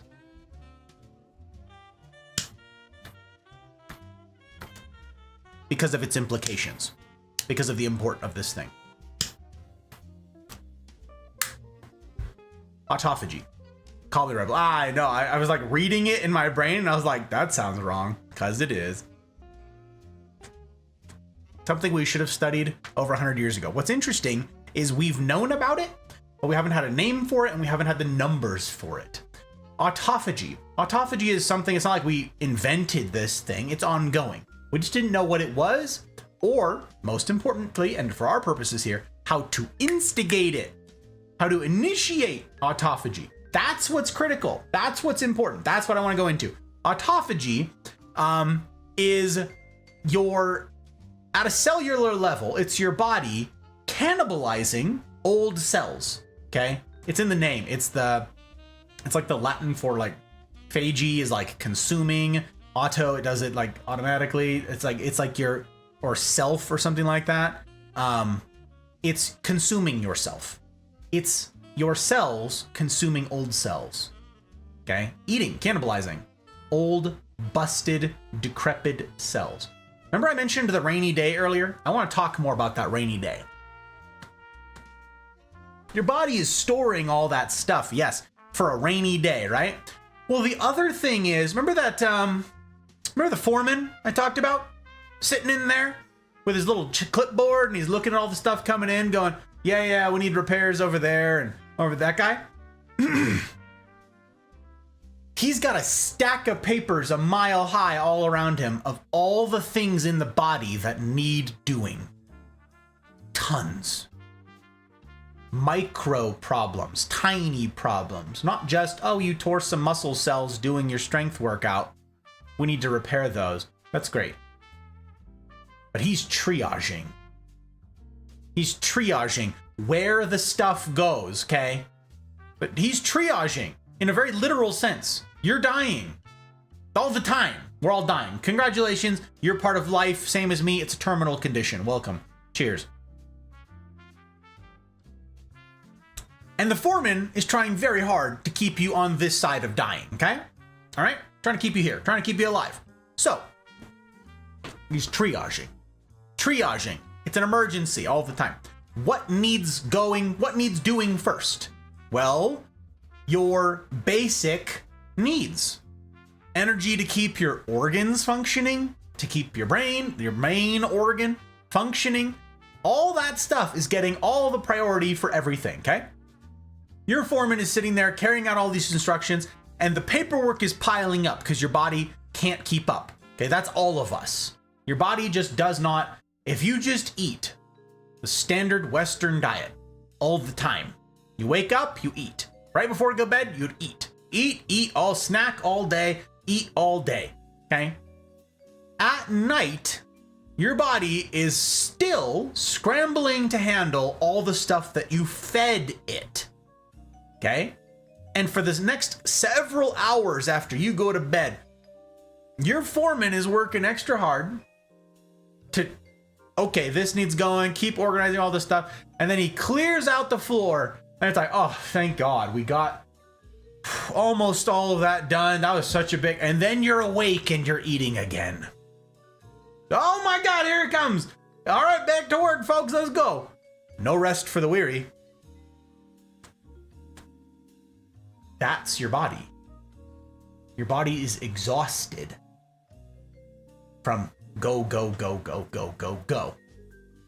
Food, food, food, food, food, food, food. Insulin, insulin, insulin. Your body is exhausted. Your foreman will prioritize keeping you alive. The foreman does not have time to get you to thrive. He's busy. Your body's busy, doing everything it can just to keep you upright. And when all the instructions come in, store it, store it, store it, your foreman is more than happy to accept those instructions and go, yup, I don't got time for that. Store it, baby. We don't have time to process that now. We'll deal with it later. Later? When's later? When's later?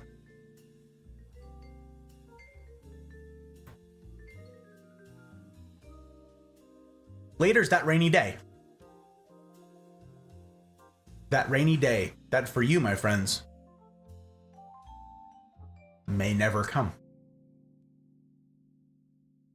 Later never comes. With our diet of eat, eat, eat, eat, eat, eat, eat, and chiefly cheap foods, right? Highly processed, refined carbs with no fiber in them. Right, I'm gonna go for this low fat, whatever. Oh, you need that fat. I'm just gonna eat these because it's fast and it's easy. The rainy day never comes. And your body is scrambling constantly just to function. You know what a bunch of those stack of papers say back here? The stack of papers that the foreman can't get to. He ain't got time. He's waiting for a rainy day to get to that stack of papers. Oh my God, if he just gets a break, if I just get to breathe for a minute, we can turn to this stack back here. That's not absolutely critical to keeping this human alive, to keeping this machine running. You know what this stack of papers includes? Hey, there's a weird growth over there that's been going on for some time. Yeah, it doesn't match any of the schematics. I've been looking through them and I don't think that fits. Yeah, I think it's called a tumor. Yeah, it's just growing and growing and we don't have time. Oh yeah, the bone over here? Yeah, that got compromised a while ago. They took like a weird hit, took a fall, and that thing was, we put up some scaffolding, some slapdash work real fast just to get us back to functioning, to baseline. Yeah, and that's broken bones, microfractures, buildups, artery clogging materials, disease, dementia.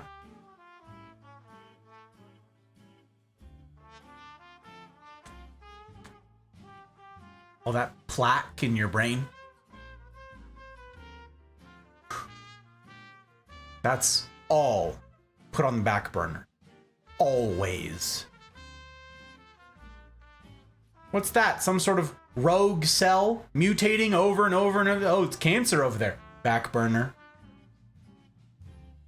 Your body does not prioritize the things that are not life-threatening to you right now.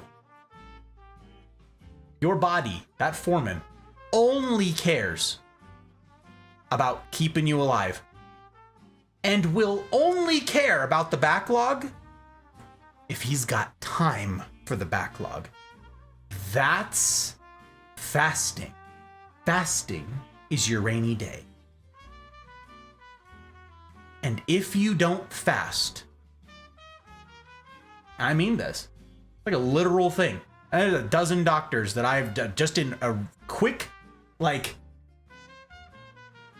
high pass search will tell you this very thing. The people who do this science, the people who've written these papers and done the hard work of these studies, they say fasting ought to be for everyone. Fasting ought to be prescribed. Now, I'm not telling you to do anything. You do whatever you want. I'm just giving you information, okay? I said at tonight's outset that I want to share this information with you guys. I'm talking too fast. I'm inhaling smoke here.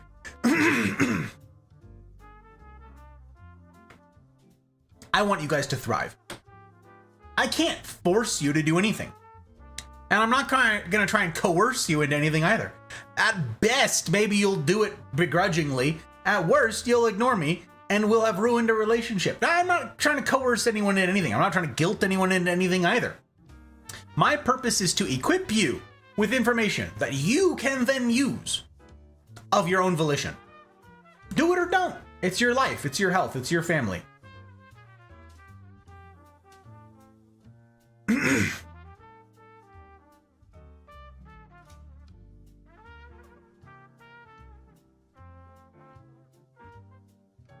The rainy day,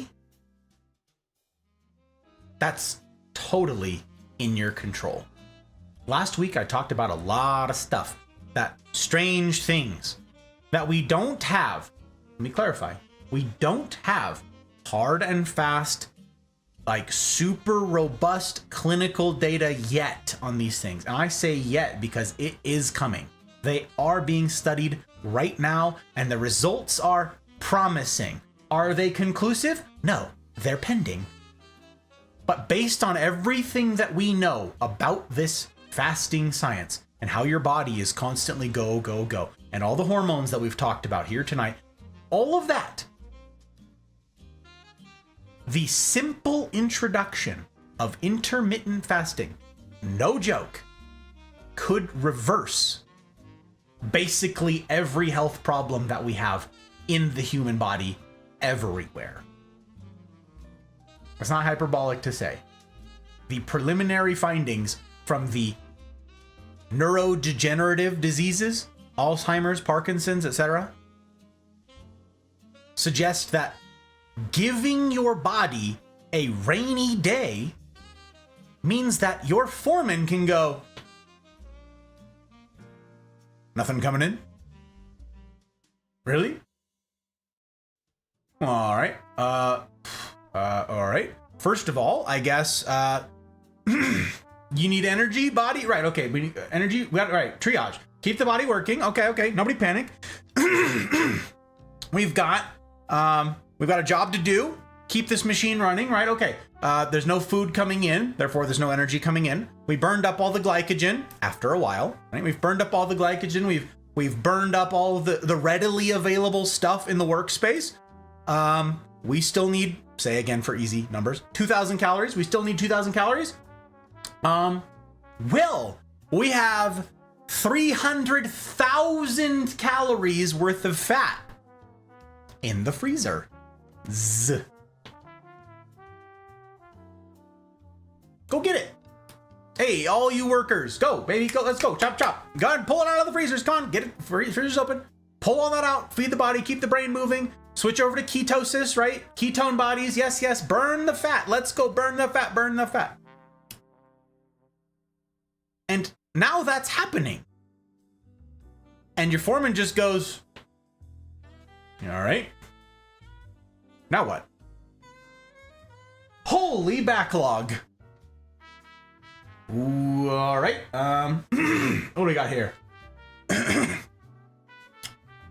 Yeah, that growth is looking awfully menacing. Yeah, maybe we ought to take a look at that. Hey, boys! Go take a look at that thing, would you? Yeah, it doesn't look good at all. In fact, how long has it been there? 6 months? That's concerning. Hey, if you guys could go,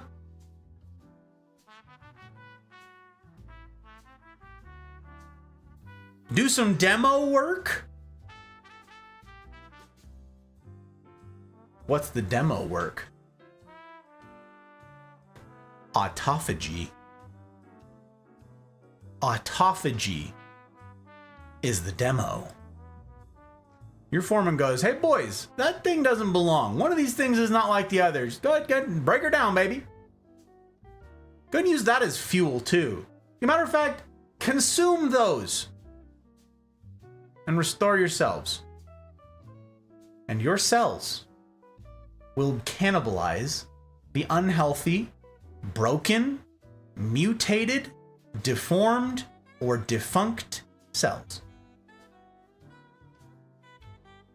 Your body can literally eat a tumor. This is established science. I'm not making this up. This isn't science fiction. This is not Gus. This is the research. Autophagy won the Nobel Prize for this reason. All that plaque in your brain, that's a rainy day problem. What else we got on the stack? Oh yeah, there's a bunch of gunk up in the brain. Maybe we ought to get to that too. Hey boys, once you're done with that tumor over there, why don't we just right upstairs and take a look at some of that plaque? Yeah, grab the brooms. Nah, actually grab like the rakes. That stuff is tough. We're gonna have to do some work. Autophagy is wild. Wang is here. Wang, I didn't see you. Off to sleep. Haven't really been on a good terms this week. Good night, y'all. Take care of yourself, my friend. It's good to see you. Always is.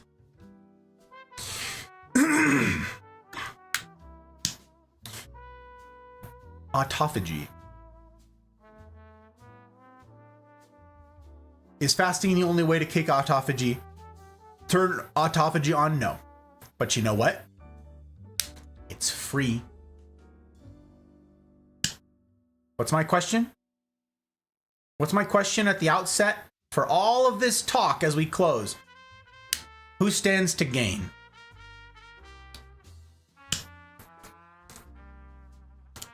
Several of you made comments tonight about Big Pharma. Who stands to gain from you being unhealthy? From you having all sorts of problems that need to be mitigated, addressed, minimized with medications. If you've got a problem in your body, right? Say you've got type 2 diabetes, yeah? You can feed the body excess insulin. You can do that.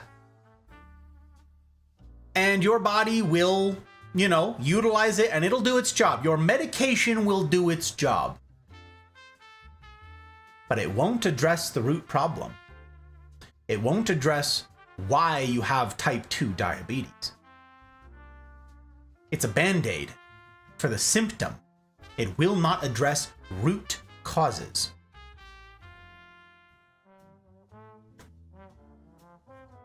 Why are you overeating? Why are you unhealthy? Because over years, some people it's much faster, but for most of us, this is not an overnight thing. and your body's not interested in non-crises.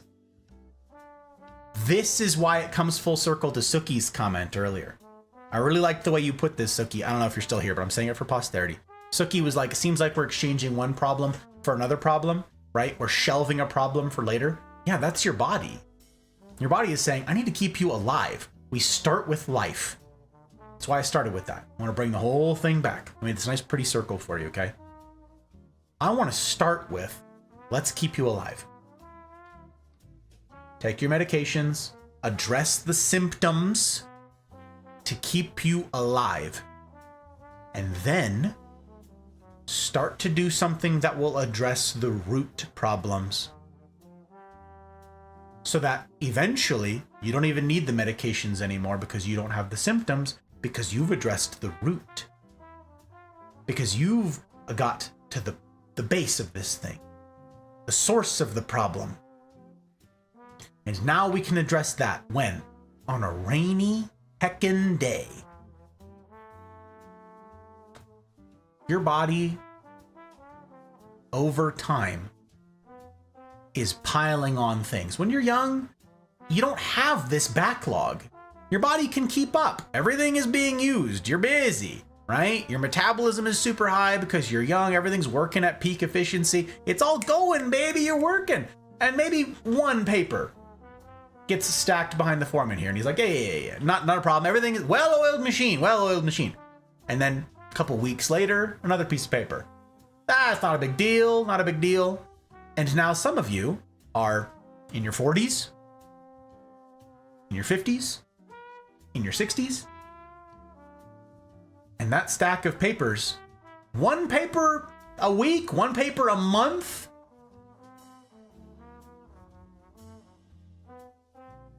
depends on your lifestyle. They're stacking up. And your body desperately needs a rainy day to turn its attention to the rainy day pile. You've got so many things. Who stands to gain from that pile never getting smaller? That's my base question for us entering into this whole thing, right? Who stands to gain? Incidentally, a lot of people, a lot of industry. Again, are they pure evil? Not necessarily. There's a demand in the market, right? Someone out there, some chemist is like, you know what? I have a family member who suffers from chronic insert condition here, right? I'm gonna develop a drug to help make their life better, to ease their discomfort, to make that pain go away. That's well-intentioned, that's good. There's a need in the market and you're trying to supply a solution to it. There ain't nothing evil about that. That could be totally kind. That could be totally altruistic of you. It doesn't matter. Drugs cost money. And when your health problems compound, so do the costs of all these band-aids. Is there, on the other hand, an interest from some in the pharmaceutical industry, say, who have a less than holy or a less than altruistic stance on your lack of health? Sure, where there's money to be found, right?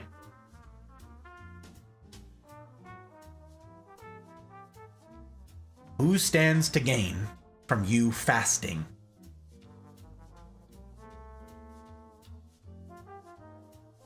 Nobody. Not me, not any of these researchers, no industry, no big agriculture, no big pharma, no nada. No advertising firms, no marketing crews, no nobody. There's no money. You could. It's your life. Do you, baby? I'm not your, I'm not your dad. I'm not sitting here telling you what to do. And even if I did, you wouldn't listen, right? That's the way it works. I have control over exactly one human on a good day, and he's looking me in the mirror, okay? I don't have control over you. You do what you want. You have a choice. You can get spend a ton of money or a bunch of insurance or work a career that maybe you hate just to get benefits so that you have health care for band-aids. To get all of these things that you need to be comfortable with all of your lack of health. To mitigate the pain that you feel in your everywhere. To bump up the volume on your insulin, screaming at your body, store it, process it, right? For your type 2 diabetes. You could take all of these things at enormous expense and you could live. Might you die? Yes, you might die. You might still die. In fact, we all will, right? Life is a terminal condition. We all got it, baby. You could. Or you, of your own volition, with your own agency, with your own personal responsibility, could say, I'm gonna do this thing that I don't fully grasp. Maybe I'll do some more research. Highly recommend. Highly recommend. And I'm gonna try fasting, which costs you nothing. In fact, it saves you money. It saves you money in the short term in that you're not eating as much. It saves you money in the long term insofar as now you don't need all of the band-aids. You can subsist this way. Or do this free thing. This is free healthcare that is available to every single person on the planet without exception. Every single person can grab hold of this thing, autophagy. I promise you, this is a word that all of us, every human, is gonna know much more about in the coming decade. Autophagy. All those problematic cells. Your body's equipped to handle them. You've got a cancer, you're gonna need radiation, immunotherapy, you're gonna need chemo, band-aids, interventions, you can do all those things. Your body, however, is equipped, based on the science, based on all the emerging understanding of autophagy, one's body is capable of handling a tumor. Will the radiation help? Yeah, probably. But it's like a sledgehammer, right? I've thought this forever about chemotherapy. Chemo is crazy. Chemo is like, you've got some bad cells in your body. Here, drink this poison. Hopefully it will affect the bad cells. Is it going to do anything to my good cells? Oh yeah. Start to finish. Oh yeah. Oh. Stem to stern. It's going to kind of destroy your everything. But will it kill the cancer? Hopefully. With enough of it for long enough, and then hopefully it doesn't come back. That's, to me, when I think, you guys, I'm just saying this as me. This is just Gus talking. This is not necessarily the research talking. I'm not an oncologist. Again, hashtag not a doctor, okay? But I believe that in 20 years, 30 years, we are gonna look back on radiation and chemotherapy like the medieval medicine that they are. You brought a sledgehammer. Oh, the person's got a pain. Cool. Smash them with a sledgehammer. What? Well, yeah, there's this bad thing. It's like right in here and it's growing on it. You just hit them with a sledgehammer enough and that'll die. Should we maybe get a scalpel and get in there and do some precision work? No. Sledgehammer will do it.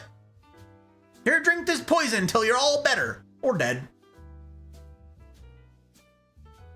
I think in 2 decades time, if that, we're going to look back on these things as blunt instruments used by blunt people, by dim, dull people. Is it the best that we have right now? In a lot of cases, yes. If you're going through cancer, I am not trying to minimize. If you are going through a cancer treatment right now, and I have some dear friends who are, okay? Don't let me minimize this. I'm not trying to minimize this. God, I'm not trying to minimize this. If you are suffering with chronic health problems, cancer or otherwise, please don't think I'm sitting here saying, get good, nerd.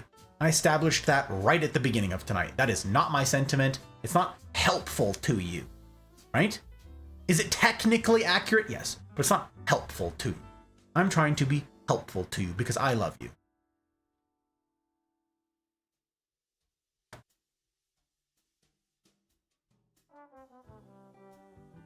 I want you not just to survive, I want you to thrive. Wherever it is you are, whatever it is you're dealing with, I want you to thrive. Are you thriving on chemotherapy? No.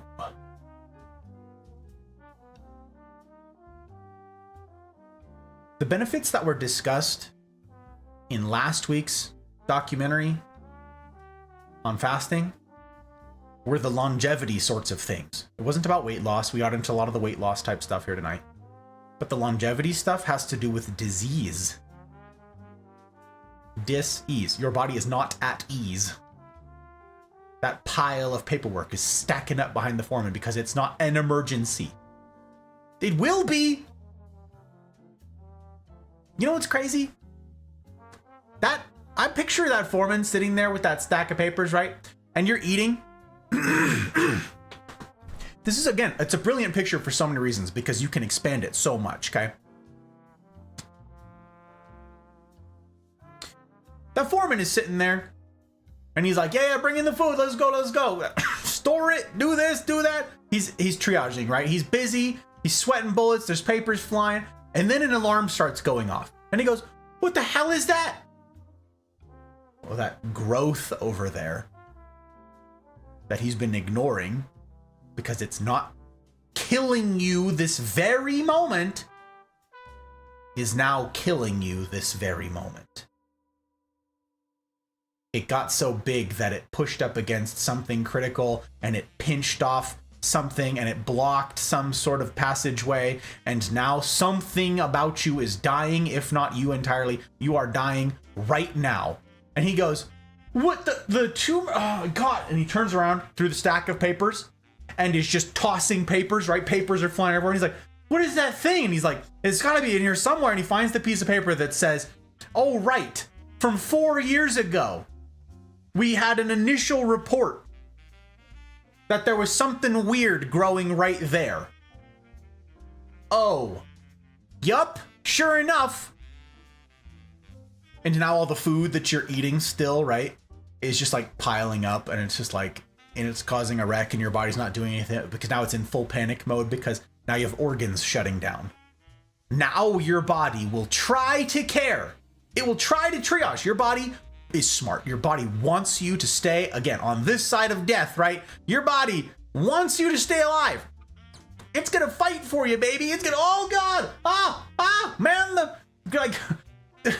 the harpoons. It's a whale of a whale. Like, let's go, baby. All hands on deck. The alarms are sounding and your cells are scrambling and your body is trying everything it can to stop what is now potentially an unstoppable crisis. It could have mitigated it before. Will fasting at that point help you? No, probably not.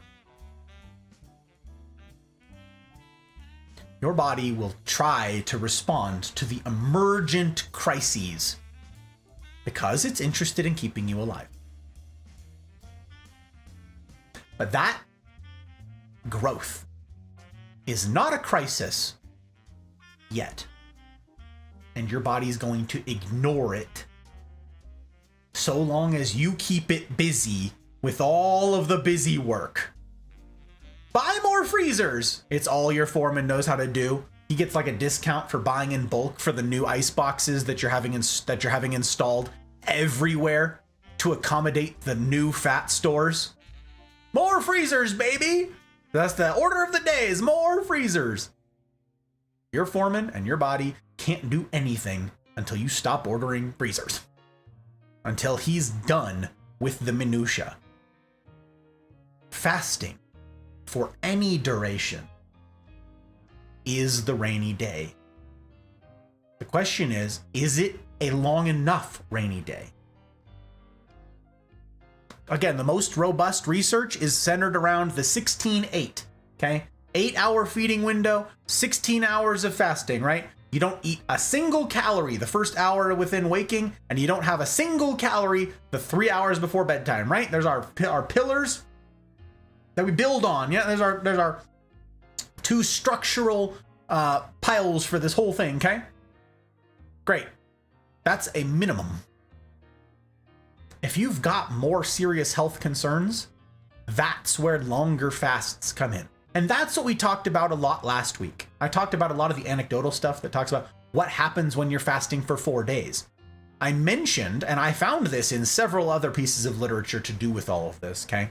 It happens that once you reach a certain point in your fast, old injuries will start to hurt again for a long-term water fast. We talked about get your minerals, all that jazz, right? Not going to go back through all those things. If you want to talk about all that more, find me in a CNR, okay? We can talk about it more there. Or I could just point you to resources again. Say you're 4 days, 5 days, 6 days into a water fast. You're still getting your essential minerals, right? That's, oh my gosh, we talked about this. Potassium, magnesium, sodium, okay? You got your minerals. That's important. That's for brain chemistry. You need those, okay? That you need those to function. That is a crisis if you run out of those things. Keep those going. And you've got your water fasting and you're 6 days in. And all of a sudden your bum elbow from an injury in college will start hurting. Why?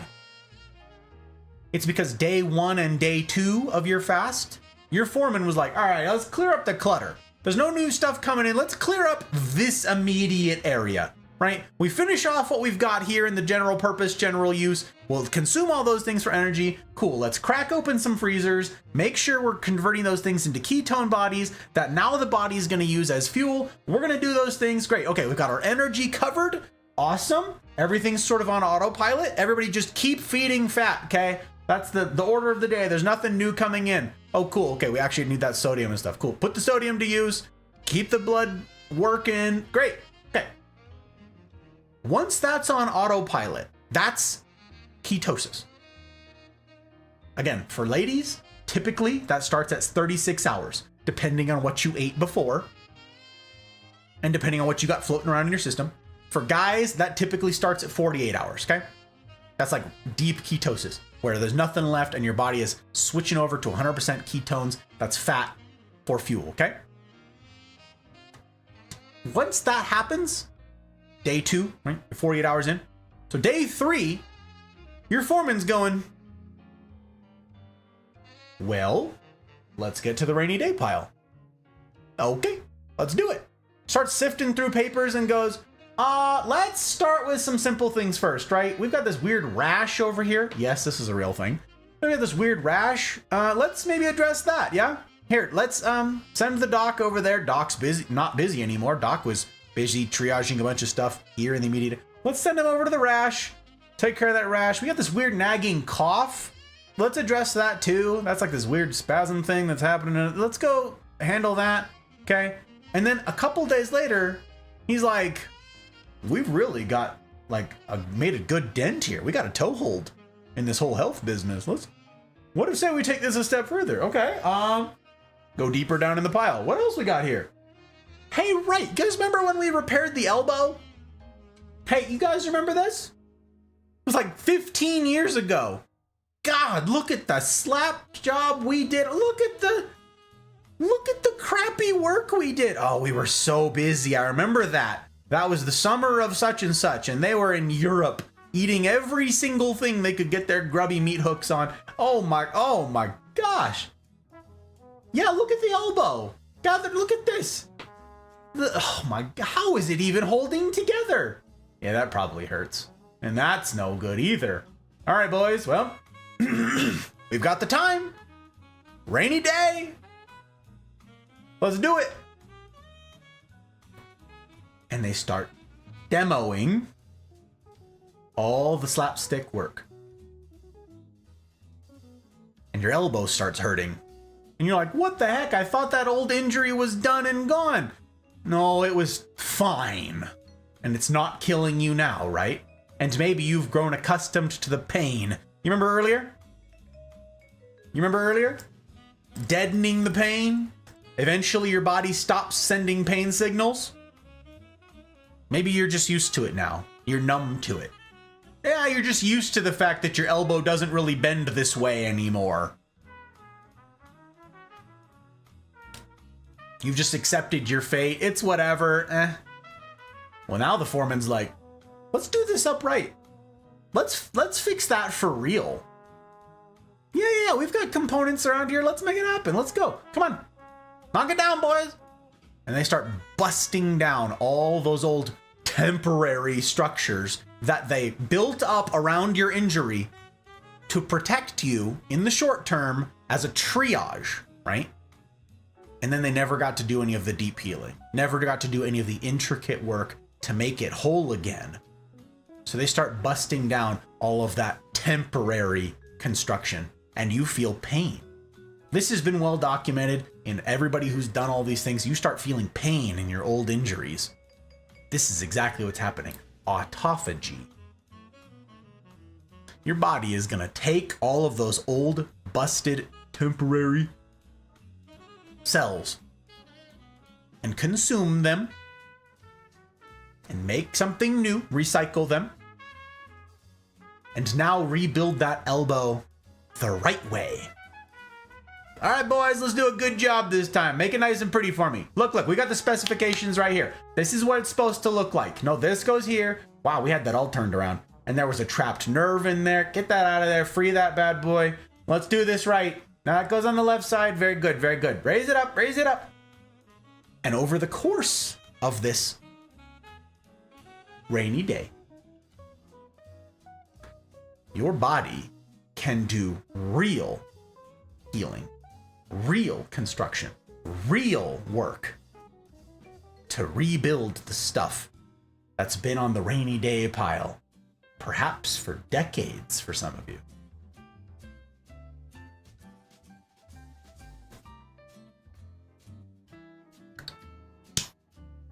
That's fasting.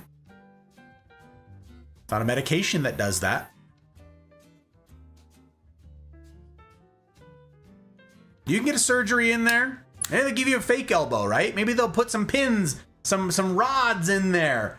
Oh, sure, you can't, again, bend it this way anymore, but that's fine. It's fine. It's good enough, right?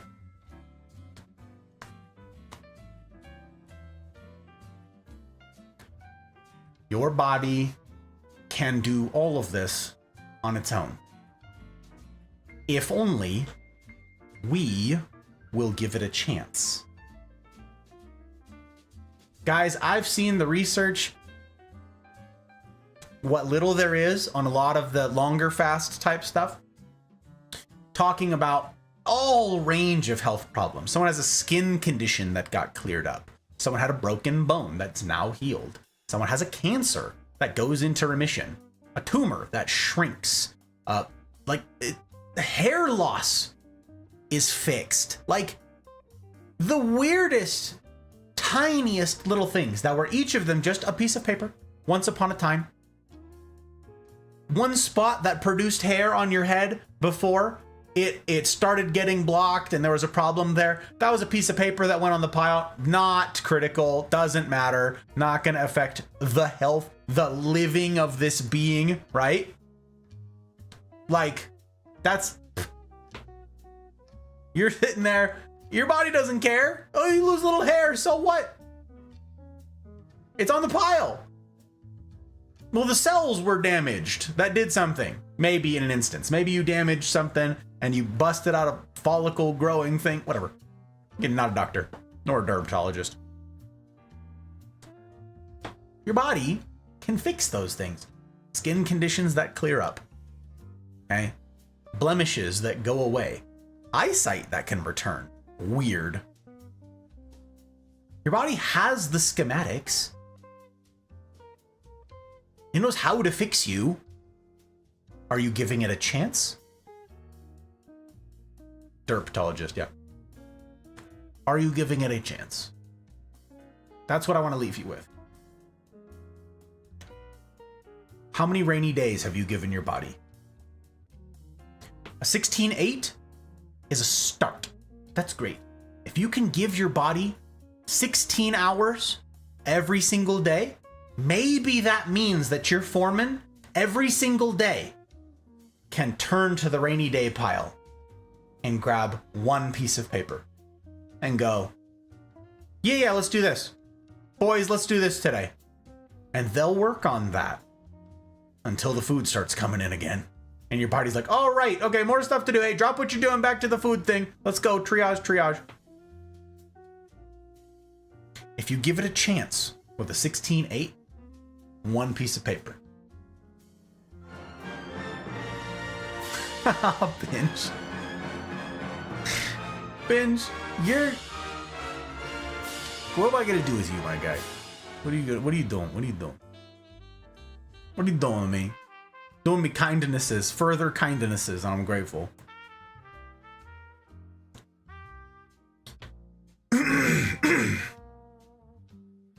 But can you push that back like 6 hours before bed? I missed context for all of your guys' questions. I'm sorry.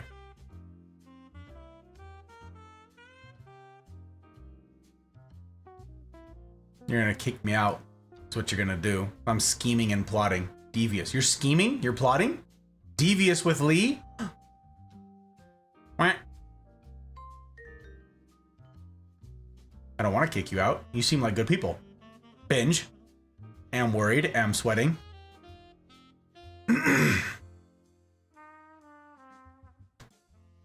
Aura of mystery, right? Yeah. The storyteller has an aura of mystery. Wild. That's it.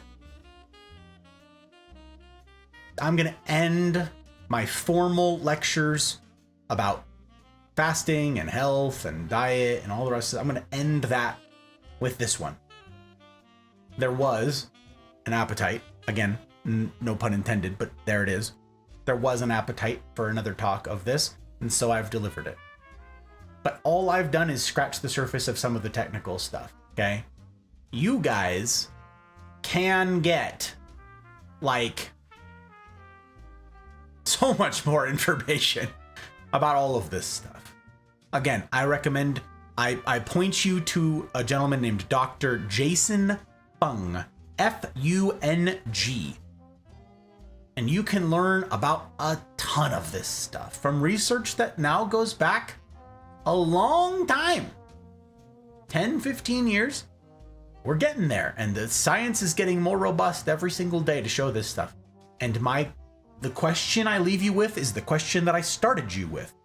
Whenever somebody tells you something, especially when it comes to like a health claim or a diet prescription or a lifestyle prescription, what do we ask?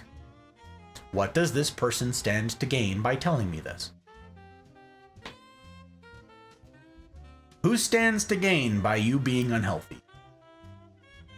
So many people. Who stands to gain by you constantly eating cheap, simple, highly processed carbs? So many people. Well, here's another question for you. Who stands to lose?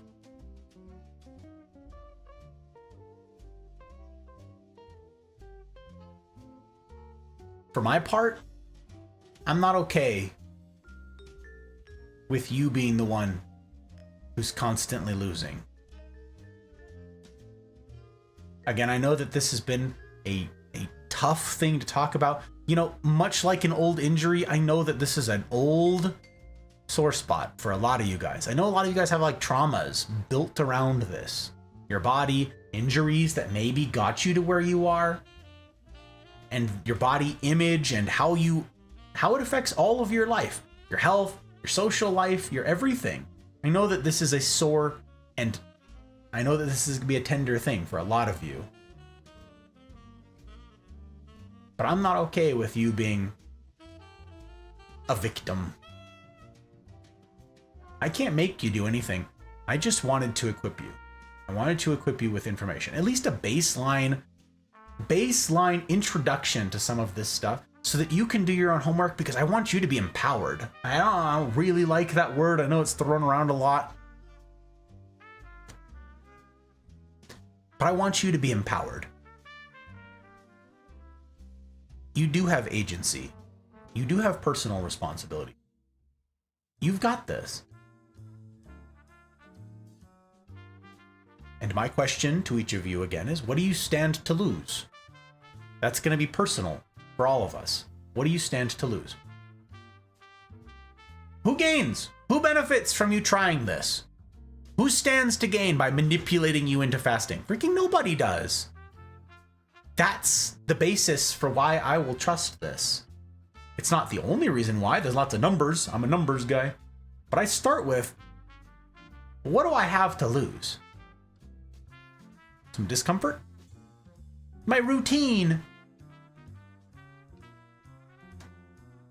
There's a lot to be said about our stubbornness as humans with change. Our stubbornness when it comes to change. There's a lot to be said about that.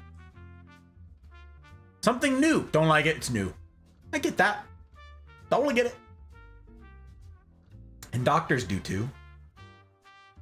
When I said, talk to a doctor about this, and again, the biggest caveat to that of all time is talk to a doctor who knows any of this. Dr. Fung, incidentally, is like a practicing clinician. He has patients and he educates them about this very thing. He tells them all the same stuff I just told you. Gives them little pamphlets with literature. Here's what an intermittent fasting schedule looks like. It is likely the case that your doctors, your personal physicians, your general practitioners, they mean well, but they don't know any of this stuff. And when you come to them with, hey, what do you know about this? The very human reaction from that doctor will be, no, don't like it, don't understand it, don't trust it. No. Stick with the tried and true. Here's some cocaine for the ghosts in your blood. Trotsky, that was the funniest line of the whole night. That absolutely cracks me up. I'm gonna remember that forever.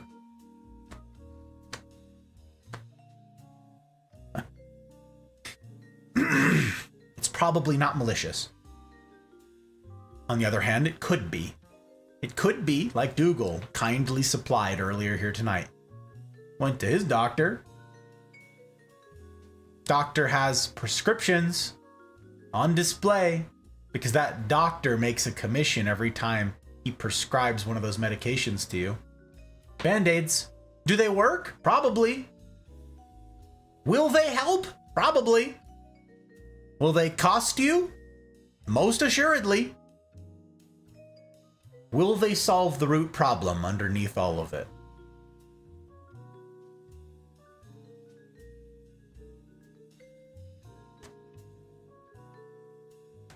Thank you, Cigar.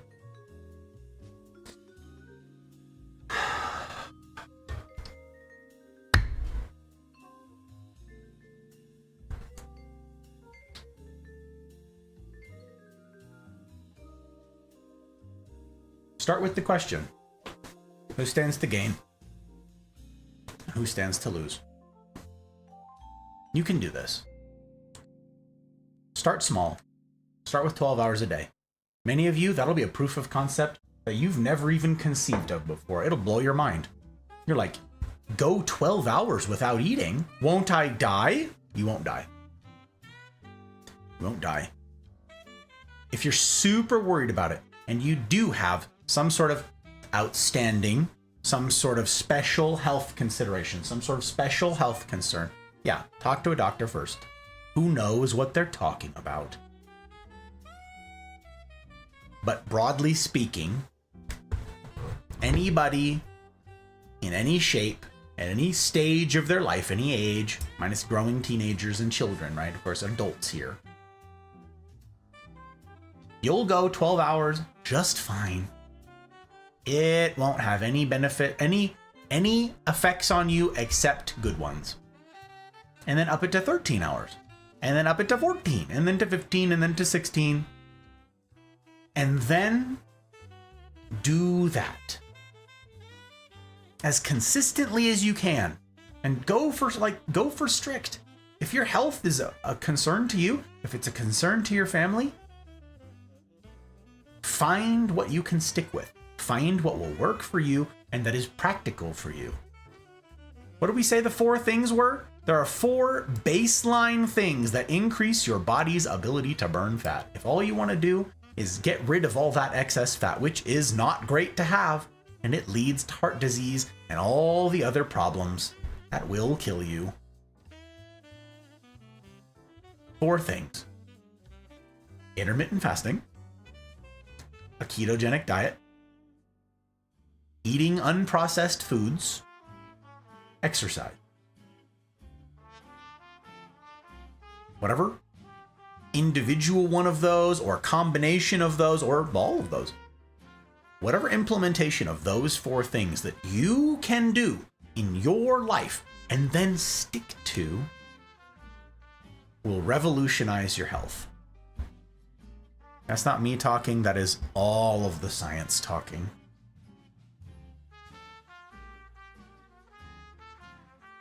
And I am willing to place my bet. I'm willing to bet my health, for what it's worth, and my family's health on this being true. I'm not prescribing cocaine for the ghosts in your blood. I'm not suggesting leeches. I'm suggesting skipping snacks in the morning and skipping drinks in the evening.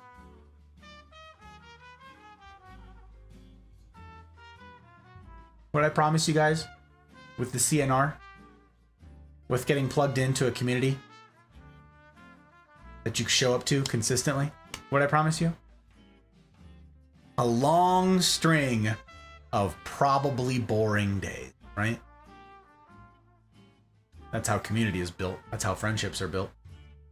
It's not the one-off. It's not the spectacular.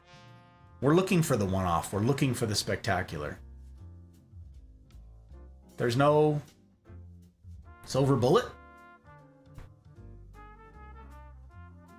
There's no take this pill and all of your health problems will go away, all the root problems included.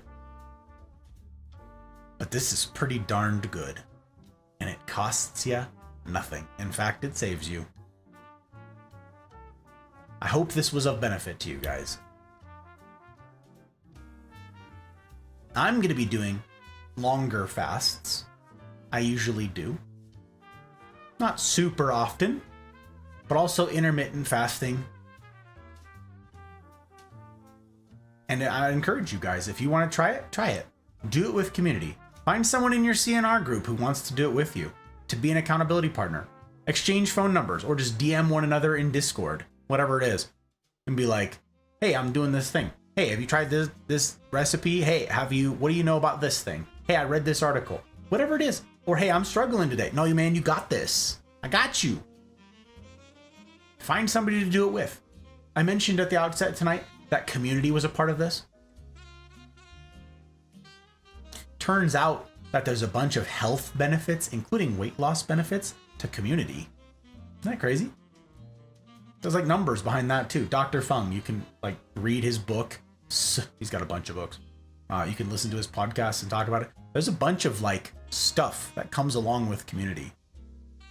It includes health benefits because that lowers your cortisol back to hormones. That's your stress hormone. And cortisol is one of the reasons that you're overweight. Imagine something as simple as spend some time with some friends or some acquaintances that you hope to make friends out of. That can make you lose weight. That can help with some of your other health concerns and problems. Isolation is what kills us in more ways than one. In more ways than one.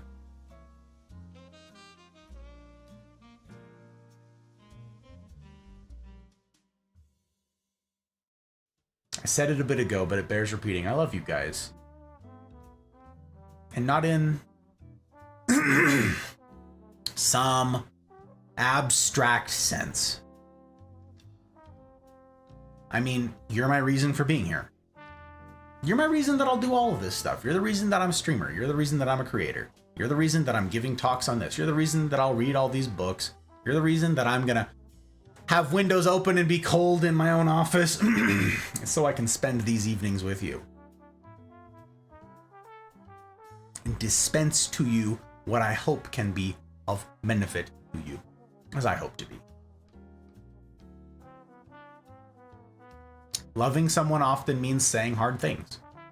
I'm not trying to be hurtful. Again, I could just say, get good, right? Wait, what was it you said earlier? What was it? Get good, fatty? No. Lose the weight, fatty, or something like that. I could just say that. Would it be technically true? Just stop eating. Eat less, damn it. Is that technically true? Yes. Is it helpful? No. Is it loving? No. But I love you guys. I want you to be equipped for your well-being. Because I'm not done being friends with you yet. Can't have you dying on me. Come on, in a totally selfish sense, I'm not done being friends with you guys. I want you to stay on this side of the death line too. But I'm not okay with you guys just surviving. I want you to thrive. I'm not going to settle. I've told you guys 1,000 times. I want to make meaningful content because you're meaningful. Your impact, your presence, it's all meaningful. Content of value because you have value. Unspeakable, undiminishable value. And content that matters because you do. You matter. Great deal. More than you know. Regardless of where you are, where you've been, what you've done, what stage or season of your life you're in, or what kind of health you're in. You have value. You're meaningful. You matter. I want to create in light of that. The only thing, to my mind, worth creating in light of.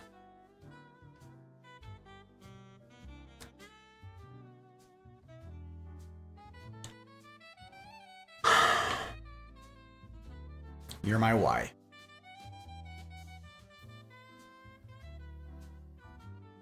Which is why I'm so grateful to everybody who makes this possible. Thank you to everybody who came out tonight. Especially to those of you, some of you were like, this is interesting, and I'll go and I'll listen, I'll give it a fair shake. That's fine. I appreciate that. I really do. Your bandwidth, your being here, your provocative questions, your interest, your corroborating things, your input has been invaluable. I love that. But an especially big thank you to everybody who this was uncomfortable to be here. Coming here was scary. I said it in my go live tonight. My encouragement was to you to be courageous. Again, courage is not the absence of fear. It's recognizing the fear and then acting in the face of it anyway. Some of you guys have been burned so many times. My whole life, I don't apologize to take care of my family. And I refused to be a fool. Dancing on the string by all those big shots. It was eat less. Yes, Jack. That's what it was. Eat less, chubby. What am I?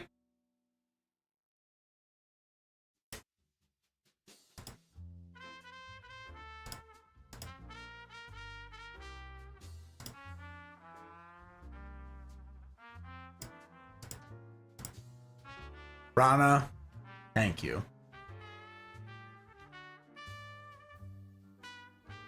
Rana's just become a patron.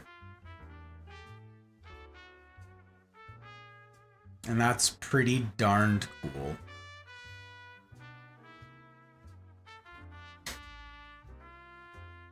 Rana, I'm so glad you're here. I don't know how long you've been here for. I've missed chat. If you've been in chat, Rana, I've let you down in missing it. I'm grateful that you're here. Especially given that we're a world apart. It means a lot to see you, my friend. And I'm super grateful for your support. I'm super grateful for the vote of confidence that comes with your being in the community. And yeah, you're voting with your dollars. That's something. 2 hours? I would have greeted you sooner. I'm grateful that you're here. Super grateful. Cakes. Little mental breakdown, but I've been here. Oh my god. Oh no. Love you back. Not talking too much as I'm new to the talks.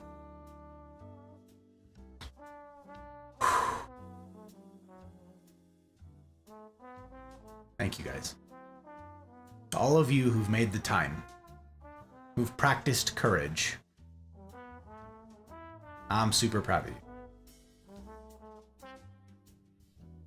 So long as we stick together, gang, so long as we can dig in our heels with community, we're gonna be okay. You're gonna be okay. Keep coming back. I hope to see you guys soon. Next stream is tomorrow night, 8 p.m. Pacific time. The next YouTube premiere.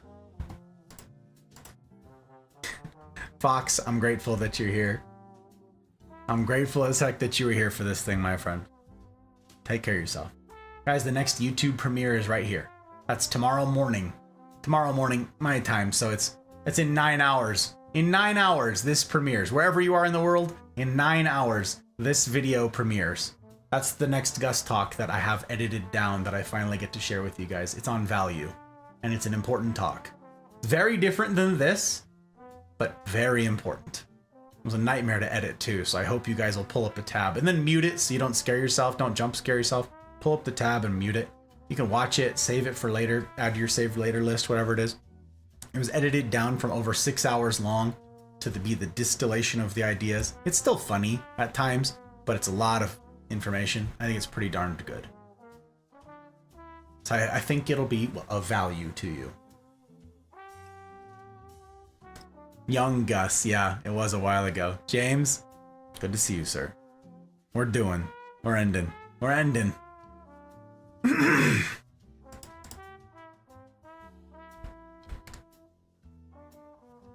I'm especially grateful to the folks like Rana, who have voted with their dollars to see that this is a thing that has a shot at a future.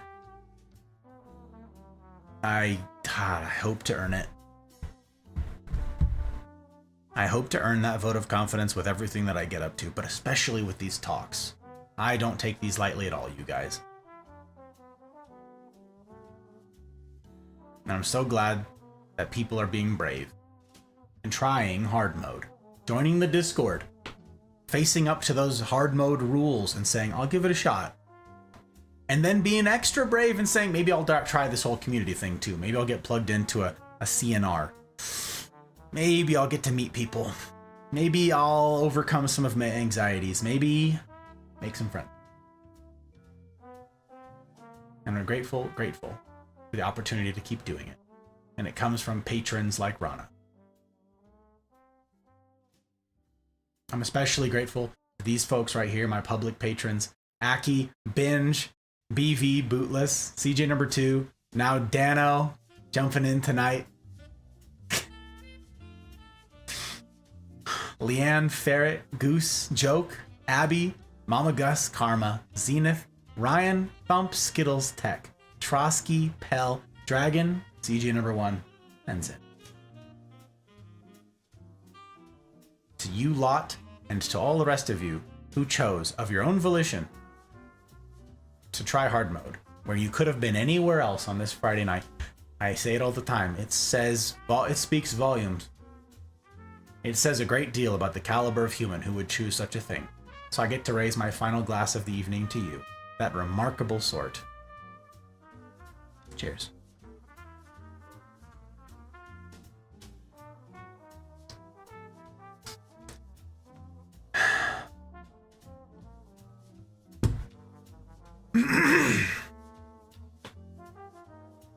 I'm glad you thought so, Commodore. I'm glad you thought so.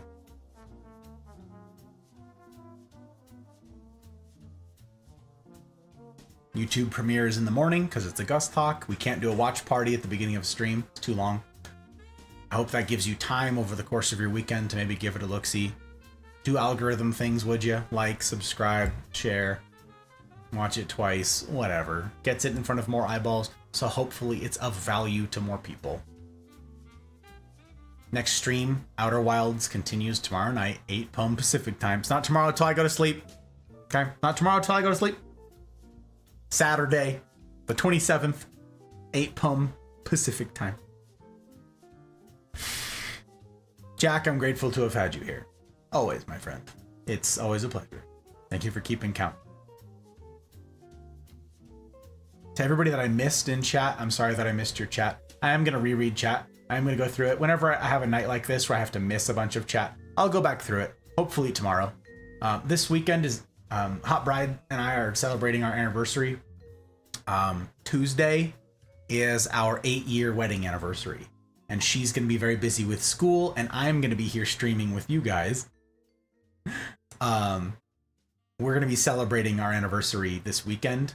We're not doing anything particularly special because every day with her is special. I work very hard for that to be the case. There's no like, I'm going to give her a foot massage for our anniversary. I give her a foot massage every day. So I'm not going to like make her dinner for our anniversary. I make her dinner every day.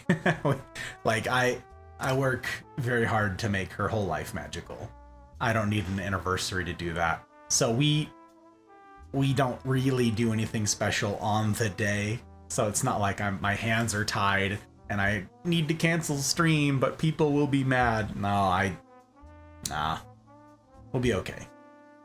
That is to say, I don't know what my availability will be this weekend. If I am spending some bonus time with her, I try to do that on weekends. Anyways, so I might not be the fastest in responding to correspondences in the DMs in Discord, questions in there, stuff you guys have posted, and reading this and catching up on chat. I'm planning to do that this weekend, so I'll get to it. If you guys had any pressing questions, please do like send them to me or reach out to someone in the Mafia. Don't settle for like, well, Gus said he'd read it eventually. I mean, eventually, yes, I want to get to it hopefully soon. Hopefully being the operative word there, but hey, thank you guys for the happy anniversaries. Thank you. I appreciate it. It's been a joy. It's been the easiest 8 years of my life, and that's not a joke. I am the relationships masterclass series of these Gus Talks was long and it was a while ago, and it's on the list. It's in the hopper to be edited down to have those talks be pushed out. It's not here yet, but suffice it to say, if you do it right, I know that's a tough word. I know it scares a lot of people, maybe angers some. If you do it right, marriage is incredible. If you do it right. I know there's a lot of people out there who didn't do it right. No offense. Maybe you didn't know, maybe, you know, or everybody's just trying to figure stuff out. There's a way to do this well, and it can be such a joy. Don't settle. I certainly didn't.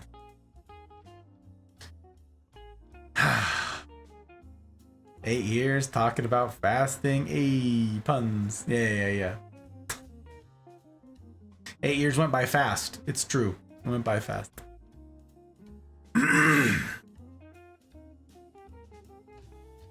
Thank you all for everything you bring. So what does it look like? We're not going to raid out tonight. We never raid out at the end of a series lecture. What does it look like? What does it look like to do life together on hard mode with these remarkable humans? Among whom I count you. What does it look like to do life well? What does it look like to deal with best practices, to give it all an honest shake? What's the result of living a life wisely? Come and see. Come and see. And as ever, I will strive to see that it's a decision that you don't regret. Jack.